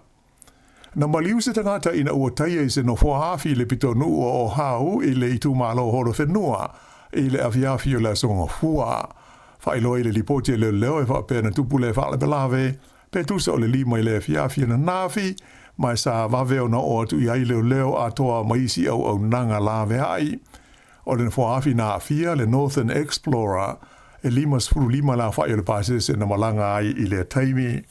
Le ngata la i na afiai, ia le no hoafi le nei a fa pe fo ina tau fi ai malanga a le no hoafi o le Capital Connection le fe anwa i le va Wellington ma Palmerston North a fa ia sa ililinga a leo le fa le lave a sa fa ia nisi fu fuanga mo pa sese na fi ai ala to fa inga malanga o se li poti mai no mea le lo mua New Caledonia ta u mai ai o fola tu pulanga talo vau ia o lo tau la mua i te ma bevesi o lo tupu mai i lea tu moto le Pasifika.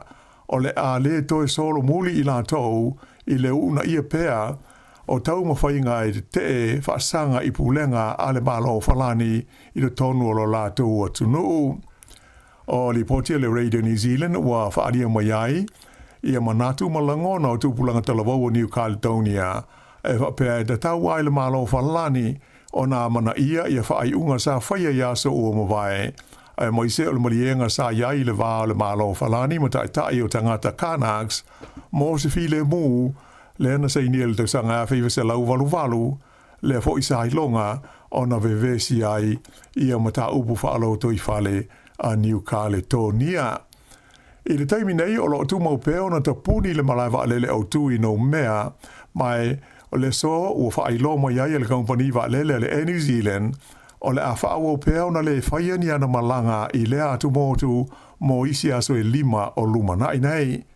Whaari mai e le li kapteni a David Morgan o le New Zealand e whaato ato e whaia ia malanga masani pe a whai o le a wha mautu ina tūlanga uma tau i le saonga le mū. To ono tangata ua mali di wai whaala velave nei i New Caledonia ma le sili atu le lua se lau tolu se fulu isi o manunu ai, ma le whaitau miliona tā lao le tau o mea tō tino o whaatama ia. Taimi nei o lo tā lia pe fo i le vanga aua le malo New Zealand, ia se whaatangana mai le malo falani, e malanga atu wailu na wā le tele le Hercules, mo le au maia o tangata New Zealand o lo o iai i New Caledonia. Ia o le whaiunga le nā o tala whau le nei au auli.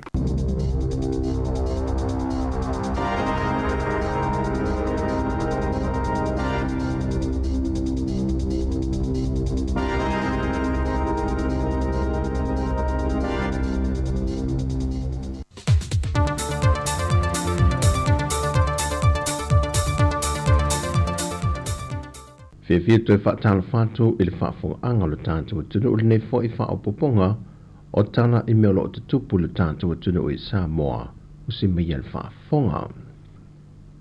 Wa whaamali e ina se tāna sanga se tasi o alo Samoa whai whaatuanga e na wo fiatu le li talavou I ai umalo Clayton te si umamao e le whaalapo putonga le au whai whaatuanga le atunu. Ma tāna sanga I le malo au se tālia ne mana ongo tu pito se lua mo le au whai whaatuanga I tutono to ngā vau o loo ngā lulu e ai e au fiai le ele tise ma le sua vai. Wata lia le malo au se tālia se tāna sanga le talavou ma o tu ina toa ia I lantou na tāna sanga ia maa e te wina I le wila e mou mai le malo si ango abeo le la ma ua mawhai o na talia lo lātou mana o ngā ai maisa lava le whanga I no telefone e le motu si e fiso o ta inga I ainga I le ai. Whalia I umalo le malo si anga pea o ina malo si anto a to le maa le whanga ina e o anto I le fase fuma le malu I tu lai whaonga ina ai. Ma ia fiso swani le malo au se tālia mo le au whai whaatu anga le atunu e whapito lava mo I lanto e mamao I le tua sivi mea ngā lulu e ai leo o iai se ele tise ai whapena fo I le sua vai.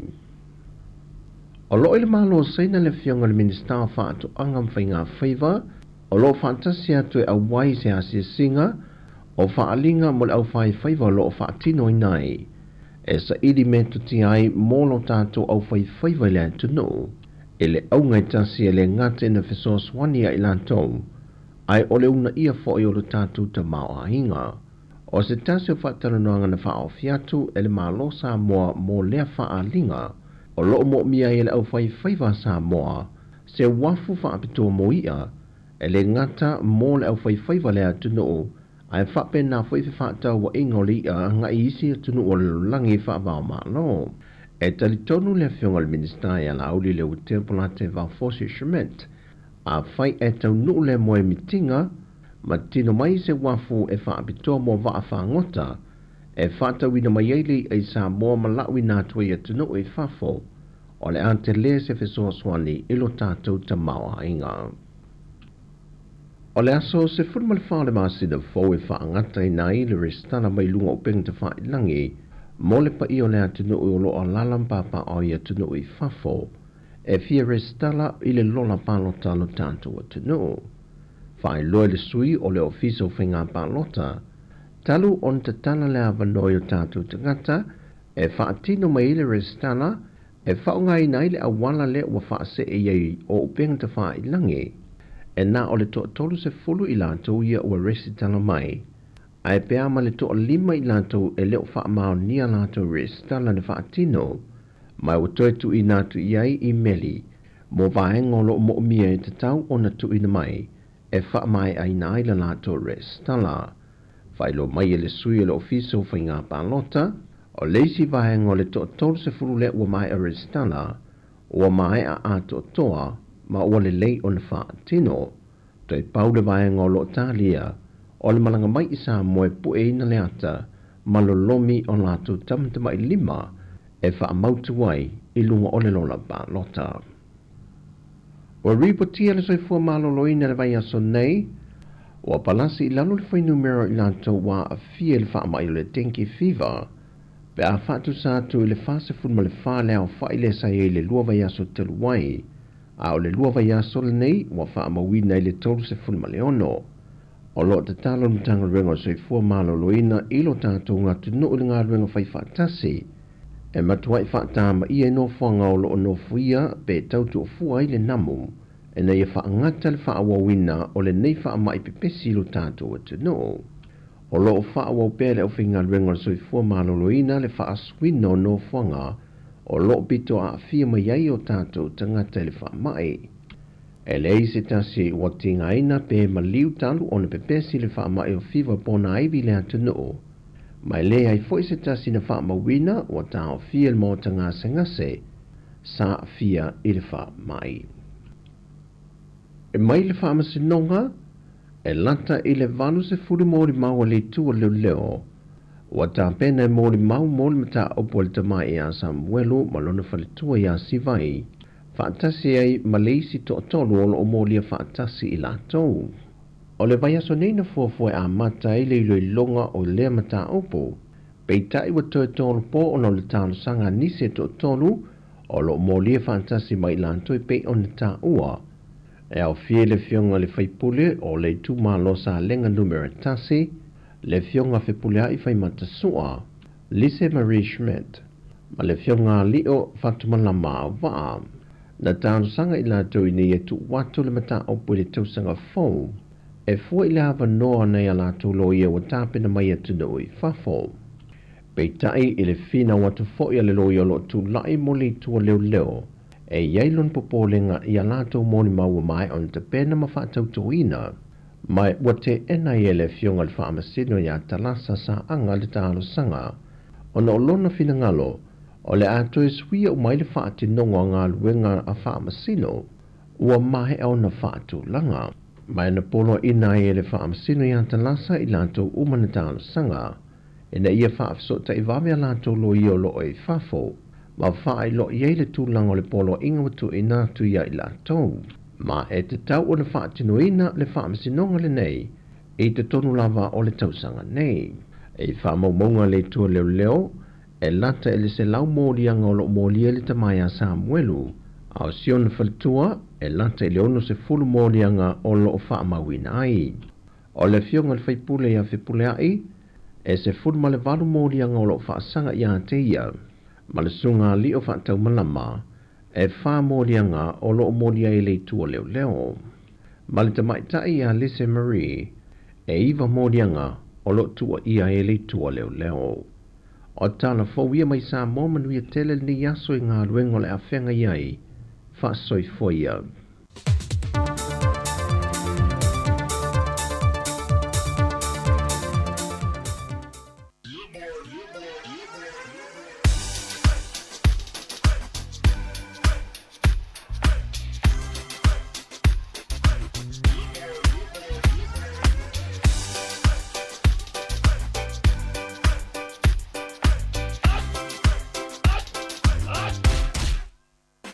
Omi te tonu lau o luau, baile pepe se nei mai mau, afifi mau o le tama, baile lau ulu ne ima tala tala, le lau whai whapito I te tonu, vai ima sai pape o se pomo, le la mai loa o le tama, se whaala I titi se nai au mama, tawhia ai, I se palu sami te, tawhia ai, I se palu sami.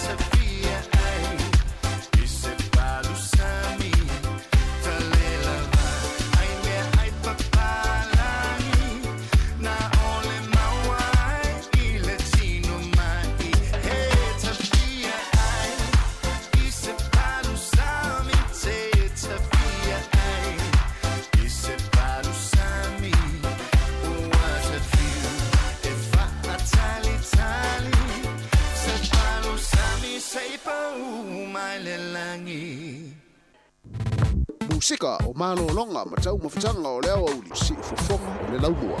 Al palu sami ma le sunga Richard Parker ia ua fitau le fo tau mafutanga o le auli pe fa pe ona tau sami sau palu sami e po sau au mai Samoa e tali ai lau sua le nei taimi o le tato proklame ma le te ne fu taimi o le aso ia o fianga fo le tunu i malo longa o tau mafutanga ia e mai se fo ile au malo le malo lo mai fo ile au nga lu e sa nga lu mai le tau na leila ia le ua afale aso ia ua tau foi on tali se sua ia ua foi nei fa malo stino ia nei tali nga sua on to ia matai foi lo nga luenga ia pe o pole pese ia le palu sami ia fa yo nei tau sami sau palu sami na malanga mai Samoa ia pena mai foi se oso se la inga mai Samoa ia tali mani le sua le nei auli ma fa fonga me pe ile tau tua la wala le o le se fonga la mo Wellington to fa malo to fa talo fa tuai ia le nei vai nga le tatu proklame ia ila to foi lo fa o pe nga luenga manuia la fo inga luenga lo fenga i mautou ia ma fa nga mai fo le tato proklame ma le tautua e te fa fonga mai fa fia nga sui filoi ia fa talo fa tu i tonu ainga mai fo i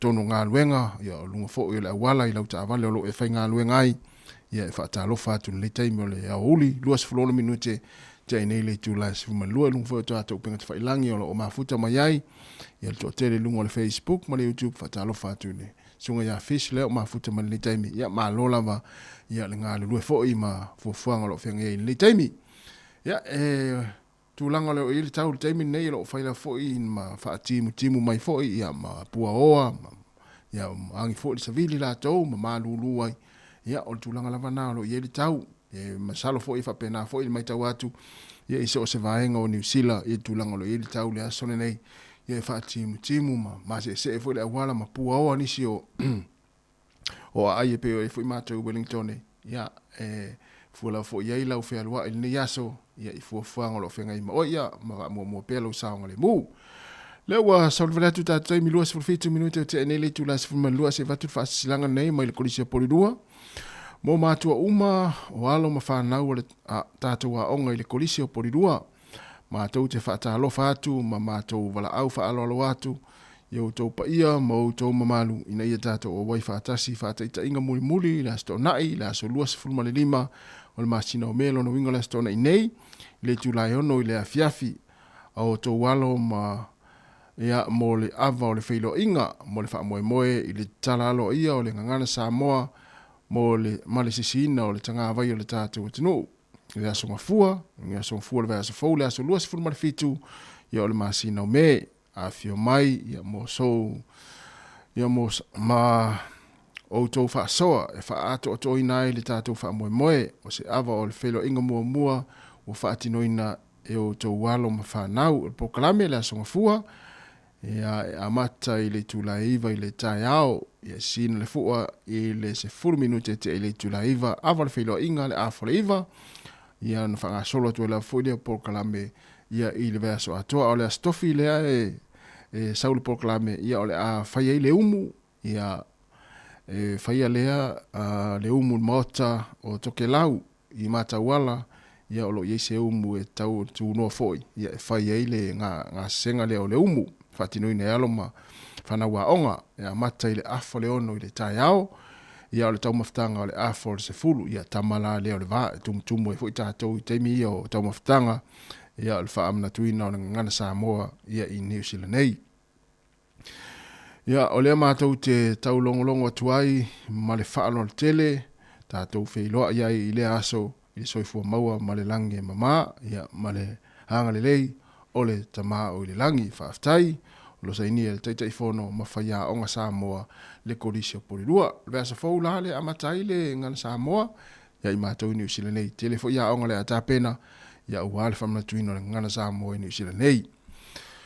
Le ulo suluiva minuta te nei le tula sifuma le lua, e whatalo whātu whatua na tali pele pele Samino, manuia fo i fuafanga mga aruenga lo whenga ia i le nei teimi o le aso, ia ma ia faima faista moftanga io o le nau tele nga luenga te ua mai sesi ia faima faise fa malustino e ala tau moftanga io no toe amatai fo ile nga luenga fatalo fat fo ile sunga ya anua amosa anaua amosa ia o lo mafuta mai le tai me si fonga la mo Wellington fa fia fianga so i filo ile wa afale tula se fulma le lua ia o le mea aia tau vale ai tatou asua Felice Mikaeli tatou anga salai te ulu ai te ngata na toi la loai ua o mai lava i nei o na po ua a vea ma mea wha pisa pisa o alu i se wala me la vena o le fata fata ai mana o e pule i mea tau mawha na mea ai ua le tofu ta ngata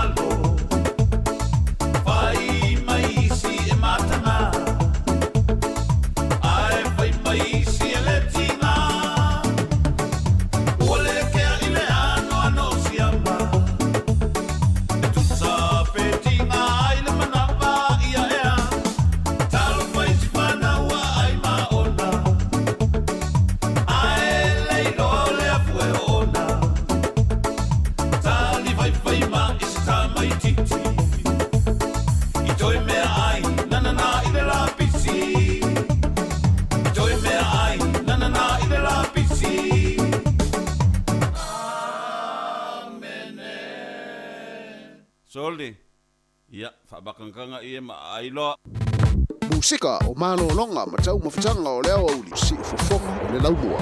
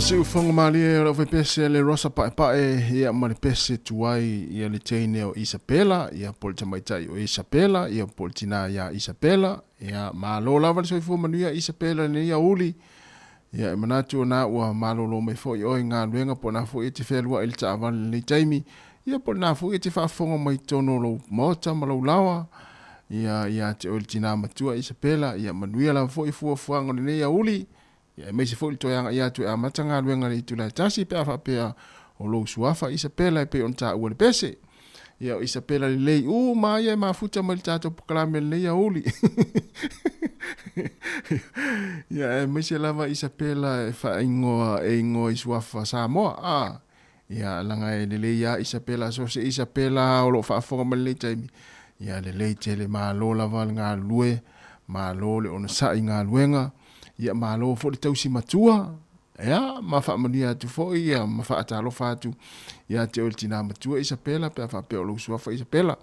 Ia whapea fo i o naifea lua i tāwale Isabela le taimi langa taxi, o le upa, malo lava le fo Isabela le ia uli, ia whapea fo i o naifea fo i o le ale matafa i oi, o le au fuafuanga, o nei ta pena lau fale, i o whai au ngā luenga i whafo i luto ngā la au, whatalo whātu le taimi, whatalo whātu le sa Samsoni, malawa Samsoni, ia manuia fo i pia whapea o nei, whengai ngā luenga i whapea nei, moe le fale, ia malo lava le moe, ia whapea fo i le sungan pali, sin leo, ia malo lava, whātai tere lava le whaafonga mai, ma le mafuta mani le taimi o le tātou poklame, whamanatu pere saonga le mu, ia o lenta ua fo i le tui pui pui o le flu lea na ta ua le tātou telefou, e le fionga la wano, ia tu e whamanatu atu, ia ua tātou iei fo le taimi o le tau malulu, ia o le taimi o le tele o le whamai o le flu, ia ai na ona whamanatu atu pea, ia ina ia ngai whai ia tui o le flu, ia meisi lava nei whana witi, ia ua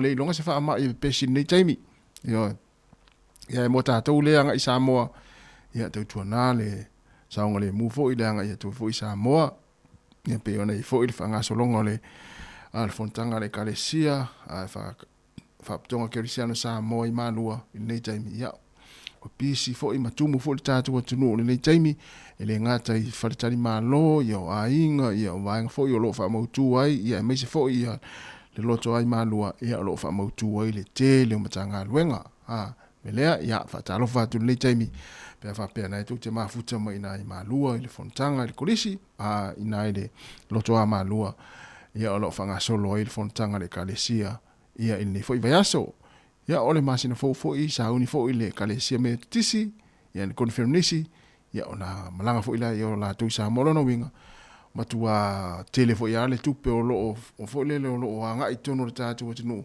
ia i malanga nei, malanga tele nei e kalesia ua fontanga, ia ua loo sa saa ta mau ainga, ia i tupe o loo atu mai tātou nei tunu i fafo, ia lea tina ino ta mau ainga se o tātou o tinu, ia se i tūle leile na, ia ai mo tātou ia whaafonga mai lea tele le tau maftanga, ia i Samoa, ia whai maalia a ol se ona whaia ua e umafoi e malanga mai e mai nei, tinga ina foi la ia o tamaitia tausi oi, ia ona ua e se ona tau mafafo i Samoa, ta lo fat foi le sunga tui tiu lilo le mafuta mai lungo le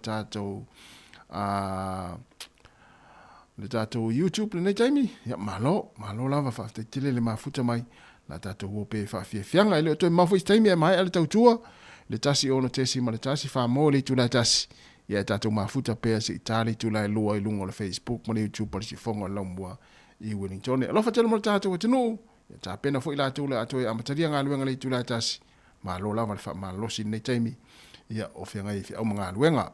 1, 2, 3, let's go! Oh yeah! Take it back to the island.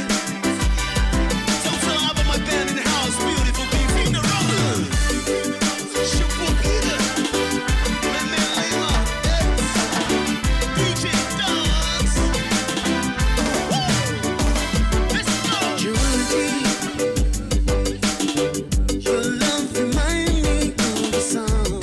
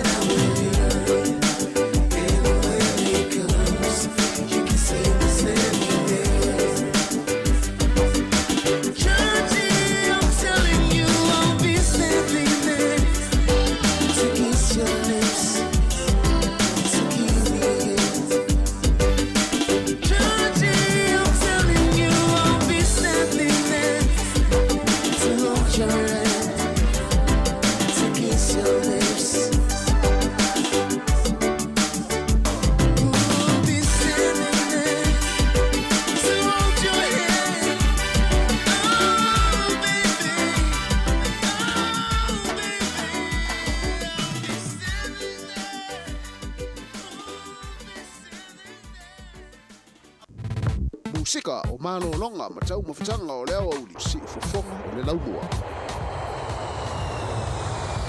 Ia, sa mo le tunu pele tala wai ona ua lata mai teime wha mai na ili tātou tautua I lunga le ala leo le tasi ona tesi ma le tasi wha mo ia ve le teime e mo le toile wha aftai tele lava ia I le tātou atunu ia o loo wha o ngā mai le tasi ona tesi ma le tasi wha mo ia e tusai o le tātou maafutanga fo I mai le tāona le lase pa ia ma le teime ia manatu sa wha amle ina lau wha whonga mai ia e ala le tautua I poloklame fo I ma wha fia fianga e pe o na moli atu tautua le si whonga lau mo I lunga le ala leo ia ai whaaftai fo I mo tāna sanga mo lia ua mai ai le tau numu le manui ai le tātou wha mai moe ma le tātou tautua ia I le manui ai le yaso ia ai wha malulua tu fo ia ua sala fo I singa ngana lau whai ngā luenga ia e ala I tātou proklame wha ngā solo mo I le tāona le la ia mātou te wha malulua tu ai ia manui lava le anga ia to le atinu I fuanga fo I mga luenga tau wha mai ai o le yaso ia e meise fo I la tole a tāpena fo ia wanga luenga le pōna nei ma le whiawhia nā nei wha manui atu le atua le tātou atinu I fuanga umalava ia e meise fo I lau tāpua I mai tāpua inga fo I le anga ia tu whanau ia ngā luenga mā onga nei aso manui le tāpua inga nei mātua I tono ainga tātou whenoi tai haltai masani I le tūlai fitu le tai wa tai au ia e mele taimi o lela a tātou pese le wha mai nei le tātou tautua ma whātua ia I la tau lunga le ala leo ia ona solo le mtātou telefou to e nātu mtātou tala mai Samoa ia mtātou mafuta lole le toi tu la muli le tautua se pa ia le tu lai lua I lunga o le Facebook ma le YouTube le sifonga la mua whatalo whātu le whatua mtina ia Silulu Paulson mafuta mai au kilani ia Samoa le atinu pele tātou whelo I tai au I lunga le ala leo le tasi ono te sima le tasi whamo sifonga la mua I Wellington ai whaasoi fo ia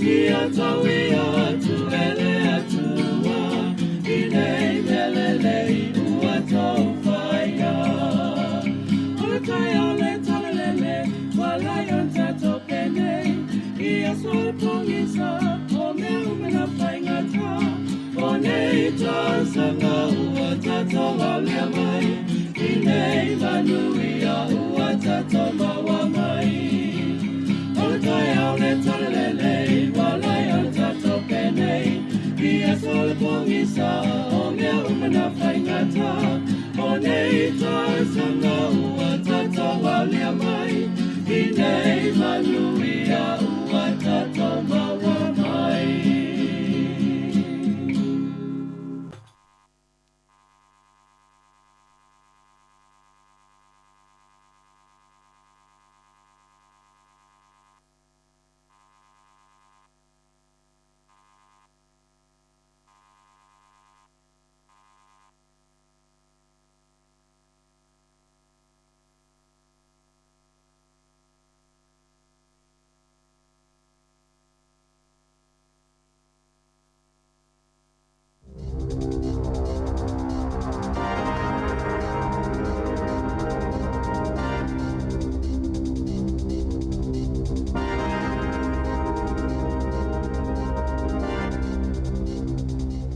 Alofa lava o telefou I le nei au auli. O le tūlanga pisi ua iai le tele o whale mai le tono New Zealand. E ono toa ai ma tuai le whaasolonga o tautonga whaatūlanga ina I le vai taimi o le tau malu luo le nei tu sanga. O whailo mai e au aunanga whaale soifua malo loina I taimi o whaale velau whaafosei. O le mai o le flu e mawhai ona o I se tūlanga maulunga ma to tele te ngata ia whainai I le masina fau o Juni. Peita ai e whapena fo I isi mai I e masani o na ali e li mai le teimi o le tau malu lu. O le teimi nei e tusa o se mōli mau mai le vesenga o fo mai o mai tau ina I le to tele o tangata ua auto wa atu mo se veso swani I le vaenga o le emergency o la tau e a whaina I mai e mafua mai le malu lu.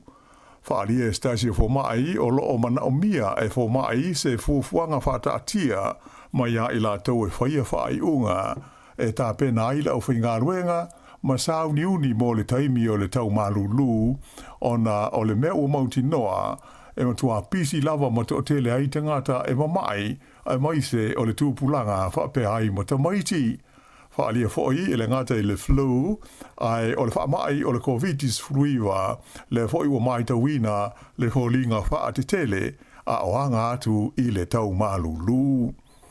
E ono afe se lau wha ono la wha I o mai fau o le COVID sa wha mawina I le tono New Zealand I le vai aso ua mawai atu nei. Ta ua I wha maunga le mtanga luenga le soifua malo loina. E se fulmale iwa la wha I o e na mali di wai le na vai aso ona o le wha mai.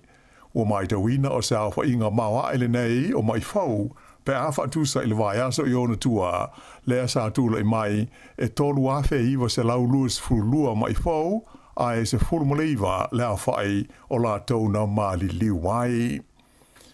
E lawa lunga I mea wha mua le suisa o upo le partia le Labour mo mata upo tautupe le tamaita I hoi pule ya Barbara Edmonds le fi nauina lea o le tūlanga taunga tā o le tausinga o le soifua o tangata. Sa whai lo mai le tūlanga I se saunoanga le tamaita I hoi pule le tai aona leila. I le whontanga ta I tai o lau whai pisanisi a le Heart Valley le Heart Valley Chamber of Commerce. Sa ia ta wai o le a avela na wha mua e le tausinga masani o ainga ma le sa ilia wa manoa tutusa mo pisnisi la Haiti ma ti na e wha leonga lua tangata te itodasi a e wha pe ai ma mata upu e a fi ai swinga o le tau ma le fausia leo ngā ruenga te tele e le malo.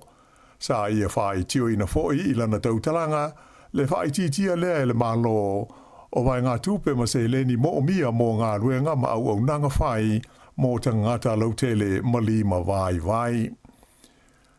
Nā si tia le fua whaata tau o tangata ua le aini ngā ruenga I le tono New Zealand I le toru masina le ana uma I a mati. Le asa tula I mai I le whapasene I a te sema o le lua awhe lua sfultolu ai o mai I a mati ua o I le wha te si male tolu pasene. Whaalia mai e lo fisa wha mau mawina fua inu mera le maa lo. O la wha inga ato tangata ua le aini ngā ruenga I New Zealand I le teimile nei e se lau tolu se fulu ma le wha awhe. O ia fua inu mera e lea o fia ai e le to tele o tangata wha inga ruenga le maa lo ia na vaea ma o wha maa lo mai I a la tō ngā ruenga e pei o na wha ngā solo ai I a lea polo kalame le maa lo I le teimi nei.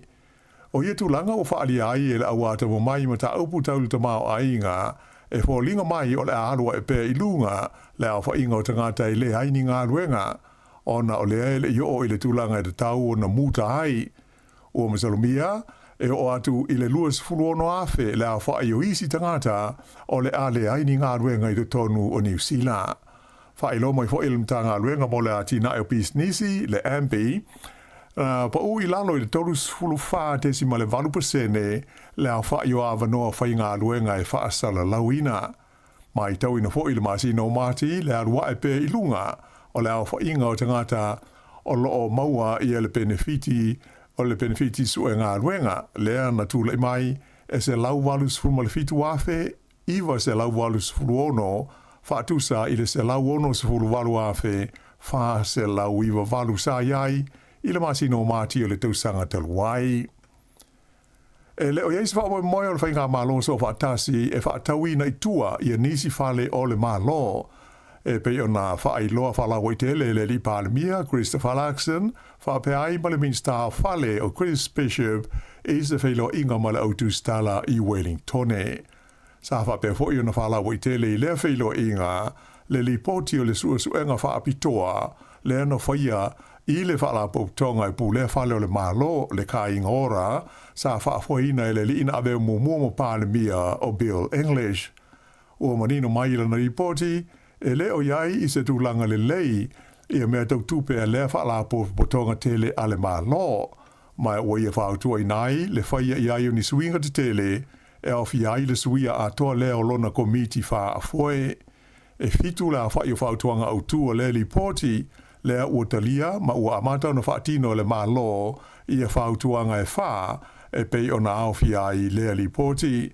Ta ua le li i minsta ia Chris Bishop o na o manino mai le ripoti tūlanga wha le tonu o mea tau tupe le kainga ora ai moise o ana ai tā lafu lea o le a o atu i le fitu se lau miliona tala i le tausanga wha le tupe lua afe luas fuluono lua fitu wha ilo aia le li minsta ua taufia e le malo ia le li ingo ia Simon Muta e a vea ma tei whono fau o le ka inga ora e a mata i le aso wha le masino fau o Iuni.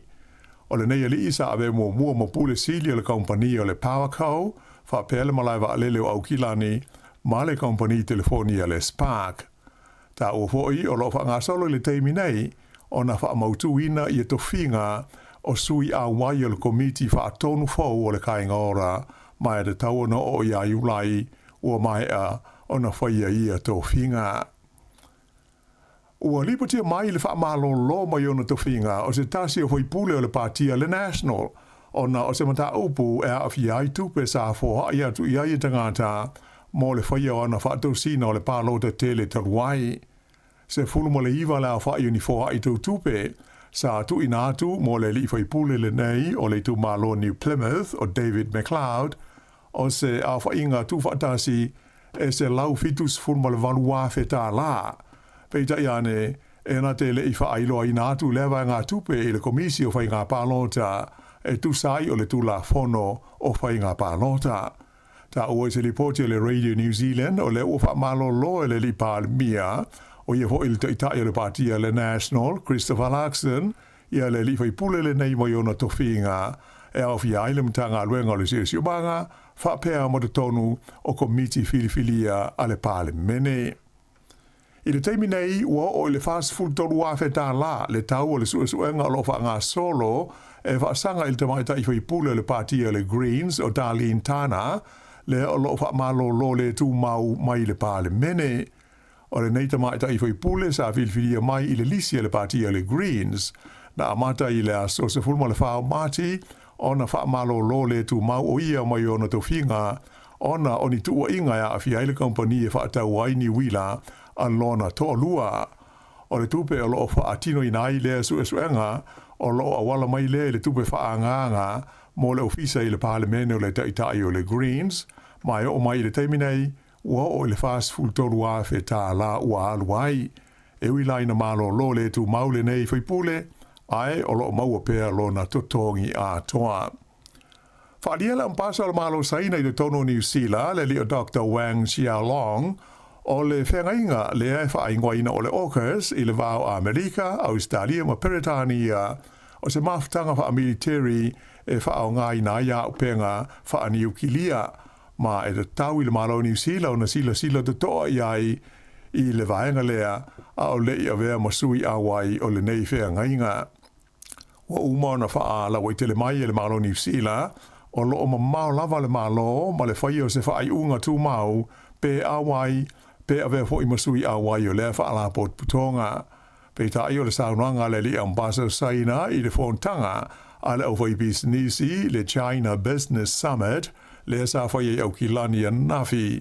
Na ia ta wai o le nganga monia o le vaenga lua po le Pillar 2 o le whenga le nei o le AUKUS o le langolango ina leo ngā yoinga e whao ngā ai le malosi wha niu ki lia. Lea ua whailo mai le soe le lipaan mio ni sila ya Christopher Larkson e ui i le neila puta inga mai le ampasa o le malosa ina ai o lo wha au pēa o na whaiatara noa ngalo ia a le malo New Zealand ma tunu o le AUKUS e tusa o le whea ngainga. Na maliu se tangata ina ua taia i se no whahafi le pitonu o hau i le itu malo horo whenua i le afiafi o la songa fua. Whailo i le lipoti e leo e whapena tupu le whaale pelave, pe tusa o le lima i le afiafi na nafi, mai sa waweo na o atu i ai leo a toa maisi au nanga lave ai. O le whahafi na afia le Northern Explorer e lima la whaio le pasese na malanga ai i le taimi. Le ngata la i na afiai, ia le no hoafi le nei a fa pe fo ina tau fi ai malanga a le no hoafi o le Capital Connection le fe anwa i le va Wellington ma Palmerston North a fo ia sa ililinga a leo le fa le lave a sa fo ia nisi fu fuanga mo pa sese na fi ai ala to fa inga malanga o se li poti mai no mea le lo mua New Caledonia ta u mai ai o fola e tu pulanga talavou ia o loo tau la mua i te ma vevesi o loo tupu mai i lea tu moto le Pasifika. O le a le toe solo muli i la tau i le una ia pea o tau mawhainga i te whaasanga i pulenga a le malo falani i le tonu o lo la tau atunu. O li potia le Radio New Zealand wa whaaria mai ai ia manatu malangona o tupulanga talavau o New Caledonia e whapea e tau ai le malo falani o nā mana ia whaai unga sa whaia ia so o mawai. Ai moise o le marienga sa iai le wā o le malo falani ma tai o tangata Kanaks, mō se file mū, le ana sa inia le tausanga a whiwa se lau walu, le fo i sa ilonga o na vevesi ai ia ma ta upu whaalo to i whale a New Caledonia. I le taimi nei o lo tu mau peo na tapuni le malaiwa alele au tui no mea, mai o le so o whailo mai ai le kompani wa lele le New Zealand o le a whaao peo na le whaiani ana malanga i le atu motu mo isi aso e 5 o luma nai nei. Whaari mai e le li kapteni a David Morgan o le New Zealand e whaato ato e whaia ia malanga masani pe a whai o le a wha mautuina tūlanga umatau i le saonga le mū. To ono tangata ua mali di wai whaalawelawe nei i New Caledonia ma le sili atu i le lua se lau tolu se fulu isi o manunu ai ma le whaitau miliona tā lao le tau o mea to tino o whaatama ia. Taimi nei o lo tā lia pe fo i le vanga aua le malo New Zealand ia se whaatangana mai le malo falani e malanga atu ai luna wa le tele le Hercules mo le au maia o tangata New Zealand o lo o iai i New Caledonia. Ia o le whaaiunga le nā o tala whau le nei au auli.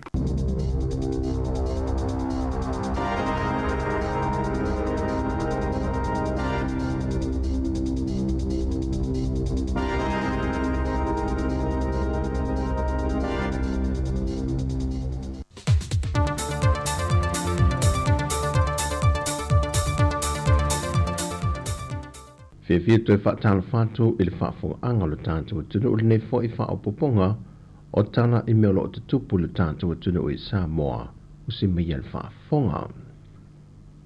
Wa whaamali e ina se tāna sanga se tasi o alo Samoa whai whaatoanga e na wa fiatu le li talavou i ai umalo Clayton te si umamao e le whaalapo putonga le au whai whaatoanga le atunu. Ma tano sanga i le malo au se tālia ni mana ongo tu pito se lua mo le au whai whaato anga i tutono to ngā vau o loo ngā lulu e ai e au fiai le ele tise ma le sua vai. wa talia le malo au se talia se tāru sanga le telefon. Ma o tu ina to ia ilantou na tāru sanga, ia maa te winai le wila e mo ma le malo si ango abe o le la. Ma ua mawhai o na talia lo lātou mana o ngā ai mai se lava le whanga i no telefone, e le motu si e fiso o ta inga i ainga i le ai. Whalia i umalo le malo si anga pea o ina malo si anto a tō le maa le whanga ina, e o antu i le whasa fulma le malu i tū lai whaonga i nai. Ma ia fiso swani le malo au se tālia mo le au whai whaatu anga le atunu, e whapito lava mo i lanto e ma mao i le tua sivi mea ngā lulu e ai, leo o iai se ele tise, ai whapena fo i le sua vai. O lo i le malo seina le fionga le minister whaatu anga mwhai ngā whaiva, o lo fantasi atu e awai se asia singa, o whaalinga mo le au whai whaiva lo o whaatino i nai, e sa ili me tuti ai mo lo tātou au whai whaiva le atunu, e le au ngai tasi e le ngate na whesoa swani a ilantou, ai o le una ia fo i o lo tātou ta mao a hinga. O se tasi o whaatanoanga na whao fiatu e le malo sa moa mo lea whaalinga, o lo mo mia e le au whai whaiva sa moa, se wafu whaapitoa mo ia, e le ngata mo le au whai whaiva le atunu, ai whape na whaifi whaatau wa ingoli a nga isi atunu o le langi whaavao malo.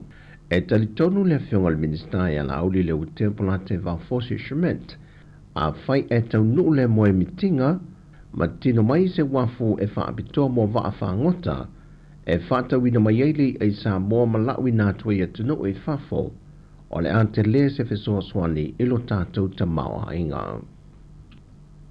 O le aso se furma le whaale maasina fau e whaangata i nai le restana mai lunga o peng te whae langi, mo le pa i o le atunu o lo o lalam papa o i atunu i whafo, e fia restala i le lola palota no tātou atunu. Whae loe le sui o le ofiso whenga palota, talu on te tana le avanoi o tātou tangata, e whaatino mai le restala, e whaunga i nai le awala le ua whaase e iei o upeng te whae langi, e na o le toa tolu se fulu i lantou ia ua resi tala mai, ai pea ma le toa lima i lantou e leo wha mao nia lantou restala ne whaatino, mai o toe tu i natu iai i meli, mo vae ngolo mo mia e te tau o na tu ina mai, e wha mai ai nai le lantou restala. Whailo mai e le sui e le ofiso whai ngā palota, o leisi vae ngole toa tolu se fulu le ua mai a restala, ua mai a ato toa, ma ua le lei o na whaatino, toi pau le vae ngolo talia, o le malanga mai isa moe pue ina le ata, ma lo lomi o lato tamtama i lima, e wha mautu wai i lunga o le lola palota. Wa ripotia le soifua malolo ina le vai aso nei, wa palasi i lalo le whai numero i lanto wa a fia le wha mai le tenki fever, pe a whatu sātu i le whase funma le wha leo wha i le sa e le lua vai aso telu wai, a o le lua vai aso le nei, wa wha mawina i le tolu se funma le ono. O lo te talo mtanga rengo soifua malolo ina i lo tātou ngā tunu i ngā rengo whai whatasi, e matuai whaatama i e no whanga o lo no fuia pe tautu o fua i le namu, e nei e whaangata le whaawawina o le nei whaamai pepesi lo tātou atunu. O lo whaawau pele o whinga rengo soifua maloloina le whaaswino no whanga, o lo pito a fia mai ai o tātou tangata le whaamai. E lei se tasi o tinga ina pe maliu talu o na pepesi le whaamai o whiwa pona aivi le atunu. Mai le ai foi se tasi na whaamawina o tāo fia le mōta ngā sengase, sa fia i le whaamai. E mai le whaamasinonga, e lata i le valu se furu mōri mau le tua leo leo, o tā pena e mōri mau mōri mata opo le tamai i a Samuelu malona whaletua i a Sivai, whaatasi ai maleisi to tolu o mōri a whaatasi i lātou. O le vai aso nei na fuafua a mata i le iloi longa o lea mata opo, pei tai wa toe tolu po ono le tālu sanga nise to tolu, o lo mōri a whaatasi mai lātou i pei o na tā ua, e au fie le fionga le whaipule o le tu malo sa lenga numero tasi, le fionga whipule ai whai matasua, Lise Marie Schmidt, ma le fionga lio whatumalama waa, na tānu sanga i lātou i nei e tu watu le mata opu le tausanga fau, e fua i le hawa noa nei a lātou lo ia wa tāpena mai atu nui whafo. Peitai i le fina watu fo ia le loia lo tu lai mo le tua leo leo. E yailon popolenga i alato moni maua mai on te pena mawhatau tuina. Mai wate ena i ele fionga le whaamasino ia talasa sa anga le talo sanga. Ona o lona fina ngalo, o le ato e suia o mai le whaatinonga ngā luenga a whaamasino, ua mahe au na whaatu langa.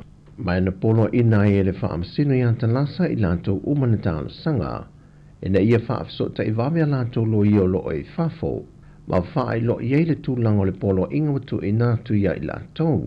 Ma e te tau o le whaatino ina le whaamasinonga le nei, e te tonu lava o le tausanga nei.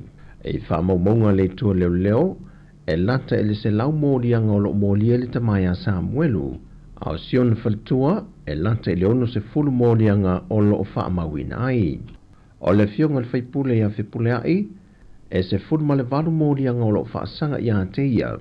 Ma le sunga li o whaatau malama, e wha mōrianga o lo mōria e le tua leo leo. Ma le tamaitai a Lise Marie, e iwa mōrianga o lo tua ia e le tua leo leo. O tala fōwia mai sa mōmanuia tele ni aso i ngā ruengo le a whenga iai, wha soi fōia.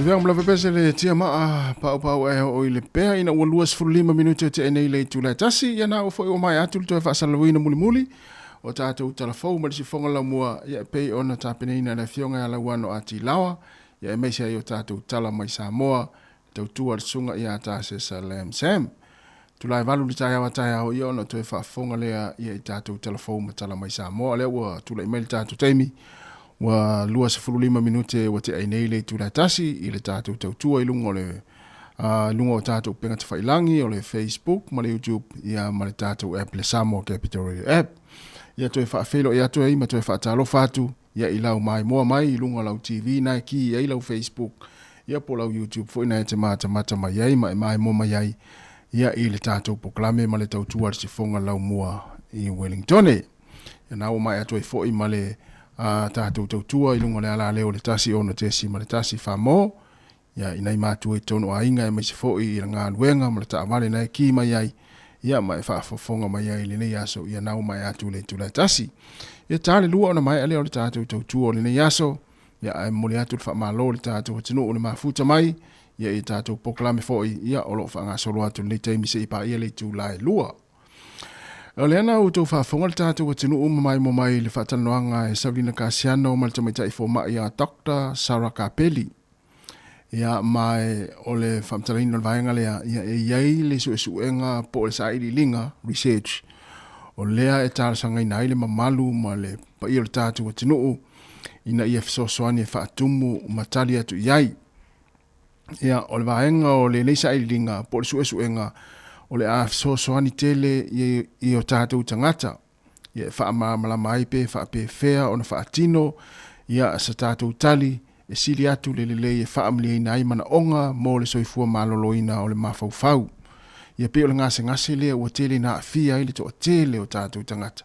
Ia ona o le onga o le ngase lea. Ia pe ona matala noa tu mtu fuan leila. Ia e le whaailoa mai e le to tele o laia afia ai. Ia ai whaailoa mai a fonga fia ma ata mai. Ai te le ale tūlanga o loo whaale tonu ai. Ia in mea fo i o loa afia ai le loto lea tangata mlea tangata. Lea mafu ai le ngase lea o le mafu fau. Ia o lea lana a mai le talo sanga ma talo sanga ina fo i le tamaita i fo mai. Lea talo noma Savelina. O le talo sanga ia Dr. Kapeli. I o tātou tangata Pasifika. We mai le tausanga se fuluono tausanga le mātua e a ngai lunga o lo ala i New Zealand. Ina ia whaatumu se pepa o fesili lea ua tu ina mai. Ia o le iunga po o ni vaenga o le a maua mai i le neiso e suenga. O le a fesosoani e maua ai whaamatalanga ia po o fea o le a ngai ai. Ia se isi poroketi e matua mo o mia.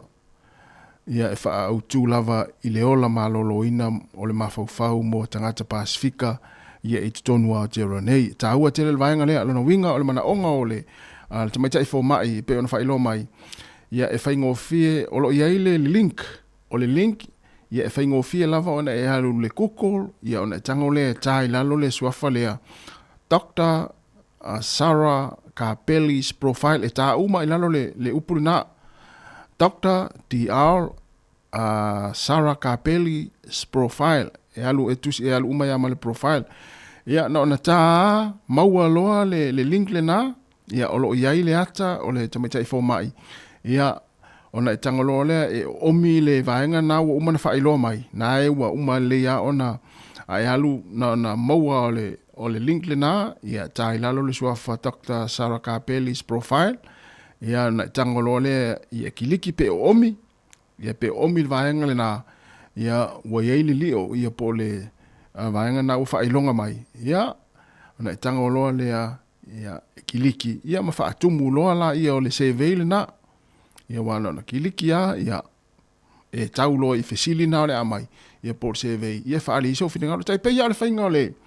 Tai peia le whainga o le CV le sa whai mo le tātou whale mai kene puru. Io lena i le link lena whailo mai le tamaita i whaipule. Ia lena o mai tātou. Ia e whaile le tali e fesili le CV na whailo mai le link. Whapena umala le whainga o le whamoe lea. Ia e mana o mia so whingalo. Ia e maise ia wa tele lavo tātou tangata o loa fia ngase lea o le mafaufau. Tā ua la, ia toi whaafonga mai.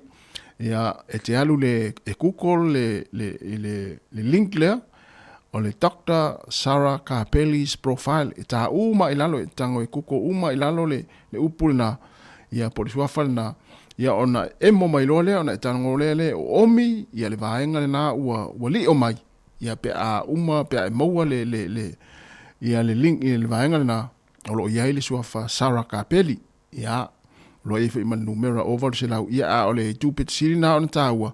Ia na ua li o mai le vaenga e te tango e whaatumu o le tātou se veil na ia wala fo'i ia le soifua maloloina ai maise lava le ngase o le mawhawhau ua tele na afia i o tātou tangata, ia tangata Pasifika na tangata Samoa, ia mama uma waiso i fua, ia aolo mana mia tāua tele lal vaenga na, ia lela a whaiam tal noa tueli tātou poklame, ia tā iau foi, ia male nei foi vai aso. Leo a whale tūlai tasi, talo whātu fish, malo pio le ala, whaftai tele lavle mafuta mai, tātou oi whawhia fianga, ia leo tue tele fo tātou te imero, tue awhai tūlao, na mai ele tātou tau tūo le nei aso, malo lavle wha malo losi ngā luenga, ia olo fianga i mai tātou le nei aso.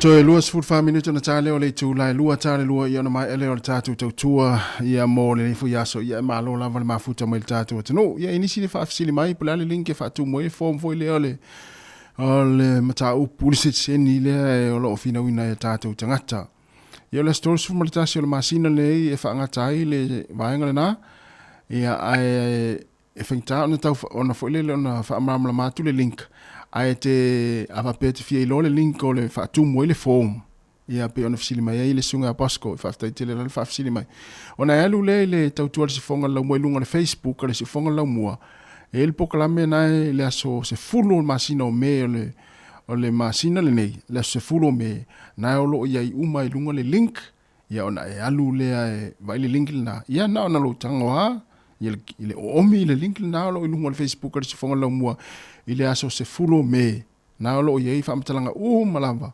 ya e fa ngofie ona fa atu fa ngofie fa atu muini ngole ole form na ya e pe ona fa fsili mai nisi ya ole se fulo me te alu ngol facebook ya olo ye fa mtalanga tu ina tu si fonga la mua e te muli ta ya olo ye fa imale link na tu watu ya no na e tau ile link na ngol facebook le si fonga la mua e tanga lo omi ya ona e mawalo le ofisili malava na sa wai ia malenganga fa alo au le o to e 2 minuto na tale o le tu la to e 2 minuto tale tu la lua ia malo lava fa tele lava le mafuta mai ia le tau fa mai ai le tato proclame le aso le pese nei ia e o lo fa to i mo to mai se lo lo fa ia te to malo lava le mafuta mai le te mo le tato proclame ia o le pese tu hai tamatua ia ai ono ni usale le afi au nati la ufua rosae la ufua meno metae le mumusi ona lanu e cose susana oivanu uasa sala la namanomi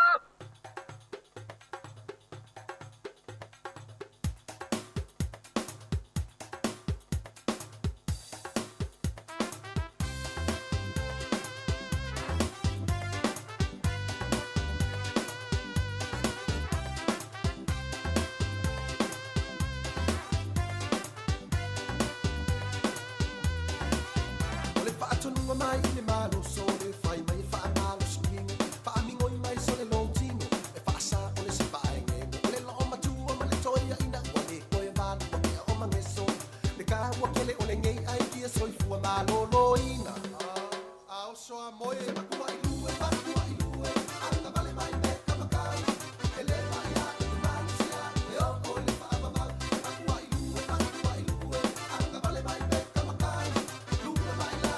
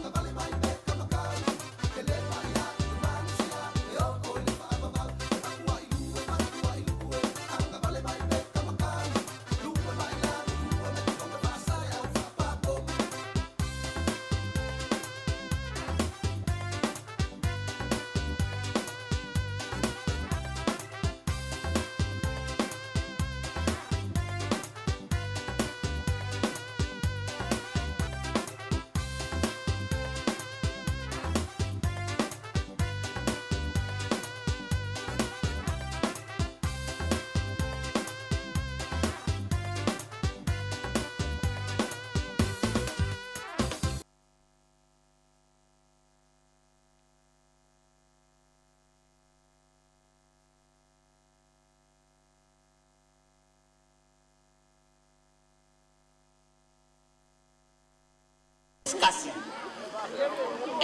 Akoelele. Ele pule o ko pule au. Fua le kokongi au, ele fua ngai au ko. Ya. Marie or kamao o sawe. E ka waku ya ke o le make. Le okele o e. Marie or kamao le o sawe. E ta waku ya te o le make fe wa I moro wa fingi. Oe o a lo kama ke lua ko se lo e okay.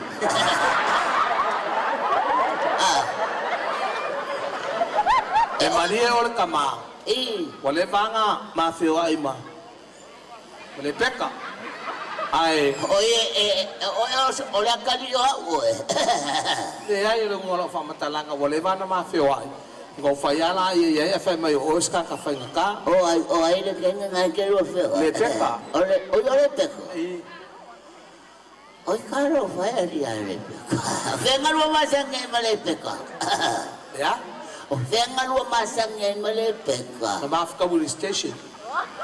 Police station? La station. E che fai ngā station. E che fai ngā e che lo fai ngā baka si male peka le station. Yo e peole. Oi lo suafa. Oi lo suafa. Oh, pengapo. Pengapo. Oi. O va pe che le fa pena. Yo wo so mai. Yo wo uia wala mala ya. Yo ole okay lo. Ole wa e uia lo. La mama sa di foi pessoal ka kulo. Au fai pessoal ka kulo. Yo ai. Ngal wo pe pessoal o ai ke male pe. Ya. Claro, vai essa fa fogo fo. E Maria lo finga lo lewo uia wala fa Cristiano. Fa Cristiano. Ka wa ku ya ke o ka mama. Oi le peka le ke e kolmo na ko le peka. O le peka makua o lo ko lua. A o le peka no ngalua. E a onga ka i le universite. A o le si le peka. O le kau ya le peka.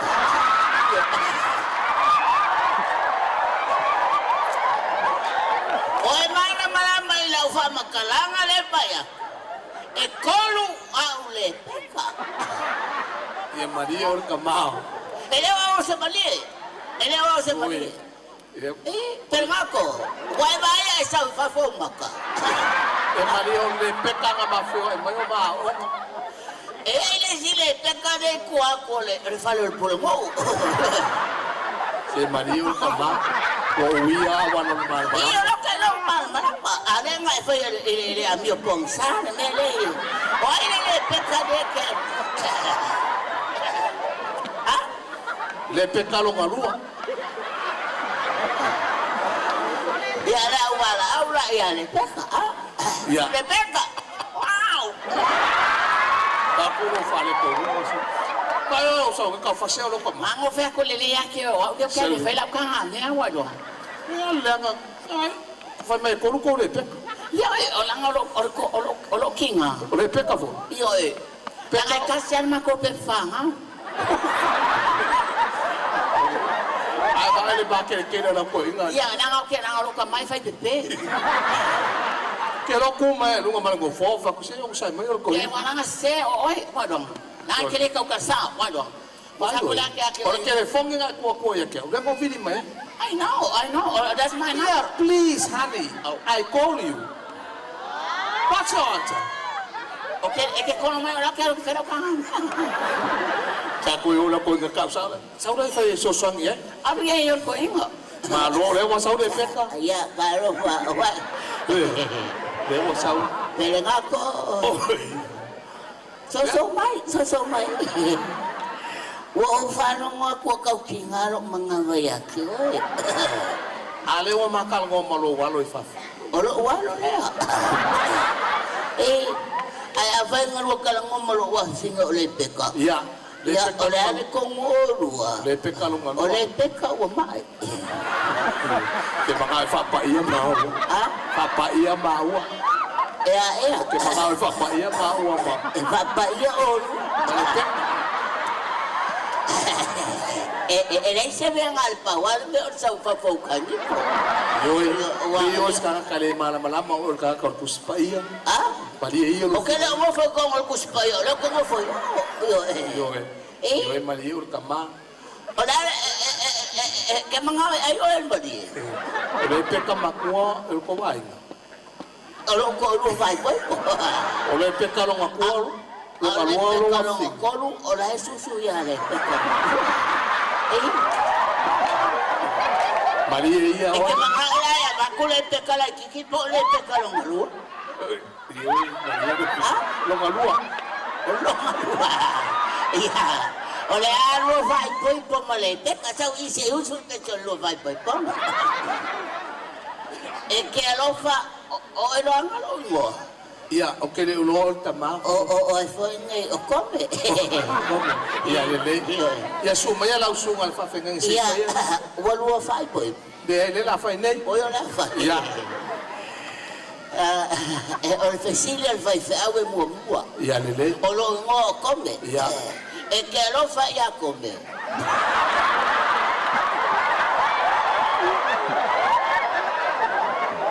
O ke alofa ia kome le anga o le fai au fai pipong. Ha? O ke alofa ia kome le anga o le fai au fai pipong. Oi e ke lua le ngofo mo kome. Ma ke ngofo ma le peka longa lua. O le peka ke lua fai poipo. Le peka wow. Wa e mai. Yoi o le peka longa lua fa mo. O le peka longa lua ke lua ngofo. E ke alofa la ia le peka mua. Ya le peka mua. O ke alofa ia i le anga o le kinga o le peka le na manofu. O ai le kamau le peka. Come.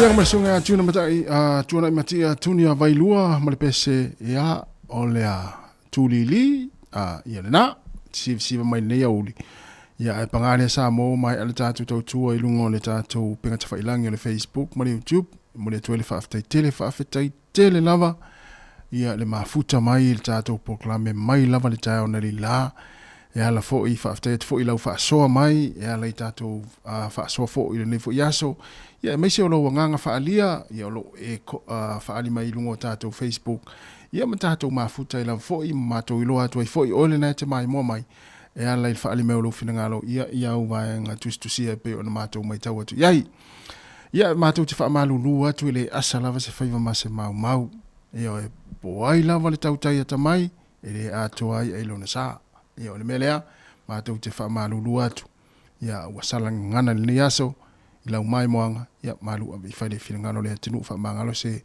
tau tua le au fainga luenga o le tau tamali ila fa fo mai ai manuia lava le fai ungo le fo yaso mai se fo ile nga yatu ila to le afainga luenga le fia na nei sai fo piki na ifana wa onga e tau tua na le saonga le muorta to na ifana e lungo la wala manuia tiu la afainga mai la to le fia na nei nga luenga ile po na nei ai manuia fo ia le nei fo I taimi le aso ia I fo fuanga lo fianga il tato tunu e mai se tapo inga to no mo tamalawa nei ma tu lo fa longo mafuta mai ai filo I tahal tai masani ia ai mai le si fonga la mua le tatu tua ia mo le yaso mai la fainga luenga I nei porirua ma tu te fa so I fua fa manuia le tu le tatu tunu fa so I fo ia